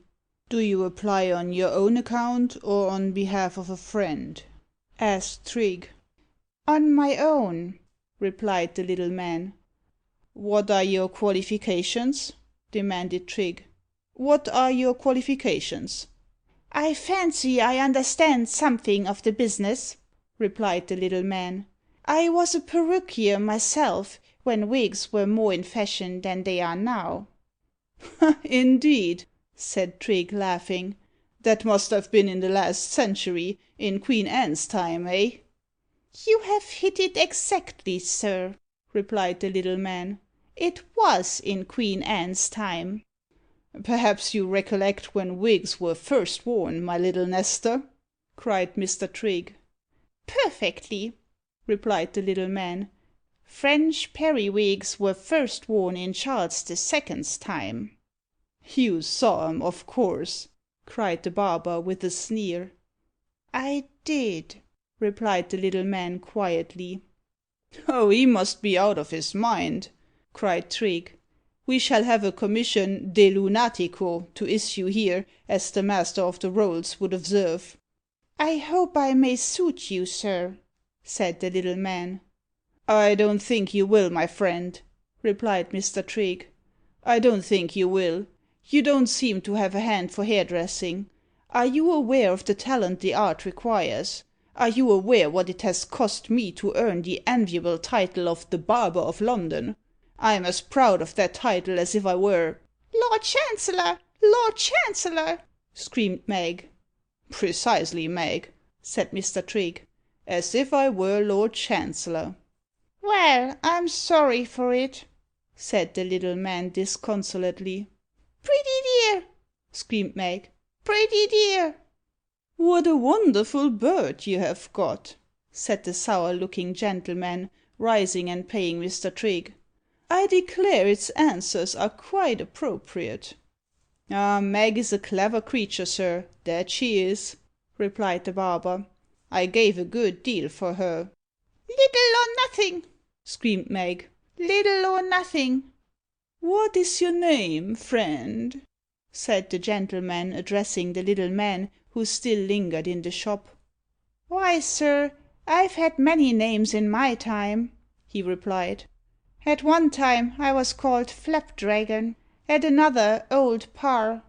But my real name, I believe, is Morse Gregory Morse." "An Old Bailey answer," cried Mr. Trigg, shaking his head. "Flapdragon, alias Old Parr, alias Gregory Morse, alias—" "Pretty dear!" screamed Mag. "And you want a place?" demanded the sour looking gentleman, eyeing him narrowly. "Sadly," replied Morse. "Well, then, follow me," said the gentleman, "and I'll see what can be done for you." And they left the shop together. Chapter 9. The Moon in the First Quarter. In spite of his resolution to the contrary, Auriol found it impossible to resist the fascination of Ebba's society, and became a daily visitor at her father's house. Mr. Thorneycroft noticed the growing attachment between them with satisfaction.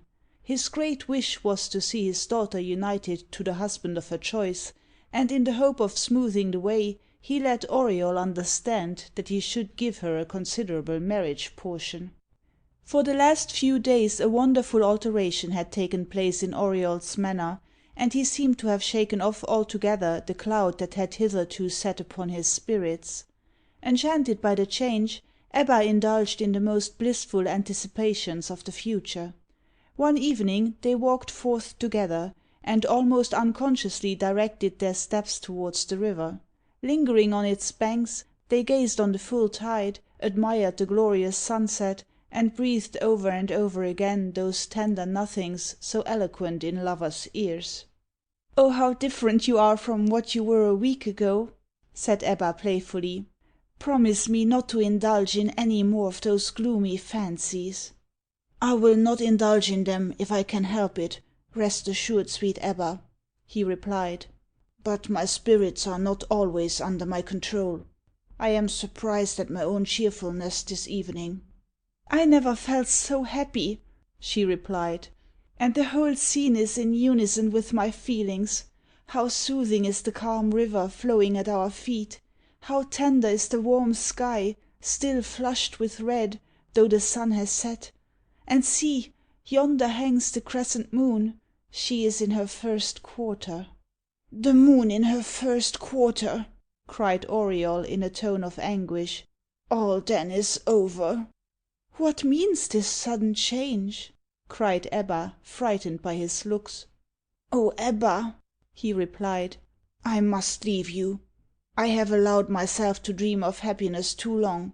I am an accursed being, doomed only to bring misery upon those who love me. I warned you on the onset, but you would not believe me. Let me go, and perhaps it may not yet be too late to save you." "Oh, no, do not leave me!" cried Ebba. "I have no fear while you are with me." "But you do not know the terrible fate I am linked to," he said. "This is the night when it will be accomplished." "Your moody fancies do not alarm me as they used to do, dear Auriol," she rejoined, "because I know them to be the fruit of a diseased imagination. Come, let us continue our walk," she added, taking his arm kindly. "Ebba," he cried, "I implore you to let me go. I have not the power to tear myself away unless you aid me." "I am glad to hear it," she rejoined, "for then I shall hold you fast." "You know not what you do," cried Auriol. "Release me, oh, release me!" "In a few moments the fit will be past," she rejoined. "Let us walk towards the abbey." "It is in vain to struggle against fate," ejaculated Auriol despairingly. And he suffered himself to be led in the direction she proposed. Ebba continued to talk, but her discourse fell upon a deaf ear, and at last she became silent too. In this way they proceeded along Millbank Street and Abingdon Street, until, turning off on the right, they found themselves before an old and partly demolished building.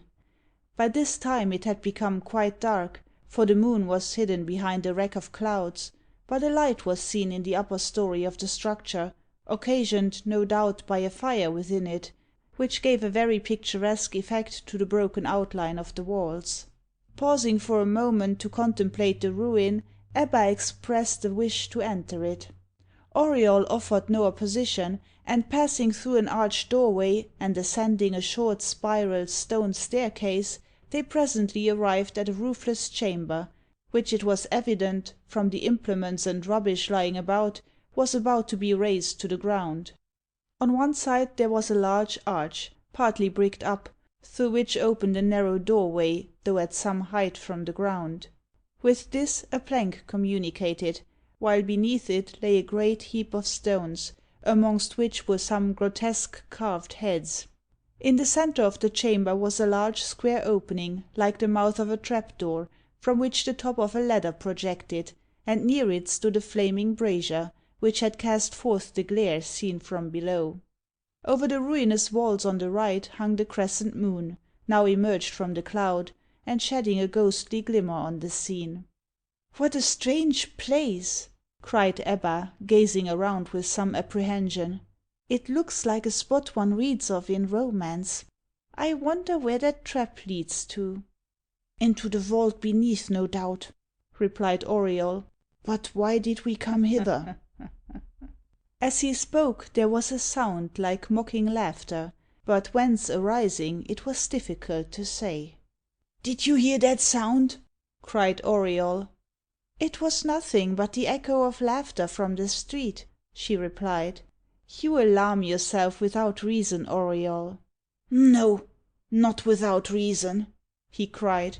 "I am in the power of a terrible being who seeks to destroy you, and I know that he is at hand. Listen to me, Ebba, and however strange my recital may appear, do not suppose it the ravings of a madman, but be assured it is the truth." "Beware!"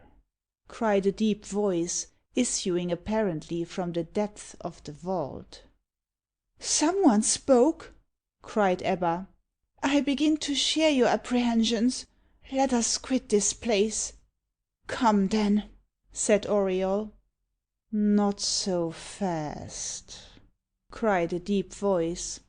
And they beheld the mysterious owner of the black cloak, barring their passage out. "Ebba, you are mine!" cried the stranger. "Auriol has brought you to me." "It is false!" cried Auriol. "I never will yield her to you." "Remember your compact," rejoined the stranger, with a mocking laugh. "Oh, Auriol!" cried Ebba, "I fear for your soul. You have not made a compact with this fiend." "He has," replied the stranger, "and by that compact you are surrendered to me." And as he spoke, he advanced towards her, and enveloping her in his cloak, her cries were instantly stifled. "You shall not go!" cried Auriol, seizing him. "Release her, or I renounce you wholly." "Fool!" cried the stranger. "Since you provoke my wrath, take your doom." And he stamped on the ground. At this signal, an arm was thrust from the trap-door, and Auriol's hand was seized with an iron grasp. While this took place, the stranger bore his lovely burden swiftly up the plank leading to the narrow doorway in the wall, and just as he was passing through it, he pointed towards the sky, and shouted with a mocking smile to Auriol, "Behold, the moon is in her first quarter. My words are fulfilled." And he disappeared. Auriol tried to disengage himself from the grasp imposed upon him in vain. Uttering ejaculations of rage and despair, he was dragged forcibly backwards into the vault. Chapter 10. The Statue at Charing Cross. One morning 2 persons took their way along Parliament Street and Whitehall, and chatting as they walked, turned into the entrance of Spring Gardens, for the purpose of looking at the statue at Charing Cross. One of them was remarkable for his dwarfish stature and strange withered features. The other was a man of middle size, thin, rather elderly, and with a sharp countenance, the sourness of which was redeemed by a strong expression of benevolence.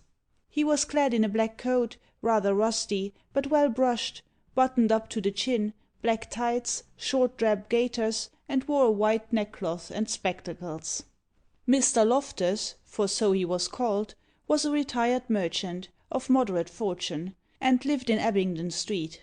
He was a bachelor, and therefore pleased himself, and being a bit of an antiquary, rambled about all day long in search of some object of interest. His walk on the present occasion was taken with that view. "By Jove, what a noble statue that is, Morse!" cried Loftus, gazing at it. "The horse is magnificent, positively magnificent." "I recollect when the spot was occupied by a gibbet, and when, in lieu of a statue, an effigy of the martyred monarch was placed there," replied Morse. "That was in the time of the Protectorate." "You cannot get those dreams out of your head, Morse," said Loftus, smiling. "I wish I could persuade myself I had lived for 2 centuries and a half." "Would you could have seen the ancient cross, which once stood there, erected by Edward I. to his beloved wife, Eleanor of Castile," said Morse, heedless of the other's remark. "It was much mutilated when I remember it. Some of the pinnacles were broken, and the foliage defaced, but the statues of the queen were still standing in the recesses, and altogether the effect was beautiful." "It must have been charming," observed Loftus, rubbing his hands; "and though I like the statue, I would much rather have had the old Gothic cross. But how fortunate the former escaped destruction in Oliver Cromwell's time!" "I can tell you how that came to pass, sir," replied Morse, "for I was assistant to John Rivers, the brazier, to whom the statue was sold." "Ah, indeed!" exclaimed Loftus. "I have heard something of the story, but should like to have full particulars." "You shall hear them, then," replied Morse. "Yon statue, which, as you know, was cast by Hubert le Sueur in 1633, was ordered by Parliament to be sold and broken to pieces. Well, my master, John Rivers, being a stanch royalist, though he did not dare to avow his principles, determined to preserve it from destruction. Accordingly, he offered a good round sum for it, and was declared the purchaser. But how to dispose of it was the difficulty. He could trust none of his men but me, whom he knew to be as hearty a hater of the Roundheads, and as loyal to the memory of our slaughtered sovereign as himself. Well, we digged a great pit, secretly, in the cellar, whither the statue had been conveyed, and buried it. The job occupied us nearly a month, and during that time my master collected together all the pieces of old brass he could procure. These he afterwards produced, and declared they were the fragments of the statue. But the cream of the jest was to come. He began to cast handles of knives and forks in brass, giving it out that they were made from the metal of the statue. And plenty of 'em he sold too, for the cavaliers bought them as memorials of their martyred monarch, and the Roundheads as evidences of his fall. In this way he soon got back his outlay." "Ha, ha, ha!" laughed Loftus. "Well, in due season came the Restoration," pursued Morse, "and my master made known to King Charles II. the treasure he had kept concealed for him. It was digged forth, placed in its old position. But I forget whether the brazier was rewarded. I rather think not." "No matter," cried Loftus. "He was sufficiently rewarded by the consciousness of having done a noble action. But let us go and examine the sculpture on the pedestal more closely." With this he crossed over the road, and taking off his hat, thrust his head through the iron railing surrounding the pedestal, while Morse, in order to point out the beauties of the sculpture with greater convenience, mounted upon a stump beside him. "You are aware that this is the work of Grinling Gibbons, sir?" cried the dwarf. "To be sure I am," replied Loftus, "to be sure. What fancy and gusto is displayed in the treatment of these trophies!" "The execution of the royal arms is equally admirable," cried Morse. "Never saw anything finer," rejoined Loftus. "Never, upon my life."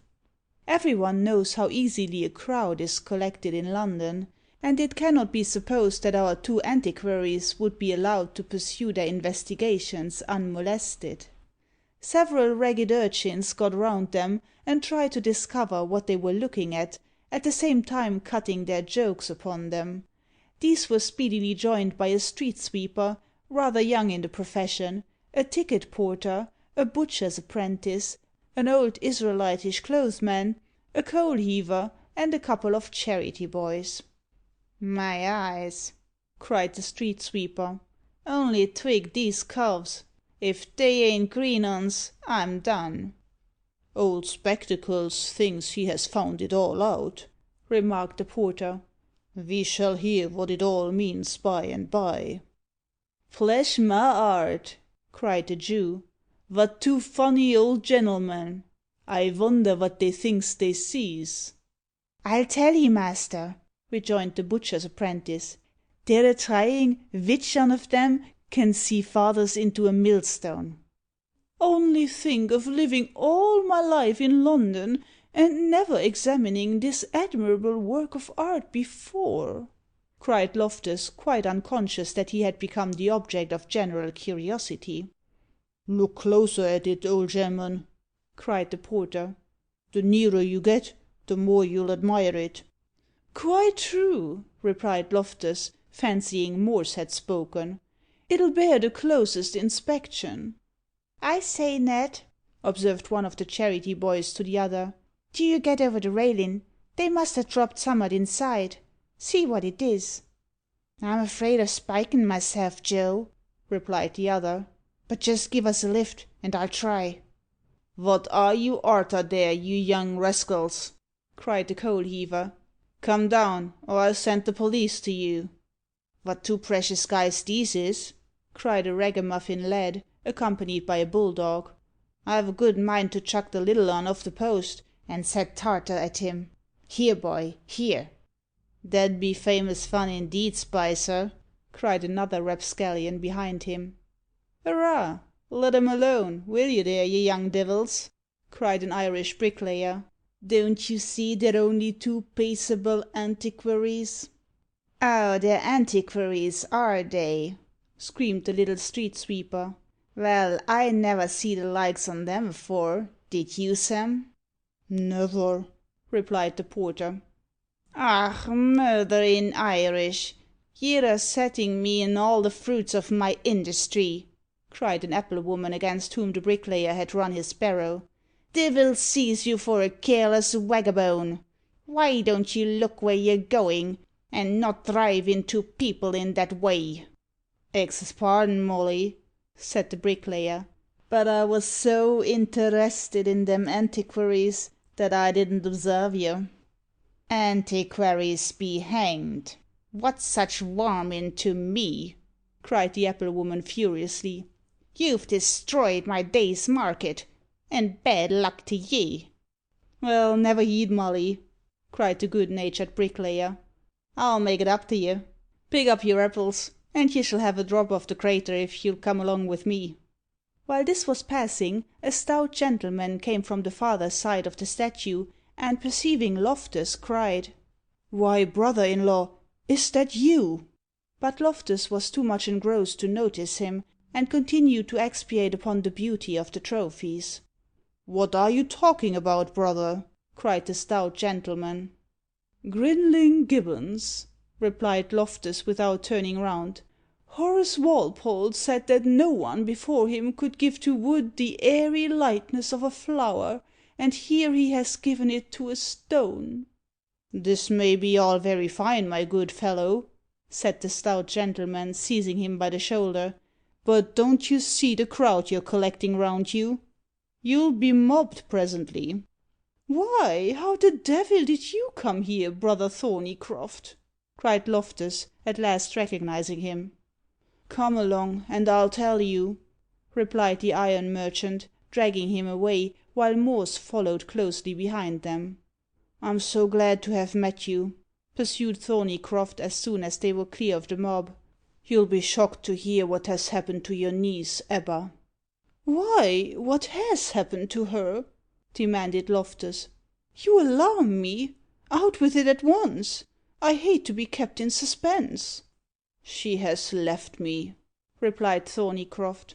"Left her old, indulgent father. Run away." "Run away!" exclaimed Loftus. "Impossible! I'll not believe it, even from your lips." "Would it were not so! But it is, alas, too true," replied Thorneycroft mournfully. "And the thing was so unnecessary, for I would gladly have given her to the young man. My sole hope is that she has not utterly disgraced herself." "No, she is too high principled for that," cried Loftus. "Rest easy on that score. But with whom has she run away?" "With a young man named Auriol Darcy," replied Thorneycroft. "He was brought to my house under peculiar circumstances." "I never heard of him," said Loftus. "But I have," interposed Morse. "I've known him these 200 years." "A day! Who's this?" cried Thorneycroft. "A crack-brained little fellow, whom I've engaged as valet," replied Loftus. "He fancies he was born in Queen Elizabeth's time." "It's no fancy," cried Morse. "I am perfectly acquainted with Auriol Darcy's history. He drank of the same elixir as myself." "If you know him, can you give us a clue to find him?" asked Thorneycroft. "I am sorry I cannot," replied Morse.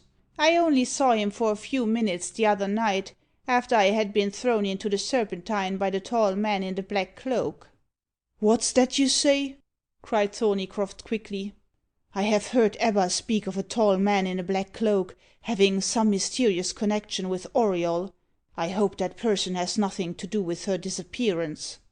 "I shouldn't wonder if he had," replied Morse.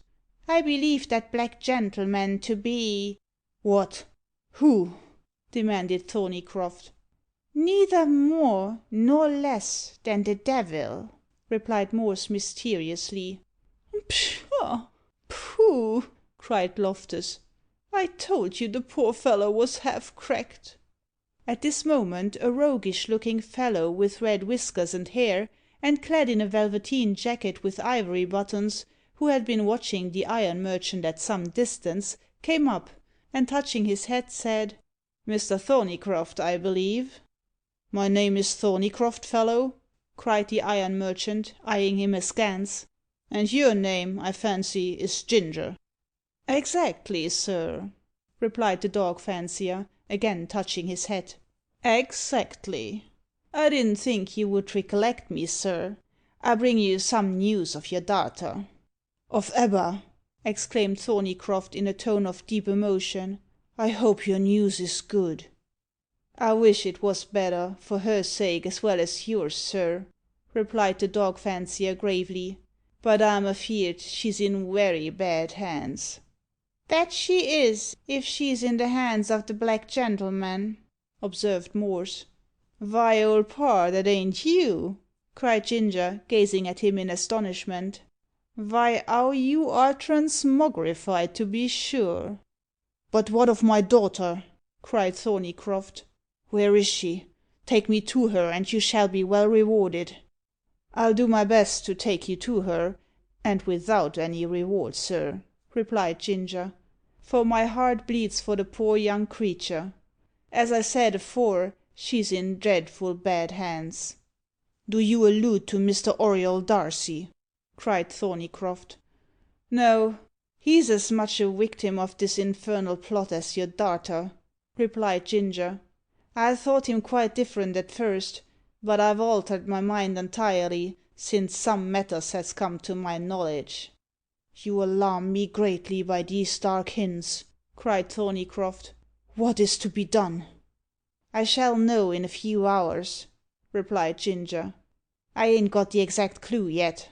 But come to me at 11 o'clock to night, at the Turk's Head, at the back of Shoreditch Church, and I'll put you on the right scent.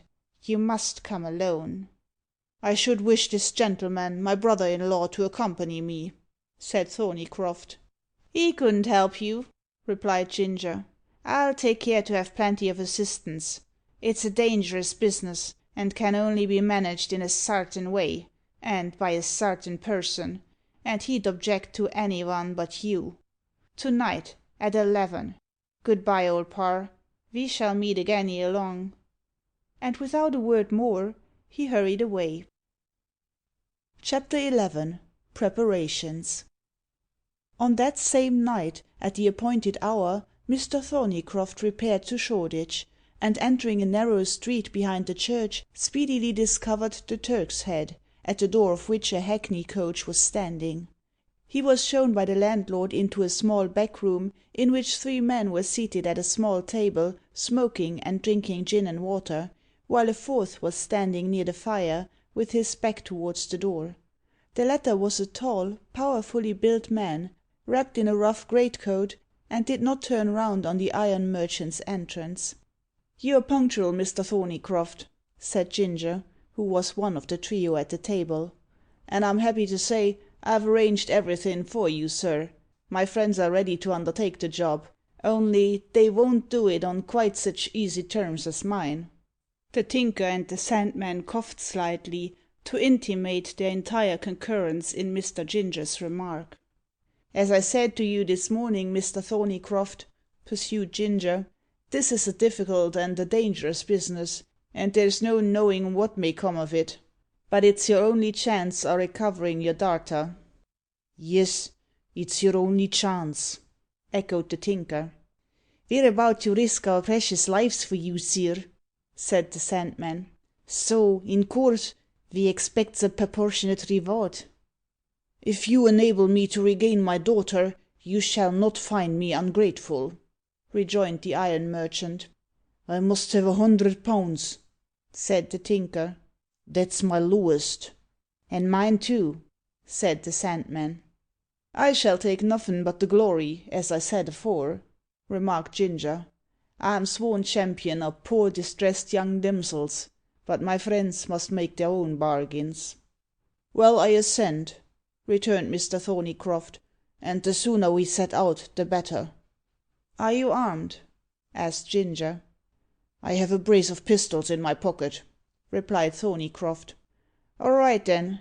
We've all got pops and cutlashes," said Ginger. "So let's be off." As he spoke, the Tinker and Sandman arose, and the man in the rough greatcoat, who had hitherto remained with his back to them, turned round. To the iron merchant's surprise, he perceived that the face of this individual was covered with a piece of black crape. "Who is this?" he demanded with some misgivings. "A friend," replied Ginger. "Without him we could do nothin'. His name is Reeks, and he is the chief man in our enterprise." "He claims a reward too, I suppose?" said Thorneycroft. "I will tell you what reward I claim, Mr. Thorneycroft," rejoined Reeks in a deep stern tone, "when all is over. Meantime, give me your solemn pledge that whatever you may behold to night, you will not divulge it." "I give it," replied the iron merchant, "provided always—" "No provision, sir," interrupted the other quickly. "You must swear to keep silence unconditionally, or I will not move a footstep with you, and I alone can guide you where your daughter is detained." "Swear, sir. It is your only chance," whispered Ginger. "Well, if it must be, I do swear to keep silence," rejoined Mr. Thorneycroft. "But your proceedings appear very mysterious." "The whole affair is mysterious," replied Reeks. "You must also consent to have a bandage passed over your eyes when you get into the coach." "Anything more?" asked the iron merchant. "You must engage to obey my orders without questioning when we arrive at our destination," rejoined Reeks. "Otherwise there is no chance of success." "Be it as you will," returned Thorneycroft. "I must perforce agree." "All then is clearly understood," said Reeks, "and we can now set out." Upon this, Ginger conducted Mr. Thorneycroft to the coach, and as soon as the latter got into it, tied a handkerchief tightly over his eyes. In this state Mr. Thorneycroft heard the Tinker and the Sandman take their places near him, but not remarking the voice of Reeks, concluded that he must have got outside. The next moment the coach was put in motion, and rattled over the stones at a rapid pace.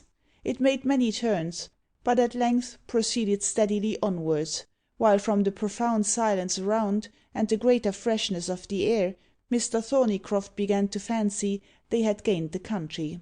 Not a word was spoken by any one during the ride. After a while the coach stopped, the door was opened, and Mr. Thorneycroft was helped out. The iron merchant expected his bandage would now be removed, but he was mistaken, for Reeks, taking his arm, drew him along at a quick pace. As they advanced, the iron merchant's conductor whispered him to be cautious, and at the same time made him keep close to a wall. A door was presently opened, and as soon as the party had passed through, it closed.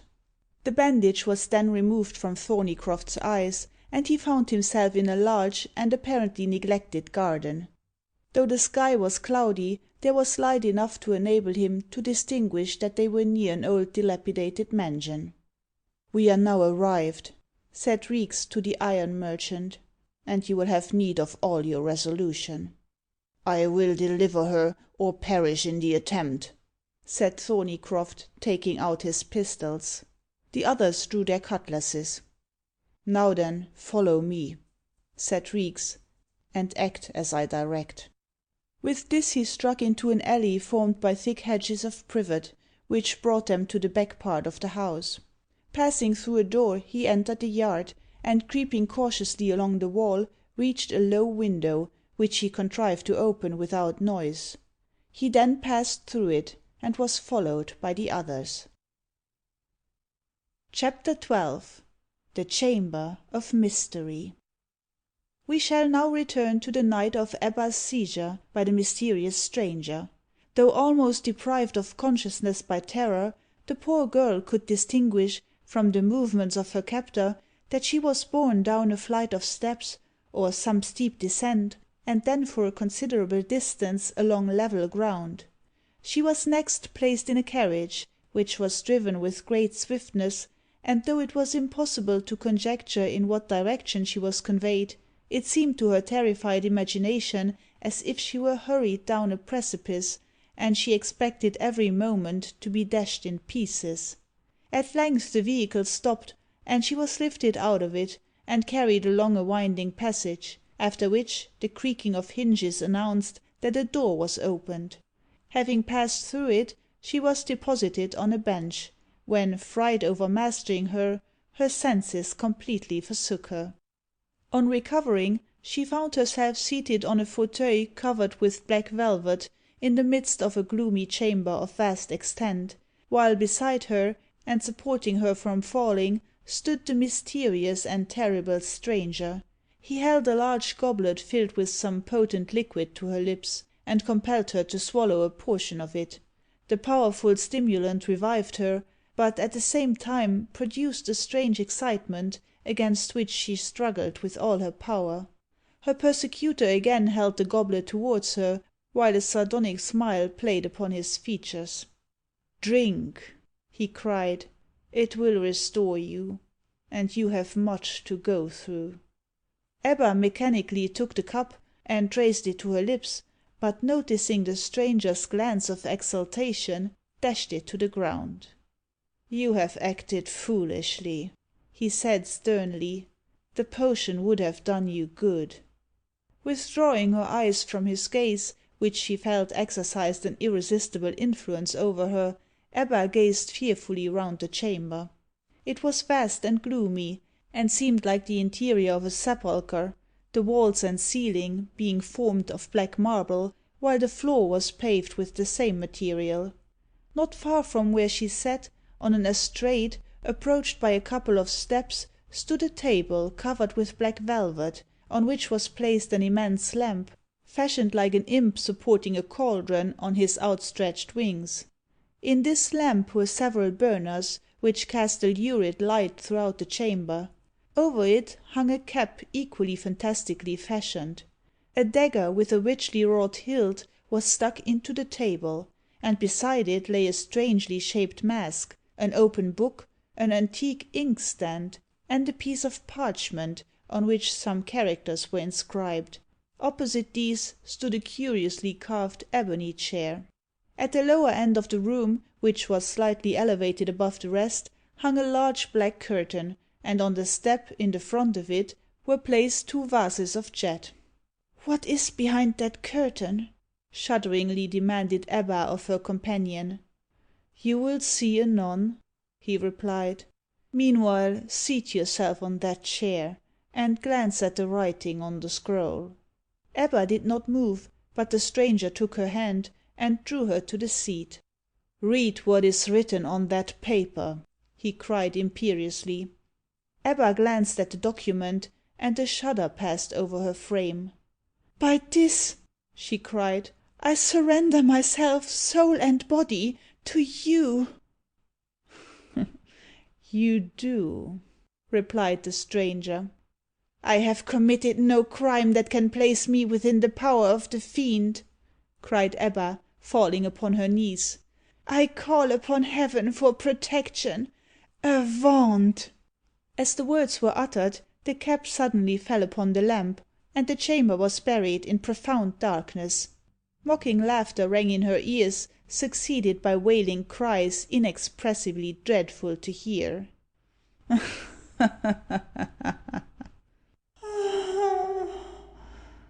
Ebba continued to pray fervently for her own deliverance, and for that of Auriol.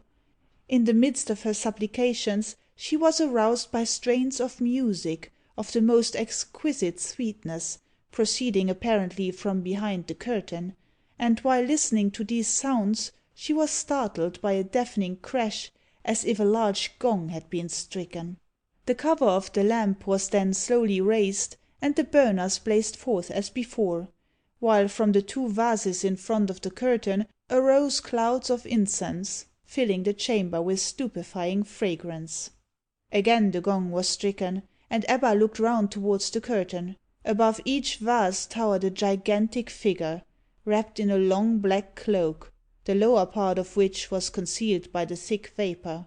Hoods, like the cowls of monks, were drawn over the heads of these grim and motionless figures. Mufflers enveloped their chins, and they wore masks, from the holes of which gleamed eyes of unearthly brightness. Their hands were crossed upon their breasts. Between them squatted two other spectral forms, similarly cloaked, hooded, and masked, with their gleaming eyes fixed upon her, and their skinny fingers pointing derisively at her. Behind the curtain was placed a strong light, which showed a wide staircase of black marble, leading to some upper chamber, and at the same time threw the reflection of a gigantic figure upon the drapery, while a hand, the finger of which pointed towards her, was thrust from an opening between its folds. Forcibly averting her gaze, Ebba covered her eyes with her hands, but looking up again after a brief space, beheld an ebon door at the side revolve upon its hinges, and give entrance to three female figures, robed in black, hooded and veiled, and having their hands folded, in a melancholy manner, across their breasts. Slowly and noiselessly advancing, they halted within a few paces of her. "Who and what are ye?" she cried, wild with terror. "The victims of Auriol," replied the figure on the right. "As we are, such will you be ere long." "What crime have you committed?" demanded Ebba. "We have loved him," replied the second figure. "Is that a crime?" cried Ebba. "If so, I am equally culpable with you." "You will share our doom," replied the third figure. "Heaven have mercy upon me!" exclaimed the agonized girl, dropping upon her knees. At this moment a terrible voice from behind the curtain exclaimed, "Sign, or Auriol is lost for ever." "I cannot yield my soul, even to save him," cried Ebba distractedly. "Witness his chastisement, then," cried the voice. And as the words were uttered, a side door was opened on the opposite side, and Auriol was dragged forth from it by two masked personages, who looked like familiars of the Inquisition. "Do not yield to the demands of this fiend, Ebba!" cried Auriol, gazing at her distractedly. "Will you save him before he is cast, living, into the tomb?" cried the voice. And at the words, a heavy slab of marble rose slowly from the floor near where Ebba sat, and disclosed a dark pit beneath. Ebba gazed into the abyss with indescribable terror. "There he will be immured, unless you sign," cried the voice, "and, as he is immortal, he will endure an eternity of torture." "I cannot save him so, but I may precede him," cried Ebba; and throwing her hands aloft, she flung herself into the pit. A fearful cry resounded through the chamber. It broke from Auriol, who vainly strove to burst from those who held him, and precipitate himself after Ebba. Soon after this, and while Auriol was gazing into the abyss, a tongue of blue flame arose from it, danced for a moment in the air, and then vanished. No sooner was it gone than a figure, shrouded in black habiliments, and hooded and muffled up like the three other female forms, slowly ascended from the vault, apparently without support, and remained motionless at its brink. "Ebba!" exclaimed Auriol, in a voice of despair, "is it you?" The figure bowed its head, but spoke not. "Sign!" thundered the voice. "Your attempt at self destruction has placed you wholly in my power. Sign!" At this injunction, the figure moved slowly towards the table, and to his unspeakable horror, Auriol beheld it take up the pen, and write upon the parchment. He bent forward, and saw that the name inscribed thereon was Ebba Thorneycroft. The groan to which he gave utterance was echoed by a roar of diabolical laughter. "Oh!" The figure then moved slowly away, and ranged itself with the other veiled forms. "All is accomplished," cried the voice. "Away with him!" On this a terrible clangour was heard, the lights were extinguished, and Auriol was dragged through the doorway from which he had been brought forth. End of the first book. Intermine, 1800. Chapter 1. The Tomb of the Rosicrucian. On the night of the 1st of March, 1800, and at a late hour, a man, wrapped in a large horseman's cloak, and of strange and sinister appearance, entered an old deserted house in the neighbourhood of Stepney Green.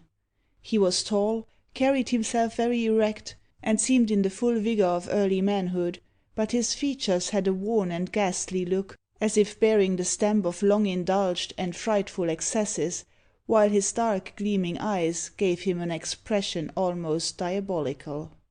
This person had gained the house from a garden behind it, and now stood in a large dismantled hall, from which a broad oaken staircase, with curiously carved banisters, led to a gallery, and thence to the upper chambers of the habitation. Nothing could be more dreary than the aspect of the place. The richly moulded ceiling was festooned with spiders' webs, and in some places had fallen in heaps upon the floor. The glories of the tapestry upon the walls were obliterated by damps. The squares of black and white marble, with which the hall was paved, were loosened, and quaked beneath the footsteps. The wide and empty fireplace yawned like the mouth of a cavern. The bolts of the closed windows were rusted in their sockets, and the heaps of dust before the outer door proved that long years had elapsed since any one had passed through it. Taking a dark lantern from beneath his cloak, the individual in question gazed for a moment around him, and then, with a sardonic smile playing upon his features, directed his steps towards a room on the right, the door of which stood open. This chamber, which was large and cased with oak, was wholly unfurnished, like the hall, and in an equally dilapidated condition. The only decoration remaining on its walls was the portrait of a venerable personage, in the cap and gown of Henry VIII's time, painted against a panel, a circumstance which had probably saved it from destruction, and beneath it, fixed in another panel, a plate of brass covered with mystical characters and symbols, and inscribed with the name Cyprianus de Rougemont, Fra. R.C. The same name likewise appeared upon a label beneath the portrait, with the date 1550. Pausing before the portrait, the young man threw the light of the lantern full upon it, and revealed features somewhat resembling his own in form, but of a severe and philosophic cast. In the eyes alone could be discerned the peculiar and terrible glimmer which distinguished his own glances. After regarding the portrait for some time fixedly, he thus addressed it. "Dost hear me, old ancestor?" he cried. "I, thy descendant, Cyprian de Rougemont, call upon thee to point out where thy gold is hidden. I know that thou wert a brother of the Rosy Cross, one of the Illuminati, and didst penetrate the mysteries of nature, and enter the region of light. I know also that thou wert buried in this house with a vast treasure, but though I have made diligent search for it, and others have searched before me, thy grave has never yet been discovered. Listen to me. Methought Satan appeared to me in a dream last night, and bade me come hither, and I should find what I sought. The conditions he proposed were, that I should either give him my own soul, or win him that of Auriol Darcy. I assented. I am here. Where is thy treasure?" After a pause he struck the portrait with his clenched hand, exclaiming in a loud voice, "Dost hear me, I say, old ancestor? I call on thee to give me thy treasure. Dost hear, I say?" And he repeated the blow with greater violence. Disturbed by the shock, the brass plate beneath the picture started from its place, and fell to the ground. "What is this?" cried Rougemont, gazing into the aperture left by the plate. "Ha! My invocation has been heard." And snatching up the lantern, he discovered, at the bottom of a little recess, about 2 feet deep, a stone, with an iron ring in the centre of it. Uttering a joyful cry, he seized the ring, and drew the stone forward without difficulty, disclosing an open space beyond it. "This, then, is the entrance to my ancestor's tomb," cried Rougemont. "There can be no doubt of it. The old Rosicrucian has kept his secret well, but the devil has helped me to wrest it from him. And now to procure the necessary implements, in case, as is not unlikely, I should experience further difficulty." With this he hastily quitted the room, but returned almost immediately with a mallet, a lever, and a pitchfork, armed with which and the lantern he crept through the aperture. This done, he found himself at the head of a stone staircase, which he descended, and came to the arched entrance of a vault. The door, which was of stout oak, was locked, but holding up the light towards it, he read the following inscription: "Post ducentos quinquaginta annos patebo. Quindecim quinquaginta." "In 250 years I shall open," cried Rougemont. "And the date 1550! Why, the exact time is arrived. Old Cyprian must have foreseen what would happen, and evidently intended to make me his heir. There was no occasion for the devil's interference. And see, the key is in the lock. So!" And he turned it, and pushing against the door with some force, the rusty hinges gave way, and it fell inwards. From the aperture left by the fallen door, a soft and silvery light streamed forth, and stepping forward, Rougemont found himself in a spacious vault, from the ceiling of which hung a large globe of crystal, containing in its heart a little flame, which diffused a radiance, gentle as that of the moon, around. This, then, was the ever burning lamp of the Rosicrucians, and Rougemont gazed at it with astonishment. 250 years had elapsed since that wondrous flame had been lighted, and yet it burnt on brightly as ever. Hooped around the globe was a serpent with its tail in its mouth, an emblem of eternity, wrought in purest gold. while above it were a pair of silver wings, in allusion to the soul. Massive chains of the more costly metal, fashioned like twisted snakes, served as suspenders to the lamp. But Rougemont's astonishment at this marvel quickly gave way to other feelings, and he gazed around the vault with greedy eyes. It was a septilateral chamber, about 8 feet high, built of stone, and supported by beautifully groined arches. The surface of the masonry was as smooth and fresh as if the chisel had only just left it. In 6 of the corners were placed large chests, ornamented with ironwork of the most exquisite workmanship, and these Rougemont's imagination pictured as filled with inexhaustible treasure; while in the 7th corner, near the door, was a beautiful little piece of monumental sculpture in white marble, representing 2 kneeling and hooded figures, holding a veil between them, which partly concealed the entrance to a small recess. On one of the chests opposite the monument just described stood a strangely formed bottle and a cup of antique workmanship, both encrusted with gems. The walls were covered with circles, squares, and diagrams, and in some places were ornamented with grotesque carvings.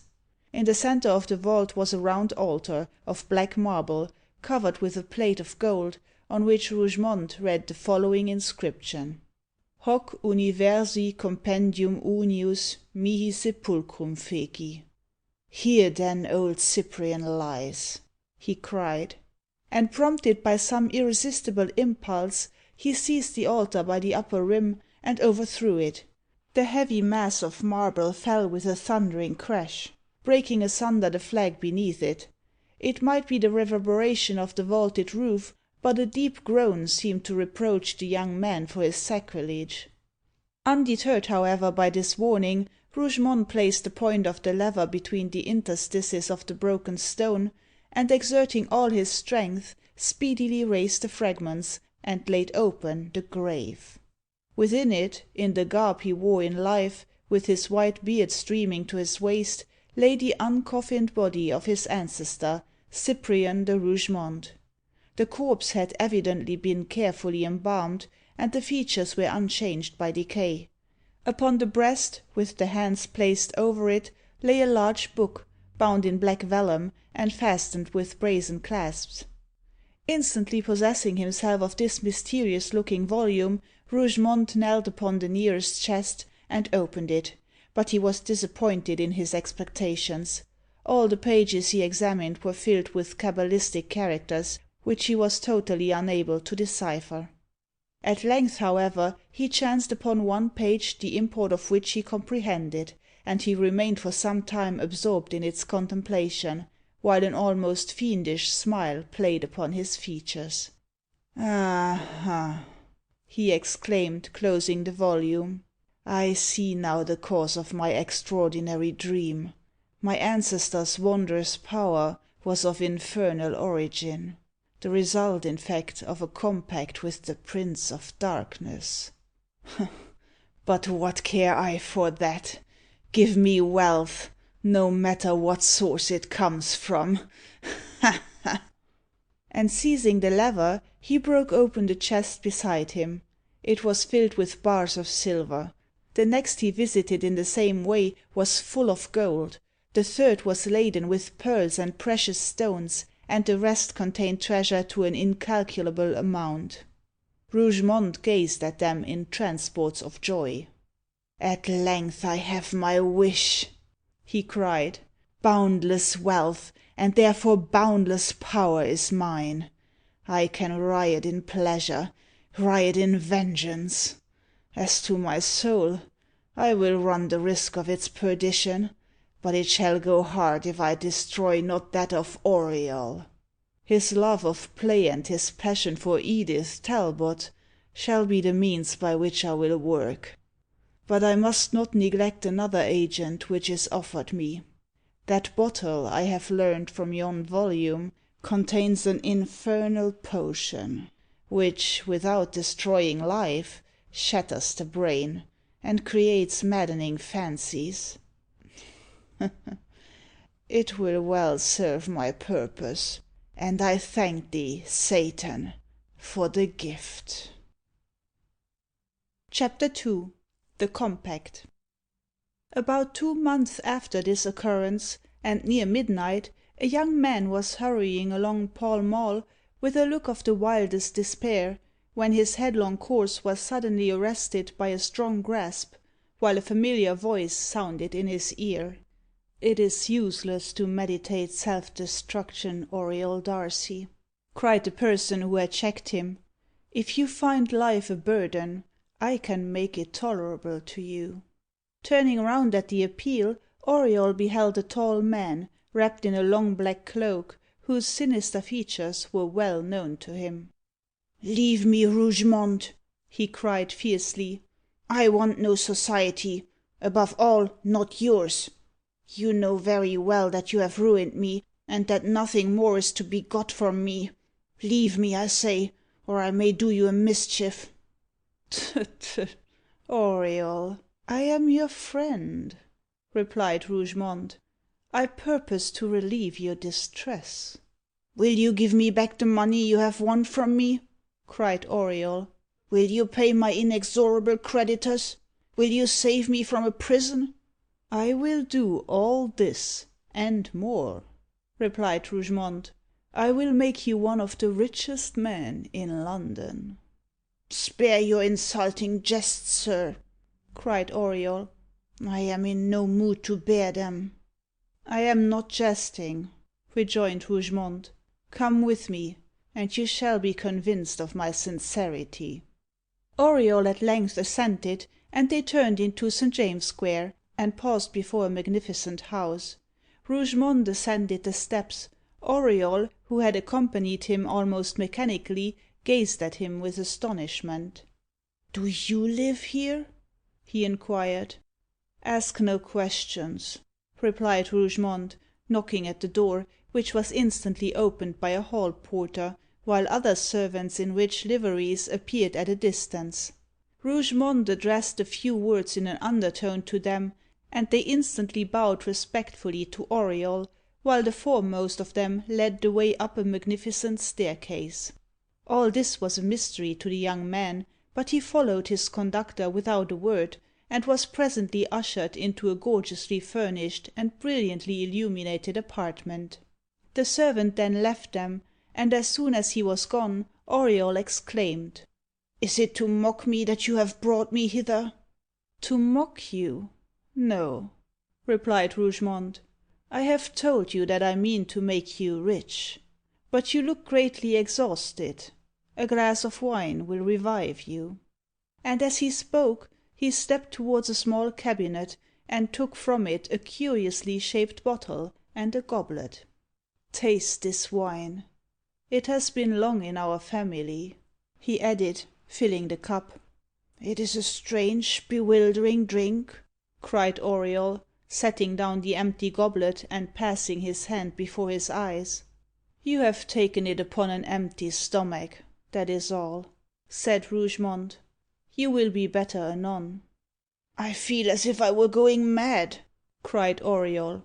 "It is some damnable potion you have given me." "Ha, ha!" laughed Rougemont. "It reminds you of the elixir you once quaffed, eh?"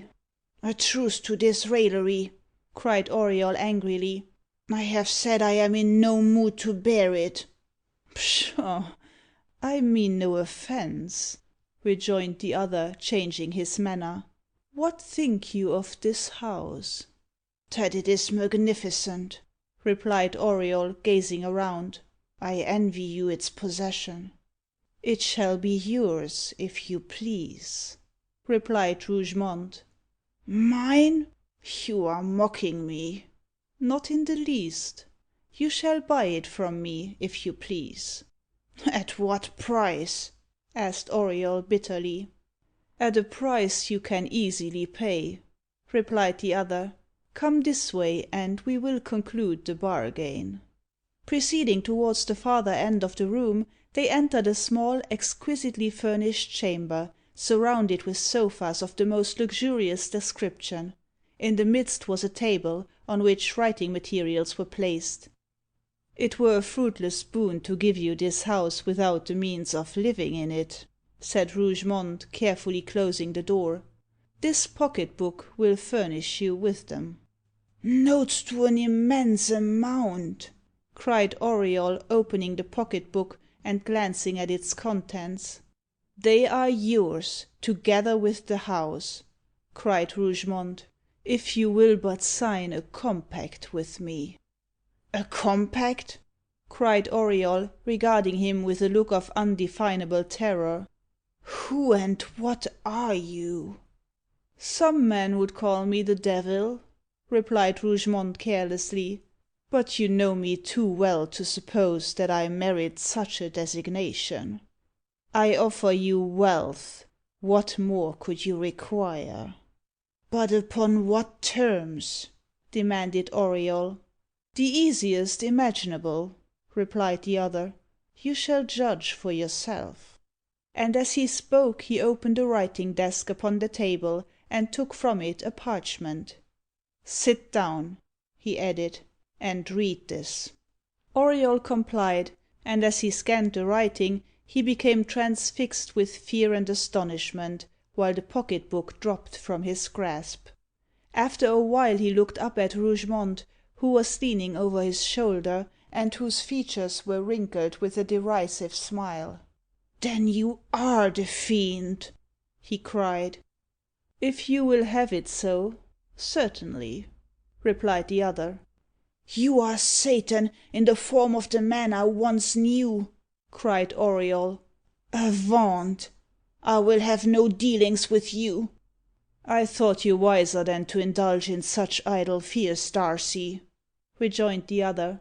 "Granting even your silly notion of me to be correct, why need you be alarmed? You are immortal." "True," rejoined Auriol thoughtfully. "But yet " "Pshaw!" rejoined the other. "Sign, and have done with the matter." "By this compact I am bound to deliver a female victim, whenever you shall require it," cried Auriol. "Precisely," replied the other. "You can have no difficulty in fulfilling that condition." "But if I fail in doing so, I am doomed." "But you will not fail," interrupted the other, lighting a taper and sealing the parchment. "Now sign it." Auriol mechanically took the pen, and gazed fixedly on the document. "I shall bring eternal destruction on myself if I sign it," he muttered. "A stroke of the pen will rescue you from utter ruin," said Rougemont, leaning over his shoulder. "Riches and happiness are yours.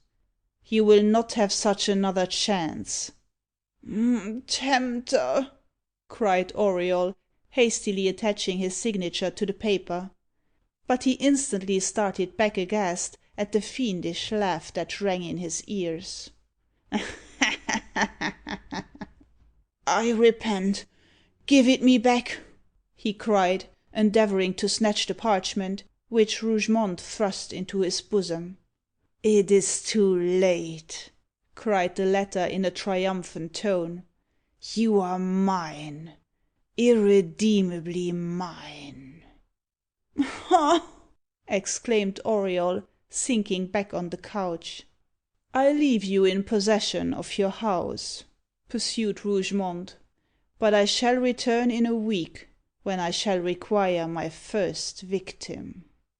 "Your first victim! Oh, heaven!" exclaimed Auriol. "Ay, and my choice falls on Edith Talbot," replied Rougemont.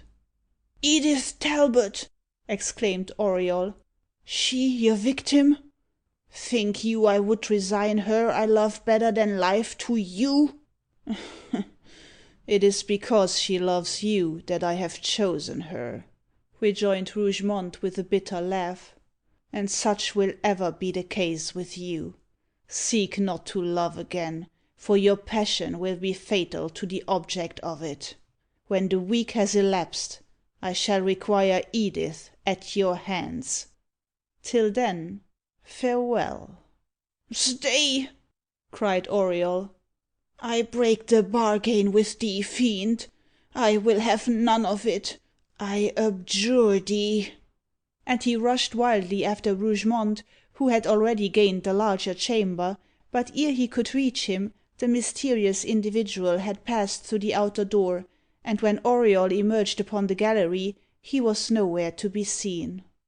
Several servants immediately answered the frantic shouts of the young man, and informed him that Mr. Rougemont had quitted the house some moments ago, telling them that their master was perfectly satisfied with the arrangements he had made for him. "And we hope nothing has occurred to alter your opinions, sir," said the hall porter. "You are sure Mr. Rougemont is gone?" cried Auriol. "Oh, quite sure, sir," cried the hall porter. "I helped him on with his cloak myself. He said he should return this day week." "If he comes, I will not see him," cried Auriol sharply. "Mind that. Deny me to him, and on no account whatever let him enter the house."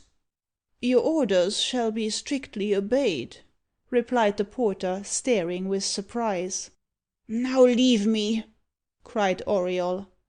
And as they quitted him, he added in a tone and with a gesture of the deepest despair, "All precautions are useless. I am indeed lost." Chapter 3. Irresolution. On returning to the cabinet, where his fatal compact with Rougemont had been signed, Auriol perceived the pocket book lying on the floor near the table, and taking it up, he was about to deposit it in the writing desk, when an irresistible impulse prompted him once more to examine its contents. Unfolding the roll of notes, he counted them, and found they amounted to more than 100,000 pounds. The sight of so much wealth, and the thought of the pleasure and the power it would procure him, gradually dispelled his fears, and arising in a transport of delight, he exclaimed, "Yes, yes, all obstacles are now removed. When Mr. Talbot finds I am become thus wealthy, he will no longer refuse me his daughter. But I am mad," he added, suddenly checking himself. "Worse than mad to indulge such hopes. If it be indeed the fiend to whom I have sold myself, I have no help from perdition. If it be man, I am scarcely less terribly fettered. In either case, I will not remain here longer, nor will I avail myself of this accursed money, which has tempted me to my undoing." And hurling the pocket book to the farther end of the room, he was about to pass through the door, when a mocking laugh arrested him. He looked round with astonishment and dread, but could see no one. After a while he again moved forward, but a voice, which he recognised as that of Rougemont, called upon him to stay. "It will be in vain to fly," said the unseen speaker. "You cannot escape me. Whether you remain here or not, whether you use the wealth I have given you, or leave it behind you, you cannot annul your bargain. With this knowledge, you are at liberty to go. But remember, on the 7th night from this I shall require Edith Talbot from you." "Where are you, fiend?" demanded Auriol, gazing around furiously. "Show yourself, that I may confront you." A mocking laugh was the only response deigned to this injunction. "Give me back the compact," cried Auriol imploringly. "It was signed in ignorance. I knew not the price I was to pay for your assistance. Wealth is of no value to me without Edith." "Without wealth you could not obtain her," replied the voice. "You are only, therefore, where you were. But you will think better of the bargain to-morrow. Meanwhile, I counsel you to place the money you have so unwisely cast from you safely under lock and key, and to seek repose. You will awaken with very different thoughts in the morning." "How am I to account for my sudden accession of wealth?" inquired Auriol, after a pause. "You, a gambler, and ask that question?" returned the unseen stranger with a bitter laugh. but I will make your mind easy on that score. As regards the house, you will find a regular conveyance of it within that writing desk, while the note lying on the table, which bears your address, comes from me, and announces the payment of 120,000 pounds to you as a debt of honour. You see, I have provided against every difficulty. And now, farewell." The voice was then hushed, and though Auriol addressed several other questions to the unseen speaker, no answer was returned him. After some moments of irresolution, Auriol once more took up the pocket book, and deposited it in the writing desk, in which he found, as he had been led to expect, a deed conveying the house to him. He then opened the note lying upon the table, and found its contents accorded with what had just been told him. Placing it with the pocket book, he locked the writing desk, exclaiming, "It is useless to struggle further. I must yield to fate." This done, he went into the adjoining room, and, casting his eyes about, remarked the antique bottle and flagon. The latter was filled to the brim. How or with what, Auriol paused not to examine, but seizing the cup with desperation, he placed it to his lips, and emptied it at a draught. A species of intoxication, but pleasing as that produced by opium, presently succeeded. All his fears left him, and in their place the gentlest and most delicious fancies arose. Surrendering himself delightedly to their influence, he sank upon a couch, and for some time was wrapped in a dreamy Elysium, imagining himself wandering with Edith Talbot in a lovely garden, redolent of sweets, and vocal with the melody of birds.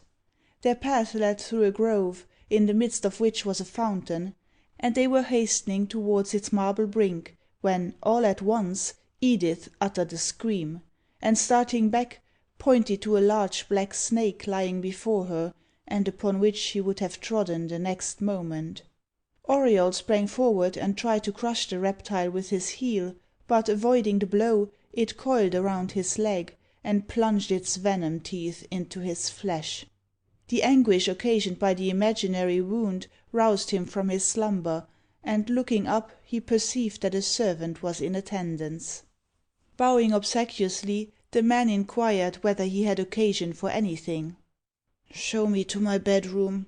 That is all I require," replied Auriol, scarcely able to shake off the effect of the vision. And getting up, he followed the man, almost mechanically, out of the room. Chapter 4. Edith Talbot. It was late when Auriol arose on the following morning. At first, finding himself in a large and most luxuriantly furnished chamber, he was at a loss to conceive how he came there, and it was some time before he could fully recall the mysterious events of the previous night. As had been foretold, however, by Rougemont, his position did not cause him so much anxiety as before. After attiring himself, he descended to the lower apartments, in one of which a sumptuous breakfast awaited him, and having partaken of it, he took a complete survey of the house, and found it larger and more magnificent even than he had supposed it. He next supplied himself from the pocket book with a certain sum, for which he fancied he might have occasion in the course of the day, and sallied forth. His first business was to procure a splendid carriage and horses, and to order some new and rich habiliments to be made with the utmost expedition.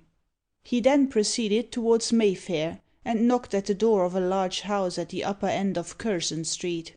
His heart beat violently as he was shown into an elegant drawing room, and his trepidation momentarily increased, until the servant reappeared, and expressed his regret that he had misinformed him in stating that Miss Talbot was at home.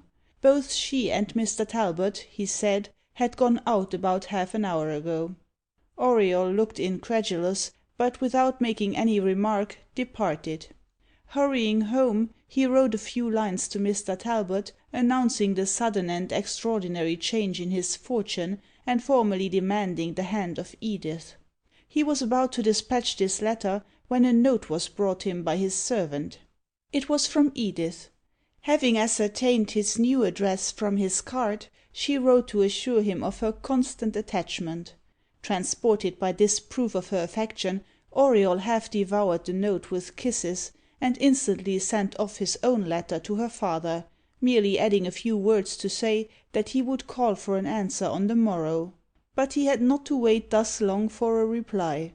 Ere an hour had elapsed, Mr. Talbot brought it in person. Mr. Talbot was a man of about 60, tall, thin, and gentlemanlike in deportment, with grey hair and black eyebrows, which lent considerable expression to the orbs beneath them. His complexion was a bilious brown, and he possessed none of the good looks which in his daughter had so captivated Auriol, and which it is to be presumed, therefore, she inherited from her mother. A thorough man of the world, though not an unamiable person, Mr. Talbot was entirely influenced by selfish considerations. He had hitherto looked with an unfavourable eye upon Auriol's attentions to his daughter, from a notion that the connexion would be very undesirable in a pecuniary point of view. But the magnificence of the house in St. James's Square, which fully bore out Auriol's account of his newly acquired wealth, wrought a complete change in his opinions, and he soon gave the young man to understand that he should be delighted to have him for a son-in-law. Finding him so favourably disposed, Auriol entreated him to let the marriage take place within 3 days, if possible. Mr. Talbot was greatly grieved that he could not comply with his young friend's request, but he was obliged to start the next morning for Nottingham, and could not possibly return under 3 days. "But can we be married before you go?" cried Auriol. "Scarcely, I fear," replied Mr. Talbot, smiling blandly. "You must control your impatience, my dear young friend. On the 6th day from this, that is on Wednesday in next week, we are now at Friday, you shall be made happy." The coincidence between this appointment and the time fixed by Rougemont for the delivery of his victim struck Auriol forcibly. His emotion, however, escaped Mr. Talbot, who soon after departed, having engaged his future son-in-law to dine with him at 7 o'clock. Auriol, it need scarcely be said, was punctual to the hour, or rather he anticipated it. He found Edith alone in the drawing-room, and seated near the window, which was filled with choicest flowers. On seeing him, she uttered an exclamation of joy, and sprang to meet him. The young man pressed his lips fervently to the little hand extended to him. Edith Talbot was a lovely brunette. Her features were regular, and her eyes, which were perfectly splendid, were dark, almond-shaped, and of almost oriental languor. Her hair, which she wore braided over her brow, and gathered behind in a massive roll, was black and glossy as a raven's wing. Her cheeks were dimpled, her lips of velvet softness, and her teeth like ranges of pearls. Perfect grace accompanied all her movements, and one only wondered that feet so small as those she possessed should have the power of sustaining a form which, though lightsome, was yet rounded in its proportions. "You have heard, dear Edith, that your father has consented to our union," said Auriol, after gazing at her for a few moments in silent admiration. Edith murmured an affirmative, and blushed deeply. "He has fixed Wednesday next," pursued Auriol, "but I wish an earlier date could have been named. I have a presentiment that if our marriage is so long delayed, it will not take place at all." "You are full of misgivings, Auriol," she replied. "I confess it," he said, "and my apprehensions have risen to such a point that I feel disposed to urge you to a private marriage during your father's absence." "Oh no, Auriol! Much as I love you, I could never consent to such a step," she cried. "You cannot urge me to it. I would not abuse my dear father's trusting love. I have never deceived him, and that is the best assurance I can give you that I shall never deceive you."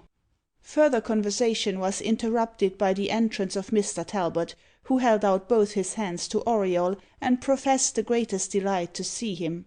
And no doubt he was sincere. The dinner passed off most pleasantly, and so did the evening, for the old gentleman was in high spirits, and his hilarity was communicated to the young couple. When Auriol and Mr. Talbot went upstairs to tea, they found that Edith's aunt, Mrs. Maitland, had arrived to take charge of her during her father's absence. This lady had always exhibited a partiality for Auriol, and had encouraged his suit to her niece. Consequently, she was well satisfied with the turn affairs had taken. It was near midnight before Auriol could tear himself away, and when he rose to depart, Mr. Talbot, who had yawned frequently but fruitlessly to give him a hint, told him he might depend upon seeing him back on the evening of the third day, and in the meantime he committed him to the care of Mrs. Maitland and Edith.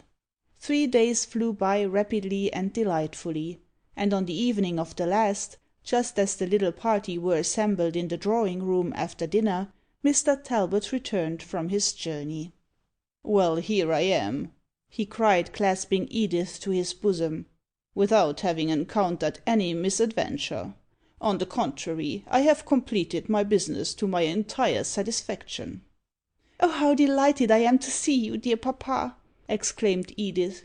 "Now, Auriol, you can have no more apprehensions." "Apprehensions of what?" cried Mr. Talbot. "Of some accident befalling you, which might have interfered with our happiness, sir," replied Auriol. "Oh, lovers are full of idle fears," cried Mr. Talbot. "They are unreasonable beings. However, here I am, as I said before, safe and sound. To-morrow we will finish all preliminary arrangements, and the day after you shall be made happy. Ha ha!" "Do you know, papa, Auriol intends to give a grand ball on our wedding day, and has invited all his acquaintance to it," remarked Edith. "I hope you have not invited Cyprian Rougemont," said Mr. Talbot, regarding him fixedly. "I have not, sir," replied Auriol, turning pale. "But why do you particularize him?" "Because I have heard some things of him not much to his credit," replied Mr. Talbot. What have you heard, sir?" demanded Auriol. "Why, one shouldn't believe all the ill one hears of a man, and indeed I cannot believe all I have heard of Cyprian Rougemont," replied Mr. Talbot. "But I should be glad if you dropped his acquaintance altogether. And now let us change the subject." Mr. Talbot seated himself beside Mrs. Maitland, and began to give her some account of his journey, which appeared to have been as pleasant as it had been rapid. Unable to shake off the gloom which had stolen over him, Auriol took his leave, promising to meet Mr. Talbot at his lawyer's in Lincoln's Inn at noon on the following day. He was there at the time appointed, and to Mr. Talbot's great delight, and the no small surprise of the lawyer, paid over £100,000 to be settled on his future wife.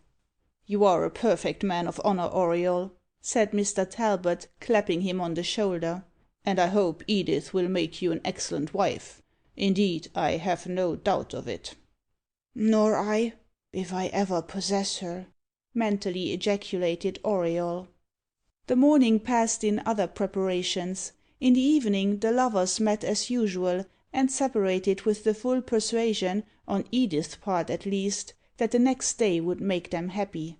Since the night of the compact, Auriol had neither seen Rougemont nor heard from him, and he neglected no precaution to prevent his intrusion. Chapter V. The Seventh Night. It was a delicious morning in May, and the sun shone brightly on Auriol's gorgeous equipage as he drove to St. George's, Hanover Square, where he was united to Edith. Thus far all seemed auspicious, and he thought he could now bill defiance to fate. With the object of his love close beside him, and linked to him by the strongest and holiest ties, it seemed impossible she could be snatched from him. Nothing occurred during the morning to give him uneasiness, and he gave orders that a carriage and four should be ready an hour before midnight to convey him and his bride to Richmond, where they were to spend their honeymoon. Night came, and with it began to arrive the guests who were bidden to the ball. No expense had been spared by Auriol to give splendour to his fête. It was in all respects magnificent. The amusements of the evening commenced with a concert, which was performed by the first singers from the Italian opera, after which the ball was opened by Auriol and his lovely bride. As soon as the dance was over, Auriol made a sign to an attendant, who instantly disappeared. "Are you prepared to quit this gay scene with me, Edith?" he asked, with a heart swelling with rapture. "Quite so," she replied, gazing at him with tenderness. "I long to be alone with you." "Come, then," said Auriol. Edith arose, and passing her arm under that of her husband, they quitted the ball room, but in place of descending the principal staircase, they took a more private course. The hall, which they were obliged to cross, and which they entered from a side door, was spacious and beautifully proportioned, and adorned with numerous statues on pedestals. The ceiling was decorated with fresco paintings, and supported by two stately scagliola pillars. From between these, a broad staircase of white marble ascended to the upper room. As Auriol had foreseen, the staircase was thronged with guests ascending to the ball room, the doors of which being open, afforded glimpses of the dancers, and gave forth strains of liveliest music. Anxious to avoid a newly arrived party in the hall, Auriol and his bride lingered for a moment near a pillar. "Who is this?" cried Edith, as a tall man with a sinister countenance, and habited entirely in black, moved from the farther side of the pillar, and planted himself in their path, with his back partly towards them. A thrill of apprehension passed through Auriol's frame. He looked up and beheld Rougemont, who, glancing over his shoulder, fixed his malignant gaze upon him. Retreat was now impossible. "You thought to delude me," said Rougemont in a deep whisper, audible only to Auriol. "But you counted without your host. I am come to claim my victim." "What is the matter with you, that you tremble so, dear Auriol?" cried Edith. "Who is this strange person?" But her husband returned no answer. Terror had taken away his power of utterance. "Your carriage waits for you at the door, madam. All is prepared," said Rougemont, advancing towards her, and taking her hand. "You are coming, Auriol?" cried Edith, who scarcely knew whether to draw back or go forward. "Yes, yes," cried Auriol, who fancied he saw a means of escape. "This is my friend, Mr. Rougemont. Go with him." "Mr. Rougemont!" cried Edith. "You told my father he would not be here." "Your husband did not invite me, madam," said Rougemont with sarcastic emphasis. "But knowing I should be welcome, I came unasked. But let us avoid those persons." In another moment they were at the door. The carriage was there with its 4 horses, and a manservant in travelling attire stood beside the steps. Reassured by the sight, Auriol recovered his courage, and suffered Rougemont to throw a cloak over Edith's shoulders. The next moment she tripped up the steps of the carriage, and was ensconced within it. Auriol was about to follow her, when he received a violent blow on the chest, which stretched him on the pavement. Before he could regain his feet, Rougemont had sprung into the carriage. The steps were instantly put up by the manservant, who mounted the box with the utmost celerity, while the postillions, plunging spurs into their horses, dashed off with lightning speed. As the carriage turned the corner of King Street, Auriol, who had just arisen, beheld by the light of a lamp Rougemont's face at the window of the carriage, charged with an expression of the most fiendish triumph. "What is the matter?" cried Mr. Talbot, who had approached Auriol. "I came to bid you good bye. Why do I find you here alone? Where is the carriage? What has become of Edith?" "She is in the power of the fiend, and I have sold her to him," replied Auriol gloomily. "What mean you, wretch?" cried Mr. Talbot, in a voice of distraction. "I heard that Cyprian Rougemont was here. Can it be he that has gone off with her?" "You have hit the truth," replied Auriol. "He bought her with the money I gave you. I have sold her and myself to perdition." "Horror!" exclaimed the old man, falling backwards. "Ay, breathe your last, breathe your last!" cried Auriol wildly. "Would I could yield up my life likewise!" And he hurried away, utterly unconscious whither he went. End of the Intermene. Book the Second. Cyprian Rougemont. Chapter 1. The Cell. Mr. Thorneycroft and his companions had scarcely gained a passage in the deserted house, which they had entered in the manner described in a previous chapter, when they were alarmed by the sudden and furious ringing of a bell overhead. The noise brought them instantly to a halt, and each man grasped his arms in expectation of an attack.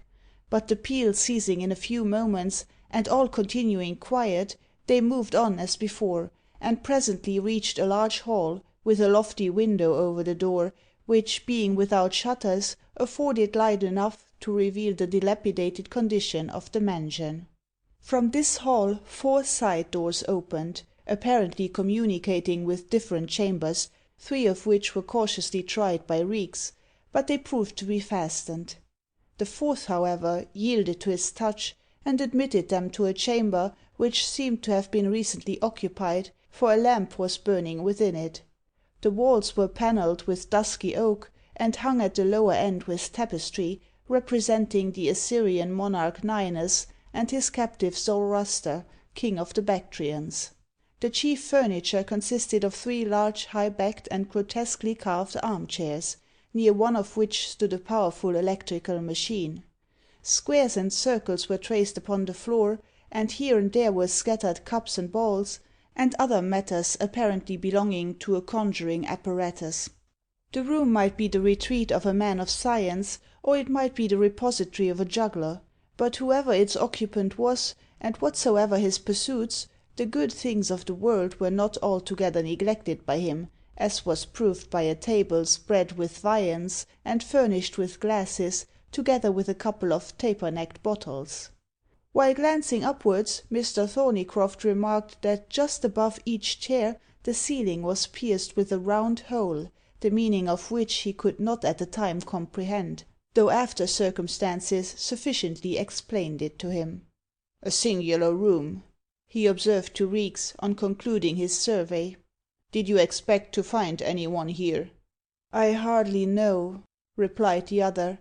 "That bell may have given the alarm, but I will soon ascertain the point. Remain here till I return." "You are not going to leave us?" rejoined Mr. Thorneycroft uneasily. "Only for a moment," said Reeks. "Keep quiet, and no harm will befall you. Whatever you may hear without, do not stir."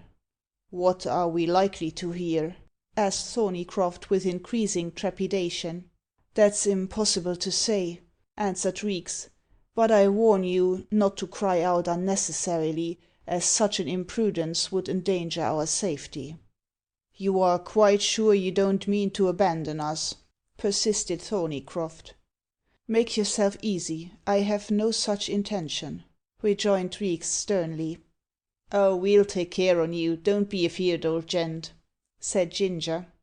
Yes, we'll take care on you," added the Tinker and the Sandman. "You may depend upon them as upon me, sir," said Reeks. "Before we explore the subterranean apartments, I wish to see whether any one is upstairs." "What's that you say about subterranean apartments, Mr. Reeks?" interposed Ginger. "We ain't a going below, eh?" But without paying any attention to the inquiry, Reeks quitted the room, and closed the door carefully after him. He next crossed the hall, and cautiously ascending a staircase at the farther end of it, reached the landing place. Beyond it was a gallery, from which several chambers opened. Advancing a few paces, he listened intently, and hearing a slight sound in an apartment to the right, he stepped softly towards it, and placing his eye to the keyhole, beheld a tall man, dressed in black, pacing to and fro with rapid strides, while 3 other persons, wrapped in sable gowns, and disguised with hideous masks, stood silent and motionless at a little distance from him. In the tall man he recognised Cyprian Rougemont. Upon a table in the middle of the room was laid a large open volume, bound in black vellum. Near it stood a lamp, which served to illumine the scene. Suddenly Rougemont stopped, and turning over several leaves of the book, which were covered with cabalistic characters, appeared in search of some magic formula. Before he could find it, however, a startling interruption occurred. An alarm bell, fixed against the wall, began to ring, and at the same moment the doors of a cabinet flew open, and a large ape, for such it seemed to Reeks, clothed in a woollen shirt and drawers, sprang forth, and bounding upon the table beside Rougemont, placed its mouth to his ear. The communication thus strangely made seemed highly displeasing to Rougemont, who knitted his brows, and delivered some instructions in an undertone to the monkey. The animal nodded its head in token of obedience, jumped off the table, and bounded back to the cabinet, the doors of which closed as before. Rougemont next took up the lamp, with the evident intention of quitting the room, seeing which, Reeks hastily retreated to an adjoining chamber, the door of which was fortunately open, and had scarcely gained its shelter when the four mysterious personages appeared on the gallery. Reeks heard their footsteps descending the staircase, and then, creeping cautiously after them, watched them across the hall, and paused before the chamber containing Mr. Thorneycroft and his companions. After a moment's deliberation, Rougemont noiselessly locked the door, took out the key, and leaving two of his attendants on guard, returned with the third towards the staircase. Without tarrying to confront them, Reeks started back, and hurried along the gallery till he came to a back staircase, which conducted him, by various descents, to the basement floor, where, after traversing one or two vaults, he entered a subterranean passage, arched overhead, and having several openings at the sides, apparently communicating with other passages. It was lighted at intervals by lamps, which emitted a feeble radiance. By the light of one of these, Reeks discovered the door of a cell. It was of iron, and as he struck it with his hand, returned a hollow clangour. On repeating the blow, a hoarse voice from within cried, "Leave me in peace!" "Is it Auriol Darcy who speaks?" demanded Reeks. "It is," replied the prisoner. "Who are you that put the question?" "A friend," replied Reeks. "I have no friend here," said Auriol. "You are mistaken," rejoined Reeks. "I have come with Mr. Thorneycroft to deliver you." "Mr. Thorneycroft has come too late. He has lost his daughter," replied Auriol. "What has happened to her?" demanded Reeks. "She is in the power of the Fiend," replied Auriol. "I know she is detained by Cyprian Rougemont," said Reeks. "But what has befallen her?" "She has become like his other victims like my victims," cried Auriol distractedly. "Do not despair," rejoined Reeks. "She may yet be saved." "Saved? How?" cried Auriol. "All is over." "So it may seem to you," rejoined Reeks. "But you are the victim of delusion." "Oh, that I could think so!" exclaimed Auriol. "But no. I saw her fall into the pit. I beheld her veiled figure rise from it. I witnessed her signature to the fatal scroll. There could be no illusion in what I then beheld." "Despite all this, you will see her again," said Reeks. "Who are you who give me this promise?" asked Auriol. "As I have already declared, a friend," replied Reeks. "Are you human?" "As yourself." "Then you seek in vain to struggle with the powers of darkness," said Auriol. "I have no fear of Cyprian Rougemont," rejoined Reeks with a laugh. "Your voice seems familiar to me," said Auriol. "Tell me who you are." "You shall know anon," replied Reeks. "But hist! We are interrupted. Some one approaches." Chapter 2. The Enchanted Chairs. More than 10 minutes had elapsed since Reeks' departure, and Mr. Thorneycroft, who had hitherto had some difficulty in repressing his anger, now began to give vent to it in muttered threats and complaints. His impatience was shared by the Tinker, who, stepping up to Ginger, said, "What the devil can Mr. Reeks be about? I hope nothin' has happened to him." "Don't mention a certain gent's name here," remarked Ginger, "or if you do, treat it with proper respect." "Pshaw!" exclaimed the Tinker impatiently. "I don't like a man stayin' away in this manner. It looks suspicious. I votes we goes and sees arter him. We can leave the old gent to take a quiet nap by himself. Don't disturb yourself, sir. We'll only just give a look about us, and then come back. Stay where you are, rascal, cried Thorneycroft angrily. I won't be left. Stay where you are, I command you. Well, we've got a new captain, I'm a thinking, said the Tinker, winking at the others. We've no wish to disoblige you, sir. I'll only jist peep out into the hall, and see if Mr. Reeks is anywhere thereabouts. Why, zounds, he added as he tried the door. It's locked. What's locked? cried Thorneycroft in dismay. The door, to be sure, replied the Tinker. We're prisoners. Oh, Lord, you don't say so, cried the iron merchant in an agony of fright. What will become of us? A roar of laughter from the others converted his terror into fury. I see how it is, he cried. You have entrapped me, ruffians. It's all a trick. You mean to murder me, but I'll sell my life dearly. The first who approaches shall have his brains blown out. And as he spoke, he levelled a pistol at the Tinker's head. Wallah, what are you after, sir? cried that individual, sheltering his head with his hands. You're a labouring under a mistake, a complete mistake. If it is a trap, we're catched in it as well as yourself. To be sure we is, added the Sandman. Sit down, and wait a bit. I dare say Mr. Reeks'll come back, and it won't do no good getting into a passion. Well, I must resign myself, I suppose, groaned Thorneycroft, sinking into a chair. It's a terrible situation to be placed in, shut up in a haunted house. I've been in many much worser situations, observed Ginger, and I always found the best way to get out of them was to take things quietly.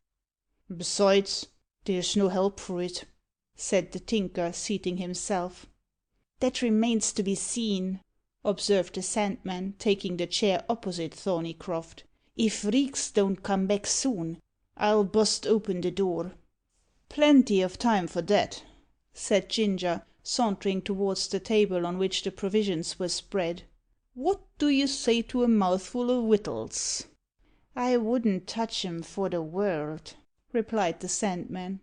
Nor I, added the Tinker. They might be poisoned. Poisoned? Nonsense, cried Ginger. Don't you see someone has been a-takin' his supper here? I'll just finish it for him. With all my art, said the Tinker. Don't touch it on any account, cried Mr. Thorneycroft. I agree with your companions, it may be poisoned. Oh, I ain't afeard, cried Ginger, helping himself to a dish before him. As good a pigeon pie as ever I tasted. Your health, Mr. Thorneycroft, he added, filling a goblet from one of the bottles. My service to you, gents. Famous tipple, by Jove! Drawing a long breath after the draught, and smacking his lips with amazing satisfaction. Never tasted sich a glass o' wine in all my born days, he continued, replenishing the goblet. I wonder what's it called? Prussic acid, replied Mr. Thorneycroft gruffly. Prussic fiddlestick, cried Ginger. More likely Tokay. I shall finish the bottle, and never be the worse for it. He's getting swipey, said the Tinker. I wonder whether it's really Tokay. No such thing, cried Thorneycroft. Let him alone. I must taste it, said the Tinker, unable to resist the temptation. Here, give us a glass, Ginger. With pleasure, replied Ginger, filling a goblet to the brim, and handing it to him. You'd better be perwailed upon, Sandy. Well, I suppose I must, replied the Sandman, taking the goblet proffered him. Here's the beak's health, cried Ginger. I gives that toast 'cause they're always so kind to us dog fanciers. Dog fanciers? Say rather dog stealers, for that's the name such vagabonds deserve to be known by, said Mr. Thorneycroft with some asperity. Well, we won't quarrel about names, replied Ginger, laughing. But I'll relate a circumstance to you as'll prove that whatever your opinion of our vocation may be, the beaks upholds it. There can be but one opinion as to your nefarious profession, said Mr. Thorneycroft, and that is, that it's as bad as horse stealing and sheep stealing, and should be punished as those offences are punished. So I think, sir, said Ginger, winking at the others. But to my story, and don't interrupt me, or I can't get through with it properly. There's a gent living not 100 miles from Pall Mall, as the newspaper says, as had a favourite Scotch terrier, not worth more than half-a-crown to any one but hisself, but highly valuable to him, 'cause it was a favourite. Well, the dog is lost. A pal of mine gets hold on it, and the gent soon offers a reward for its recovery. This don't bring it back quite as soon as he expects, 'cause he don't offer enough. So he goes to an agent, Mr. Simpkins, in the Edger Road, and Mr. Simpkins says to him, says he, "How are ye, sir? I expected you some days ago. You've comed about that 'ere Scotch terrier. You've got a valuable greyhound, I understand. A man told me he'd have that afore long." Seeing the gent stare, Mr. S. adds, "Well, I'll tell you what you must give for your dog. The party won't take less than 6 guineas. He knows it ain't worth 6 shilling, but it is a great favourite, and has given him a precious sight of trouble in getting it." "Give him trouble?" cries the gent angrily. "And what has it given me? I hope to see the rascal hanged. I shall pay no such money." "Very well," replies Mr. Simpkins coolly. "Then your dog will be bled to death, as the nobleman's vows, and thrown down a breathless carcass before your door." "You don't mean to say that such a horrid circumstance as that really took place?" cried Thorneycroft, who was much interested in the relation. "Only the other day, I assure you," replied Ginger. "I'd shoot the ruffian who treated a dog of mine so, if I caught him," cried Mr. Thorneycroft indignantly. "And sarve him right too," said Ginger. "I discourages all cruelty to hanimals. But don't interrupt me again. Arter a bit more chaffering with Mr. Simpkins, the gent offers £3 for his dog, and then goes away. Next day he reads a report in the Times newspaper that a man has been taken up for dog stealing, and that a lot o' dogs is shut up in the green yard behind the police office in Bow Street. So he goes there in search of his favourite, and sure enough he finds it. But the inspector won't give it up to him, 'cause the superintendent is out o' the way." "Shameful!" cried Mr. Thorneycroft. "Shameful indeed, sir," echoed Ginger, laughing. Thinking his dog safe enough in the hands o' the police, the gent sleeps soundly that night, but when he goes back next morning he finds it has disappeared. The green yard has been broken into overnight, and all the dogs stolen from it. "Under the noses of the police!" cried Thorneycroft. "Under their very noses," replied Ginger. "But now comes the cream of the jest. You shall hear what the beak says to him when the gent craves his assistance. 'I can't interfere in the matter,' says he, a bending of his brows in a majestic manner. 'Parties don't ought to come here with complaints of which I can't take notice. This place ain't an advertising office, and I shan't suffer it to be made one. I won't listen to statements affecting the characters of absent parties.'" "Statements affecting our characters. Do you twig that, sir?" "I do, indeed," said Thorneycroft, sighing, "and I am sorry to think such a remark should have dropped from the bench." "You're right to say dropped from it, sir," laughed Ginger. "I told you the beaks was our best friends. They always takes our parts. When the gent urges that it was a subject of serious importance to all dog owners, the magistrate angrily interrupts him, saying, 'Then let there be a meeting of dog owners to discuss their grievances. Don't come to me. I can't help you.' And he wouldn't if he could, 'cause he's the dog fancier's friend." "It looks like it, I must own," replied Thorneycroft. "Such reprehensible indifference gives encouragement to people of your profession. Government itself is to blame. As all persons who keep dogs pay a tax for them, their property ought to be protected." "I'm quite satisfied with the present state of the law," said Ginger. "Here's the worthy beak. I'll drink his health a second time." "Hallo! What's that?" cried the Tinker. "I thought I heerd the noise." "So did I," rejoined the Sandman. "a strange sort o' rumbling sound overhead." "There it goes again!" cried Ginger. "What an awful din!" "Now it's underneath," said Mr. Thorneycroft, turning pale and trembling. "It sounds as if some hidden machinery were at work." The noise, which up to this moment had borne an indistinct resemblance to the creaking of wheels and pulleys, now increased to a violent clatter, while the house was shaken as if by the explosion of a mine beneath it. At the same time, the occupants of the chairs received a sharp electrical shock, that agitated every limb, and caused Mr. Thorneycroft to let fall his pistol, which went off as it reached the ground. At the same time, the Sandman dropped his goblet, and the Tinker relinquished his grasp of the cutlass. Before they could recover from the shock, all three were caught by stout wooden hooks, which, detaching themselves from the back of the chairs, pinioned their arms, while their legs were restrained by fetters, which sprang from the ground and clasped round their ankles. Thus fixed, they struggled vainly to get free. The chairs seemed nailed to the ground, so that all efforts to move them proved futile. But the worst was to come. From the holes in the ceiling already alluded to, descended three heavy bell-shaped helmets, fashioned like those worn by divers at the bottom of the sea, and having round eyelet holes of glass. It was evident from the manner of their descent that these helmets must drop on the heads of the sitters, a conviction that filled them with inexpressible terror. They shouted and swore frightfully, but their vociferations availed them nothing. Down came the helmets, and the same moment the monkey, which had been seen by Reeks, issued from a cupboard at the top of a cabinet, and grinned and gibbered at them.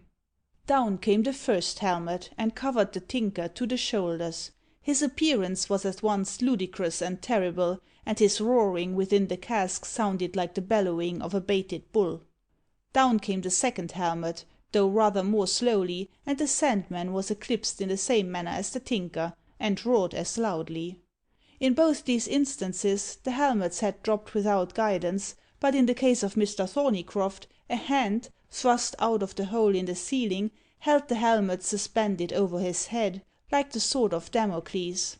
While the poor iron merchant momentarily expected the same doom as his companions, his attention was attracted towards the monkey, which, clinging with one hand to the side of the cabinet, extended the other skinny arm towards him, and exclaimed, "Will you swear to go hence if you are spared?"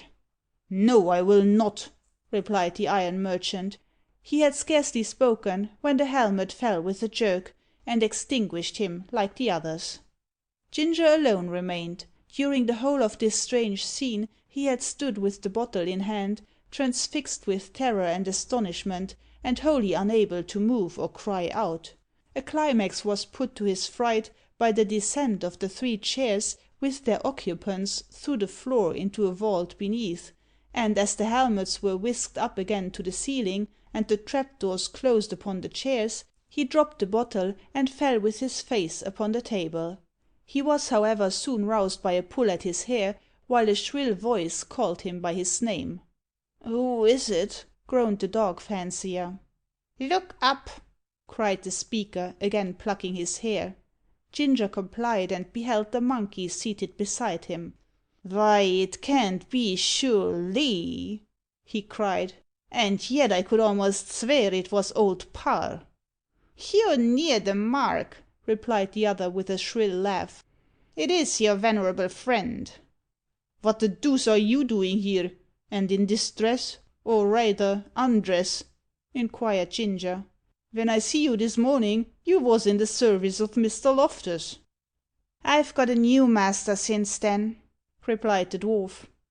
"I'm sorry to hear it," said Ginger, shaking his head. "You haven't sold yourself, like Dr. Forster, eh?" "Forster's, my dear Ginger, not Forster," corrected Old Parr. "No, no, I've made no bargain; and to be plain with you, I've no desire to remain long in my present master's service." "I don't like to ask the question too directly, wenerable," said Ginger in a deprecatory tone. "But is your master is he "The devil, you would say?" supplied Old Parr. "Between ourselves, I'm afraid there is no denying it." "La! what a horrible idea!" exclaimed Ginger with a shudder. "It makes the flesh creep on one's bones. Then we're in your master's power?" "Very like it," replied Old Parr. "And there ain't no chance of deliverance?" "None that occurs to me." "O Lord! O Lord!" groaned Ginger. "I'll repent. I'll become a reformed character. I'll never steal dogs no more." "In that case there may be some chance for you," said Old Parr. "I think I could help you to escape. Come with me, and I'll try and get you out." "But what is to become of the others?" demanded Ginger. "Ah, leave them to their fate," replied Old Parr. "No, that'll never do," cried Ginger. "We're all in the same boat, and must row out together the best way we can. I tell you what it is, wenerable," he added, seizing him by the throat. "Your master may be the devil, but you're mortal, and if you don't help me to deliver my companions, I'll squeege your windpipe for you." "That's not the way to induce me to help you," said Old Parr, twisting himself like an eel out of the other's gripe. "Now get out if you can." "Don't be angry," cried Ginger, seeing the mistake he had committed, and trying to conciliate him. "I only meant to frighten you a bit. Can you tell me if Mr. Auriol Darcy is here?" "Yes, he is, and a close prisoner," replied Old Parr. "And the girl, Miss Ebber, what of her?" "I can't say," rejoined Old Parr. "I can only speak to the living." "Then she's dead!" cried Ginger, with a look of horror.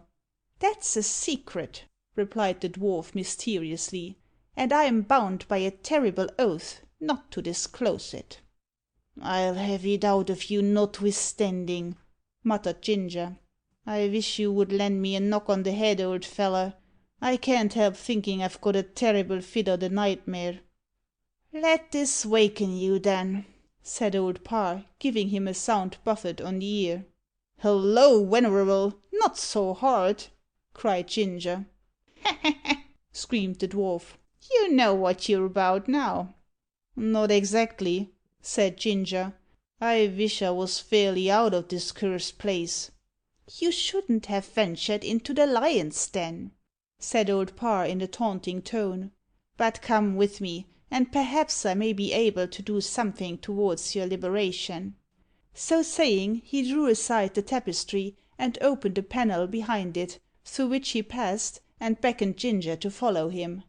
Taking a pistol from his pocket, the latter complied. Chapter III. Gerard Paston. Before the chair in which Mr. Thorneycroft was fixed reached the ground, terror had taken away his senses. A bottle of salts, placed to his nose, revived him after a time, but he had nearly relapsed into insensibility on seeing two strange figures, in hideous masks and sable cloaks, standing on either side of him, while at a little distance was a third, who carried a strangely fashioned lantern. He looked round for his companions in misfortune, but though the chairs were there, they were unoccupied. The masked attendants paid no attention to the iron merchant's cries and entreaties, but as soon as they thought him able to move, they touched a spring which freed his arms and legs from their bondage, and raising him, dragged him out of the vault, and along a narrow passage, till they came to a large sepulchral looking chamber, cased with black marble, in the midst of which, on a velvet fauteuil of the same hue as the walls, sat Cyprian Rougemont. It was in fact the chamber where Ebba had been subject to her terrible trial. Bewildered with terror, the poor iron merchant threw himself at the feet of Rougemont, who, eyeing him with a look of malignant triumph, cried, "You have come to seek your daughter. Behold her!" And at the words, the large black curtains at the farther end of the room were suddenly withdrawn, and discovered the figure of Ebba Thorneycroft, standing at the foot of the marble staircase. Her features were as pale as death, her limbs rigid and motionless, but her eyes blazed with preternatural light. On beholding her, Mr. Thorneycroft uttered a loud cry, and springing to his feet, would have rushed towards her, but he was held back by the two masked attendants, who seized each arm, and detained him by main force. "Ebba!" he cried. "Ebba!" But she appeared wholly insensible to his cries, and remained in the same attitude, with her eyes turned away from him. "What ails her?" cried the agonized father. "Ebba! Ebba!" "Call louder," said Rougemont, with a jeering laugh. "Do you not know me? Do you not hear me?" shrieked Mr. Thorneycroft. Still the figure remained immovable. "I told you you should see her," replied Rougemont in a taunting tone. "But she is beyond your reach." "Not so, not so," cried Thorneycroft. "Come to me, Ebba. Come to your father. Oh, heaven! She hears me not. She heeds me not. Her senses are gone." "She is fast bound by a spell," said Rougemont. "Take a last look of her. You will see her no more." And stretching out his hand, the curtain slowly descended, and shrouded the figure from view. Thorneycroft groaned aloud. "Are you not content?" cried Rougemont. "Will you depart in peace, and swear never to come here more? If so, I will liberate you and your companions." "So far from complying with your request, I swear never to rest till I have rescued my child from you, accursed being!" cried Thorneycroft energetically. "You have sealed your doom, then," replied Rougemont. "But before you are yourself immured, you shall see how Auriol Darcy is circumstanced. Bring him along." And followed by the attendants, who dragged Mr. Thorneycroft after him, he plunged into an opening on the right. A few steps brought him to the entrance of the cell. Touching the heavy iron door, it instantly swung open, and disclosed Auriol chained to a stone at the farther corner of the narrow chamber. Not a word was spoken for some minutes, but the captives regarded each other piteously. "Oh, Mr. Thorneycroft!" cried Auriol at length, "I beseech you forgive me. I have destroyed your daughter." "You!" exclaimed the iron merchant in astonishment. "It is true," said Rougemont. "I would have saved her if it had been possible," cried Auriol. "I warned her that to love me would be fatal to her. I told her I was linked to an inexorable destiny, which would involve her in its meshes, but in vain." "Oh!" ejaculated Thorneycroft. "You see, you ought to blame him, not me," said Rougemont, with a derisive laugh. "I would have given my life, my soul, to preserve her, had it been possible," cried Auriol. "Horrors crowd so thick upon me that my brain reels," cried Thorneycroft. "Merciless wretch!" he added to Rougemont. "Fiend, whatever you are, complete your work of ruin by my destruction. I have nothing left to tie me to life." "I would have the miserable live," said Rougemont with a diabolical laugh. "It is only the happy I seek to destroy. But you have to thank your own obstinacy for your present distress.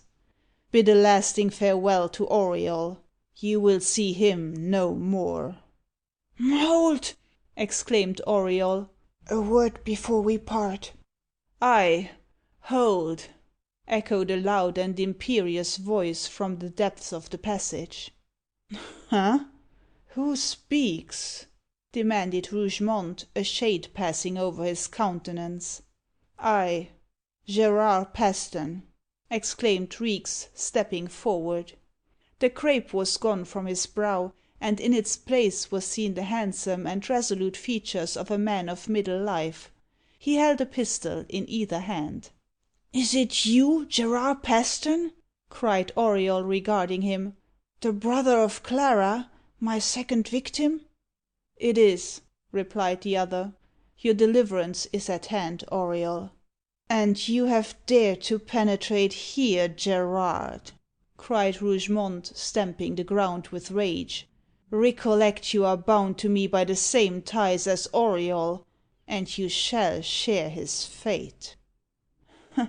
"I am not to be intimidated by threats," replied Paston, with a scornful laugh. "You have employed your arts too long. Deliver up Auriol and this gentleman at once, or—" and he levelled the pistols at him. "Fire!" cried Rougemont, drawing himself up to his towering height. "No earthly bullets can injure me." "Ve'll try that," cried Ginger, coming up at the moment behind Paston.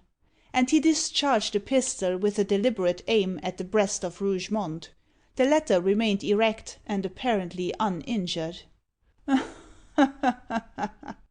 "You see how ineffectual your weapons are," said Rougemont, with a derisive laugh. "It must be the devil!" cried Ginger, running off. "I will try mine," said Paston. But before he could draw the triggers, the pistols were wrested from his grasp by the two attendants who had quitted Thorneycroft and stolen upon him unperceived, and who next pinioned his arms. Chapter IV. The Pit. So bewildered was the poor iron merchant by the strange and terrible events that had befallen him, that though released by the two masked attendants who left him, as before related, to seize Gerard Paston, he felt utterly incapable of exertion, and would probably have made no effort to regain his freedom, if his coat had not been vigorously plucked behind, while a low voice urged him to fly. Glancing in the direction of the friendly speaker, he could just discern a diminutive object standing within the entrance of a side passage, and reared up against the wall, so as to be out of sight of Rougemont and his attendants. It was the monkey, or rather Old Parr, who, continuing to tug violently at his coat, at last succeeded in drawing him backwards into the passage, and then grasping his hand tightly, hurried him along it. The passage was wholly unlighted, but Mr. Thorneycroft could perceive that it was exceedingly circuitous, and winded round like a maze. "Where are you taking me?" he inquired, attempting to stop. "Ask no questions," rejoined the dwarf, pulling him along. "Do you want to be captured, and shut up in a cell for the rest of your life?" "Certainly not," replied Thorneycroft, accelerating his movements. "I hope there is no chance of it." "There's every chance of it," rejoined Old Parr. "If you're taken, you'll share Auriol's fate." "O Lord, I hope not," groaned the iron merchant. "I declare you frighten me so much that you take away all power of movement. I shall drop in a minute."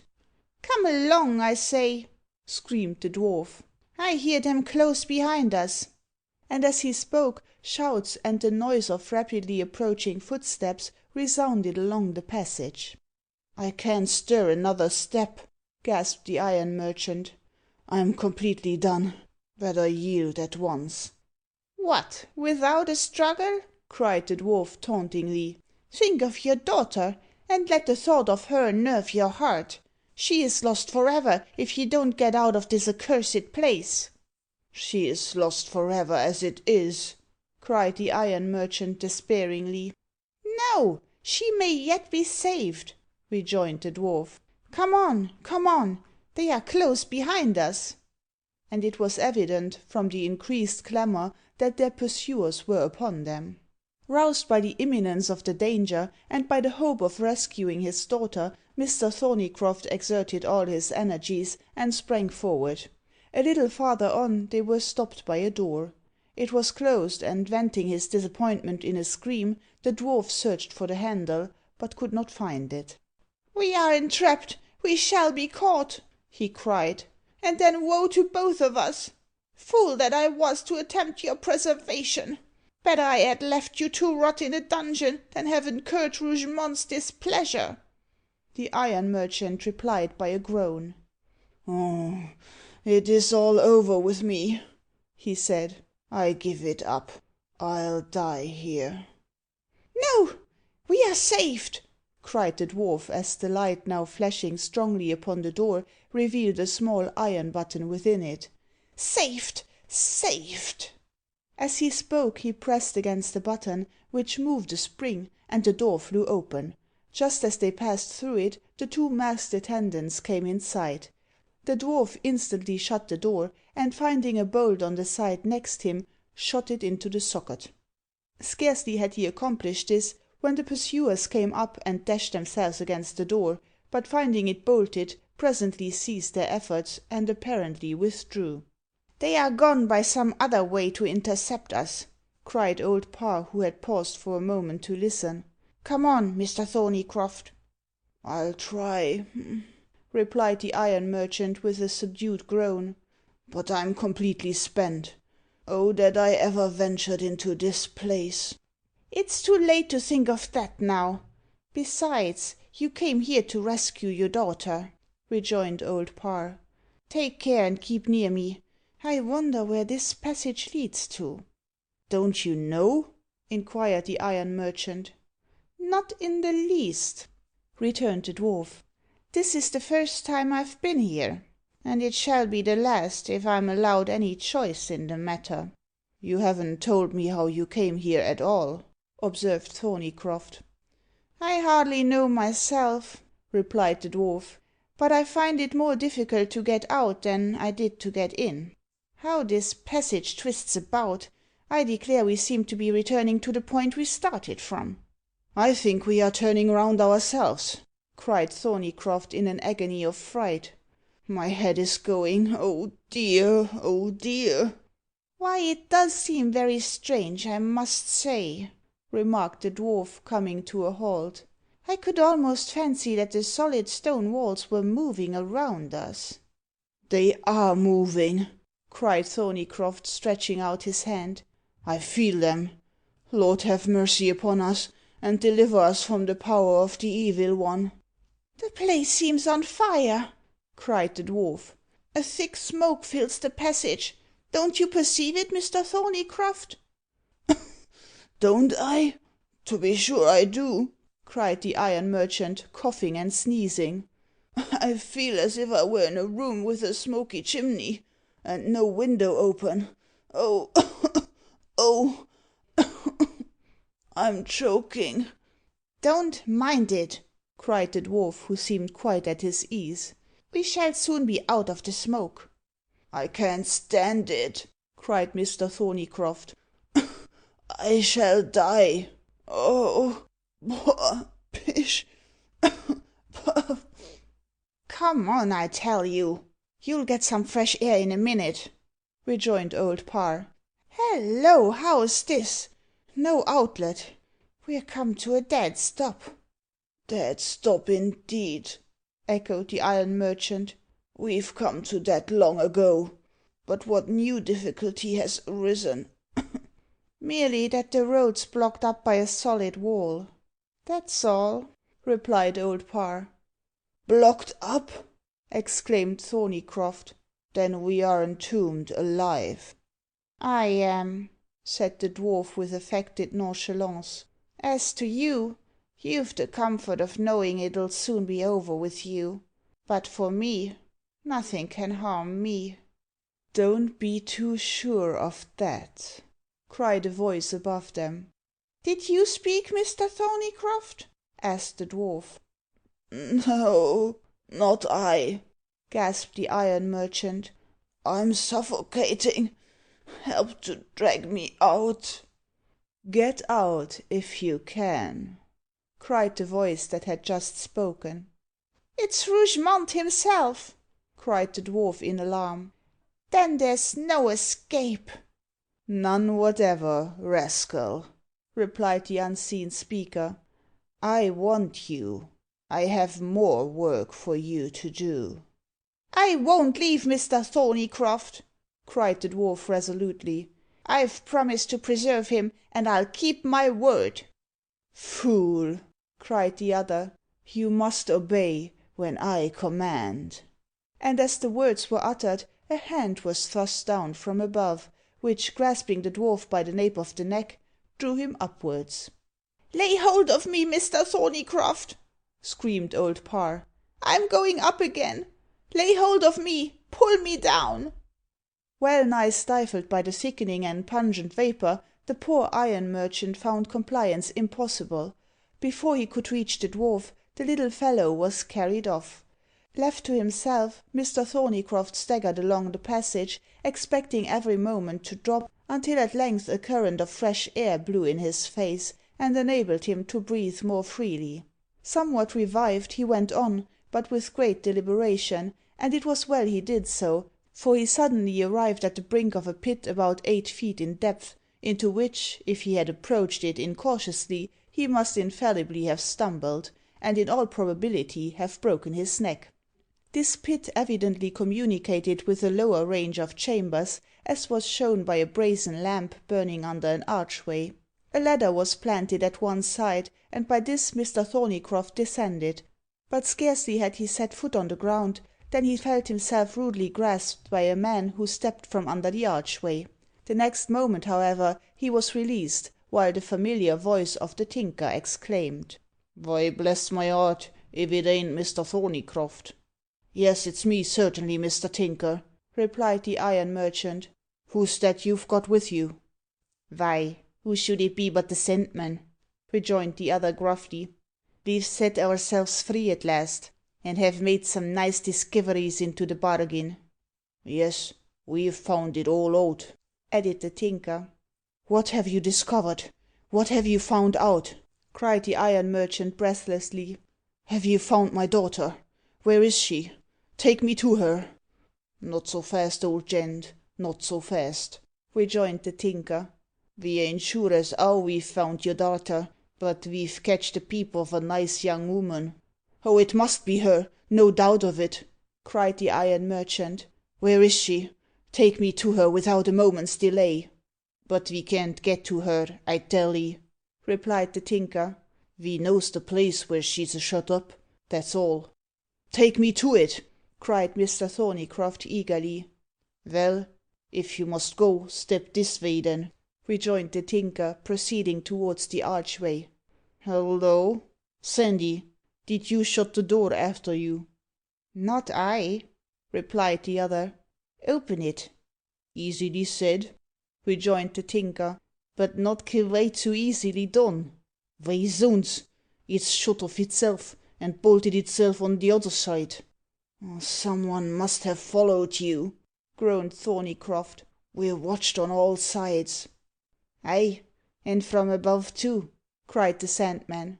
"Look up there," he added, in accents of alarm. "What's the matter? What new danger is at hand?" inquired the iron merchant. "Look up, I say!" cried the Sandman. "Don't you see, Tinker?" "Ay, ay, I see," replied the other. "The roof's a coming in upon us. Let's get out of this as fast as we can." And he kicked and pushed against the door, but all his efforts were unavailing to burst it open.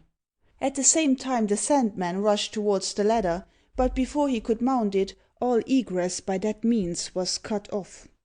An immense iron cover worked in a groove was pushed by some unseen machinery over the top of the pit, and enclosed them in it. Chapter 5. New Perplexities. For several hours, deep sleep, occasioned by some potent medicaments, had bound up the senses of Auriol. On awaking, he found himself within a cell, the walls, the floor, and the ceiling of which were of solid stone masonry. In the midst of this chamber, and supporting the ponderous roof, stood a massive granite pillar, the capital of which was grotesquely ornamented with death's heads and crossbones, and against this pillar leaned Auriol, with his left arm chained by heavy links of iron to a ring in the adjoining wall. Beside him stood a pitcher of water, and near him lay an antique-looking book, bound in black vellum. The dungeon in which he was confined was circular in form, with a coved roof, sustained by the pillar before mentioned, and was approached by a steep flight of steps rising from a doorway, placed some 6 feet below the level of the chamber, and surmounted by a pointed arch.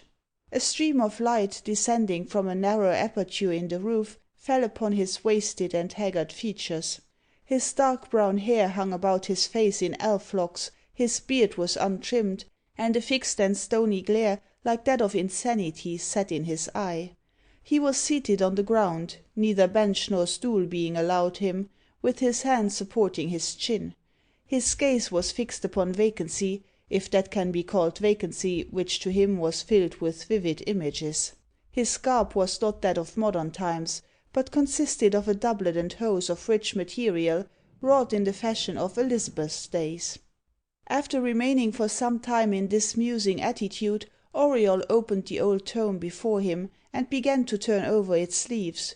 It was full of magical disquisitions and mysterious characters, and he found inscribed on one of its earlier pages a name which instantly riveted his attention. Having vainly sought some explanation of this name in the after contents of the book, he laid it aside and became lost in meditation.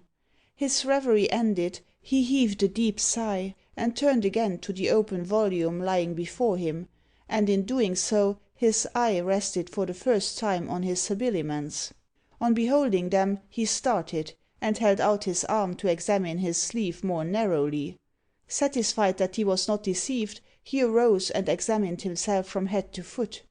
He found himself, as has been stated, attired in the garb of a gentleman of Elizabeth's time. "What can this mean?" he cried. "Have I endured a long and troubled dream, during which I have fancied myself living through more than 2 centuries? Oh, heaven, that it may be so! Oh, that the fearful crimes I suppose I have committed have only been enacted in a dream! Oh, that my victims are imaginary! Oh, that Ebba should only prove a lovely phantom of the night! And yet, I could almost wish the rest were real, so that she might exist. I cannot bear to think that she is nothing more than a vision. But it must be so.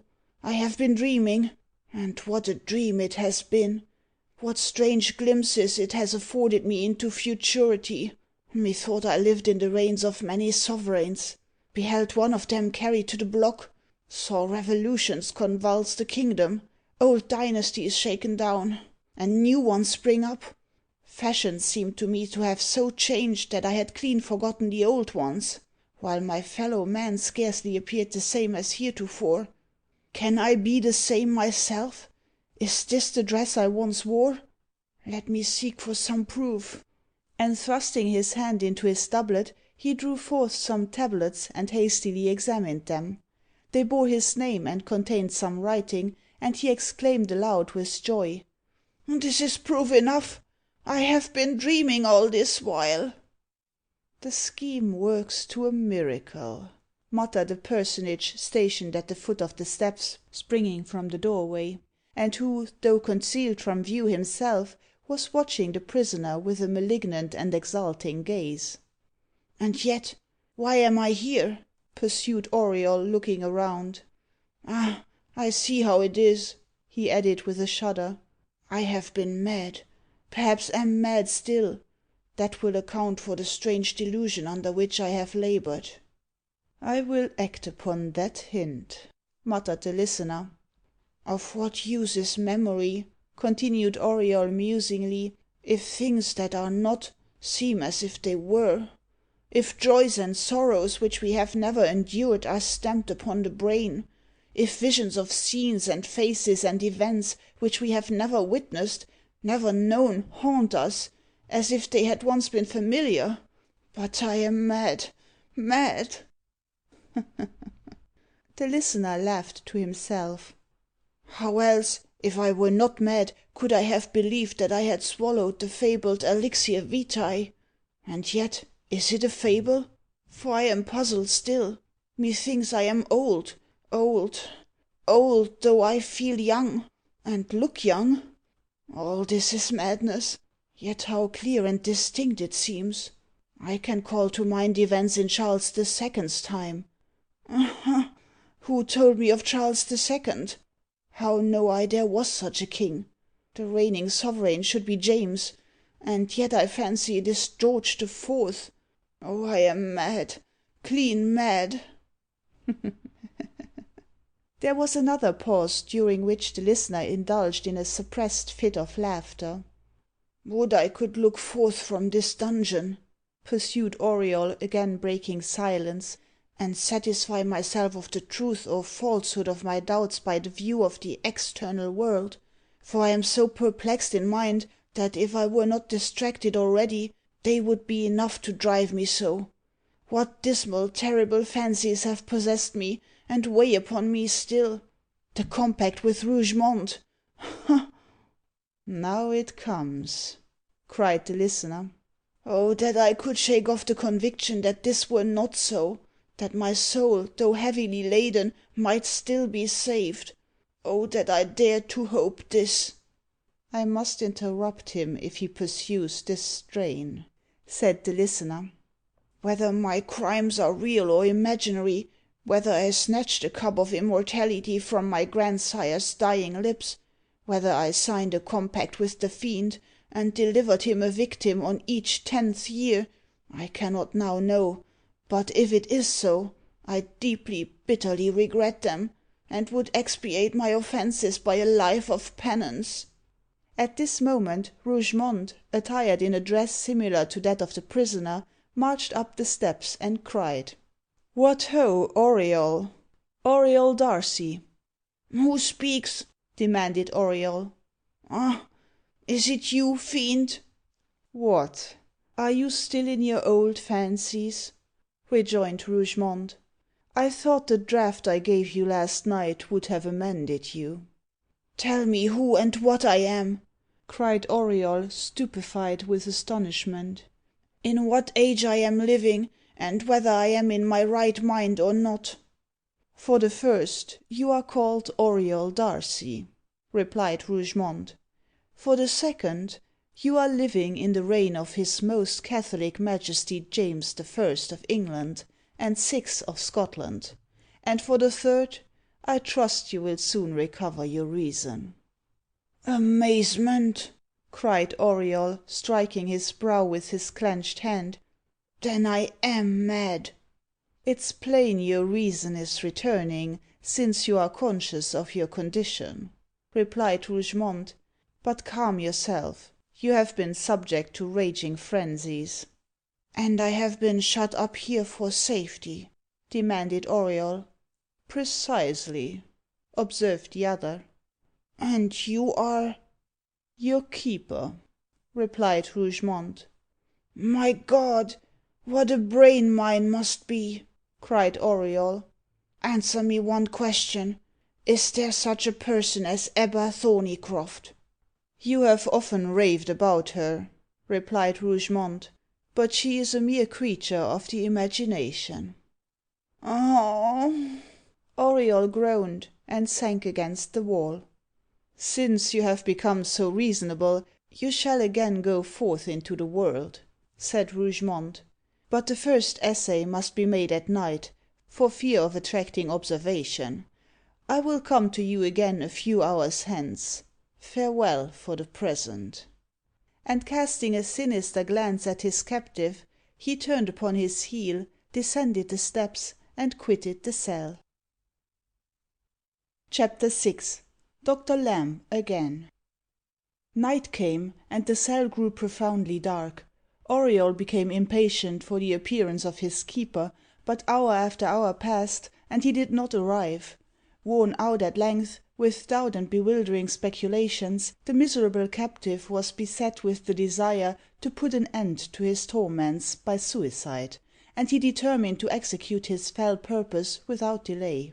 An evil chance seemed also to befriend him, for scarcely was the idea formed than his foot encountered something on the ground, the rattling of which attracted his attention, and stooping to take it up, he grasped the bare blade of a knife. "This will, at all events, solve my doubts," he cried aloud. "I will sheathe this weapon in my heart, and if I am mortal, my woes will be ended." As he spoke, he placed the point to his breast with the full intent to strike, but before he could inflict the slightest wound, his arm was forcibly arrested. "Would you destroy yourself, madman?" roared a voice. "I thought your violence was abated, and that you might go forth in safety, but I find you are worse than ever." Auriol uttered a groan, and let the knife fall to the ground. The newcomer kicked it to a distance with his foot. You shall be removed to another chamber, he pursued, where you can be more strictly watched. Take me forth! Oh, take me forth! cried Auriol. It was a mere impulse of desperation, which I now repent. I dare not trust you. You will commit some act of insane fury, for which I myself shall have to bear the blame.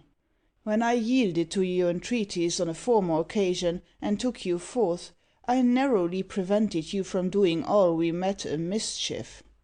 I have no recollection of any such circumstance, returned Auriol mournfully, but it may be true nevertheless, and if so, it only proves the lamentable condition to which I am reduced, memory and reason gone. Ay, both gone, cried the other with an irrepressible chuckle. exclaimed Auriol, starting. I am not so mad, but I recognize in you the evil being who tempted me. I am not so oblivious as to forget our terrible interviews. What? You are in your lunes again, cried Rougemont fiercely. Nay, then I must call my assistants and bind you. Let me be, implored Auriol, and I will offend you no more. Whatever thoughts may arise within me, I will not give utterance to them. Only take me forth. I came for that purpose, said Rougemont, but I repeat, I dare not. You are not sufficiently master of yourself. Try me, said Auriol. Well, rejoined the other, I will see what I can do to calm you. So saying, he disappeared for a few moments, and then returning with the torch, placed it on the ground, and producing a phial, handed it to the captive. Drink, he said. Without a moment's hesitation, Auriol complied. It seems to me rather a stimulant than a soothing potion, he remarked after emptying the phial. You are in no condition to judge, rejoined the other. And he proceeded to unfasten Auriol's chain. Now then, come with me, he said, and do not make any attempts at evasion, or you will rue it. Like one in a dream, Auriol followed his conductor down the flight of stone steps leading from the dungeon, and along a narrow passage. As he proceeded, he thought he heard stealthy footsteps behind him, but he never turned his head to see whether he was really followed. In this way they reached a short steep staircase, and mounting it, entered a vault, in which Rougemont paused, and placed the torch he had brought with him upon the floor. Its lurid glimmer partially illumined the chamber, and showed that it was built of stone. Rude benches of antique form were set about the vault, and motioning Auriol to be seated upon one of them, Rougemont sounded a silver whistle. The summons was shortly afterwards answered by the dwarf, in whose attire a new change had taken place. He was now clothed in a jerkin of grey serge, fashioned like the garments worn by the common people in Elizabeth's reign, and wore a trencher cap on his head. Auriol watched him as he timidly advanced towards Rougemont, and had an indistinct recollection of having seen him before, but could not call to mind how or where. "Is your master abed?" demanded Rougemont. "Abed? Good lack, sir!" exclaimed the dwarf. "Little of sleep knows Dr. Lamb. He will toil at the furnace till the stars have set." "Dr. Lamb!" repeated Auriol. "Surely I have heard that name before?" "Very likely," replied Rougemont, "for it is the name borne by your nearest kinsman." "How is the poor young gentleman?" asked the dwarf, glancing commiseratingly at Auriol. "My master often makes inquiries after his grandson, and grieves that the state of his mind should render it necessary to confine him." "His grandson? Ay, Dr. Lamb's grandson!" cried Auriol. "In sooth are you, young sir," returned the dwarf. "Were you in your reason, you would be aware that my master's name is the same as your own, Darcy, Reginald Darcy. He assumes the name of Dr. Lamb to delude the multitude. He told you as much yourself, sweet sir, if your poor wits would enable you to recollect it." "Am I in a dream, good fellow? Tell me that," cried Auriol, lost in amazement. Alack, no, sir, replied the dwarf. to my thinking you are wide awake. But you know, sir, he added, touching his forehead, you have been a little wrong here, and your memory and reason are not of the clearest. Where does my grandsire dwell? asked Auriol. Why, here, sir, replied the dwarf. and for the matter of locality, the house is situated on the south end of London Bridge. On the bridge? Did you say on the bridge, friend? cried Auriol. Ay, on the bridge. Where else should it be? You would not have your grandsire live under the river, rejoined the dwarf. though for aught I know some of these vaults may go under it. They are damp enough. Auriol was lost in reflection, and did not observe a sign that passed between the dwarf and Rougemont. "Will it disturb Dr. Lamb if his grandson goes up to him?" said the latter, after a brief pause. My master does not like to be interrupted in his operations, as you know, sir, replied the dwarf, and seldom suffers any one, except myself, to enter his laboratory. But I will make so bold as to introduce Master Auriol, if he desires it. You will confer the greatest favour on me by doing so, cried Auriol, rising. "Sit down, said Rougemont authoritatively. "You cannot go up till the doctor has been apprised. Remain here, while Flapdragon and I ascertain his wishes." So saying, he quitted the chamber by a farther outlet with the dwarf.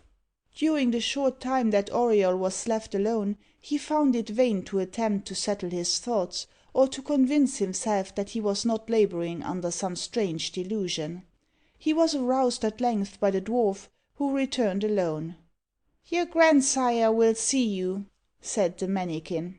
"One word before we go," cried Auriol, seizing his arm. "Saints, how you frighten me!" exclaimed the dwarf. "You must keep composed, or I dare not take you to my master." "Pardon me," replied Auriol. "I meant not to alarm you. Where is the person who brought me hither?" "What, your keeper?" said the dwarf. "Oh, he is within call. He will come to you anon. Now follow me." And taking up the torch, he led the way out of the chamber. Mounting a spiral staircase, apparently within a turret, they came to a door, which, being opened by Flapdragon, disclosed a scene that well nigh stupefied Auriol. It was the laboratory precisely as he had seen it above 2 centuries ago. The floor was strewn with alchemical implements, the table was covered with mystic parchments inscribed with cabalistic characters, the furnace stood in the corner, crucibles and cucurbites decorated the chimney board. The sphere and brazen lamp hung from the ceiling, the skeletons grinned from behind the chimney corner. All was there as he had seen it before. There also was Dr. Lamb, in his loose gown of sable silk, with a square black cap upon his venerable head, and his snowy beard streaming to his girdle. The old man's gaze was fixed upon a crucible placed upon the furnace, and he was occupied in working the bellows. He moved his head as Auriol entered the chamber, and the features became visible. It was a face never to be forgotten. "Come in, grandson," said the old man kindly. "Come in, and close the door after you. The draught affects the furnace. My Athanor, as we adepts term it. So you are better, your keeper tells me? Much better?" "Are you indeed living?" cried Auriol, rushing wildly towards him, and attempting to take his hand. "Off, off!" cried the old man, drawing back as if alarmed. "You disturb my operations. Keep him calm, Flapdragon, or take him hence. He may do me a mischief." "I have no such intention, sir," said Auriol. "Indeed I have not. I only wish to be assured that you are my aged relative." "To be sure he is, young sir," interposed the dwarf. "Why should you doubt it?" "No, sir," cried Auriol, throwing himself at the old man's feet. "Pity me if I am mad, but offer me some explanation which may tend to restore me to my senses. My reason seems gone. yet I appear capable of receiving impressions from external objects. I see you, and appear to know you. I see this chamber, these alchemical implements, that furnace, these different objects, and I appear to recognize them. Am I deceived, or is this real?" "You are not deceived, my son," replied the old man. "You have been in this room before, and you have seen me before. It would be useless to explain to you now how you have suffered from fever, and what visions your delirium has produced. When you are perfectly restored, we will talk the matter over." And as he said this, he began to blow the fire anew, and watched with great apparent interest the changing colours of the liquid in the cucurbite placed on the furnace. Auriol looked at him earnestly, but could not catch another glance, so intently was the old man occupied. At length he ventured to break the silence. "I should feel perfectly convinced if I might look forth from that window," he said. "Convinced of what?" rejoined the old man somewhat sharply. "That I am what I seem," replied Auriol. "Look forth, then," said the old man, "but do not disturb me by idle talk. There is the rosy colour in the projection for which I have been so long waiting." Auriol then walked to the window, and gazed through the tinted panes. It was very dark, and objects could only be imperfectly distinguished. Still he fancied he could detect the gleam of the river beneath him, and what seemed a long line of houses on the bridge. He also fancied he discerned other buildings, with the high roofs, the gables, and the other architectural peculiarities of the structures of Elizabeth's time. He persuaded himself, also, that he could distinguish through the gloom the venerable Gothic pile of St. Paul's Cathedral on the other side of the water, and, as if to satisfy him that he was right, a deep solemn bell tolled forth the hour of 2. After a while he returned from the window, and said to his supposed grandsire, "I am satisfied. I have lived centuries in a few nights." End of Book the Second. End of Auriol, or the Elixir of Life, by William Harrison Ainsworth.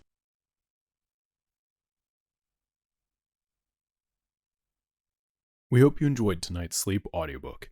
If you liked this audiobook and want to listen to more, please check out our channel at Sleep Audiobooks. And if you prefer to listen to each story individually, they will also be uploaded to our secondary channel at Sleep Chapters. You can access our entire catalog of bedtime story audiobooks through our web app, which can be found at sleepaudiobooks.com. There, you will also find our suite of sleep tools, including a complimentary Better Sleep Quick Guide if you sign up to our mailing list. Links are in the description below. All likes, comments, and especially subscribing help this channel grow so that we can reach more night owls in our quest to help as many people sleep easier so they can live their lives more fully during the day. We appreciate your support and wish you a very excellent night's sleep. This is Sleep Audiobooks.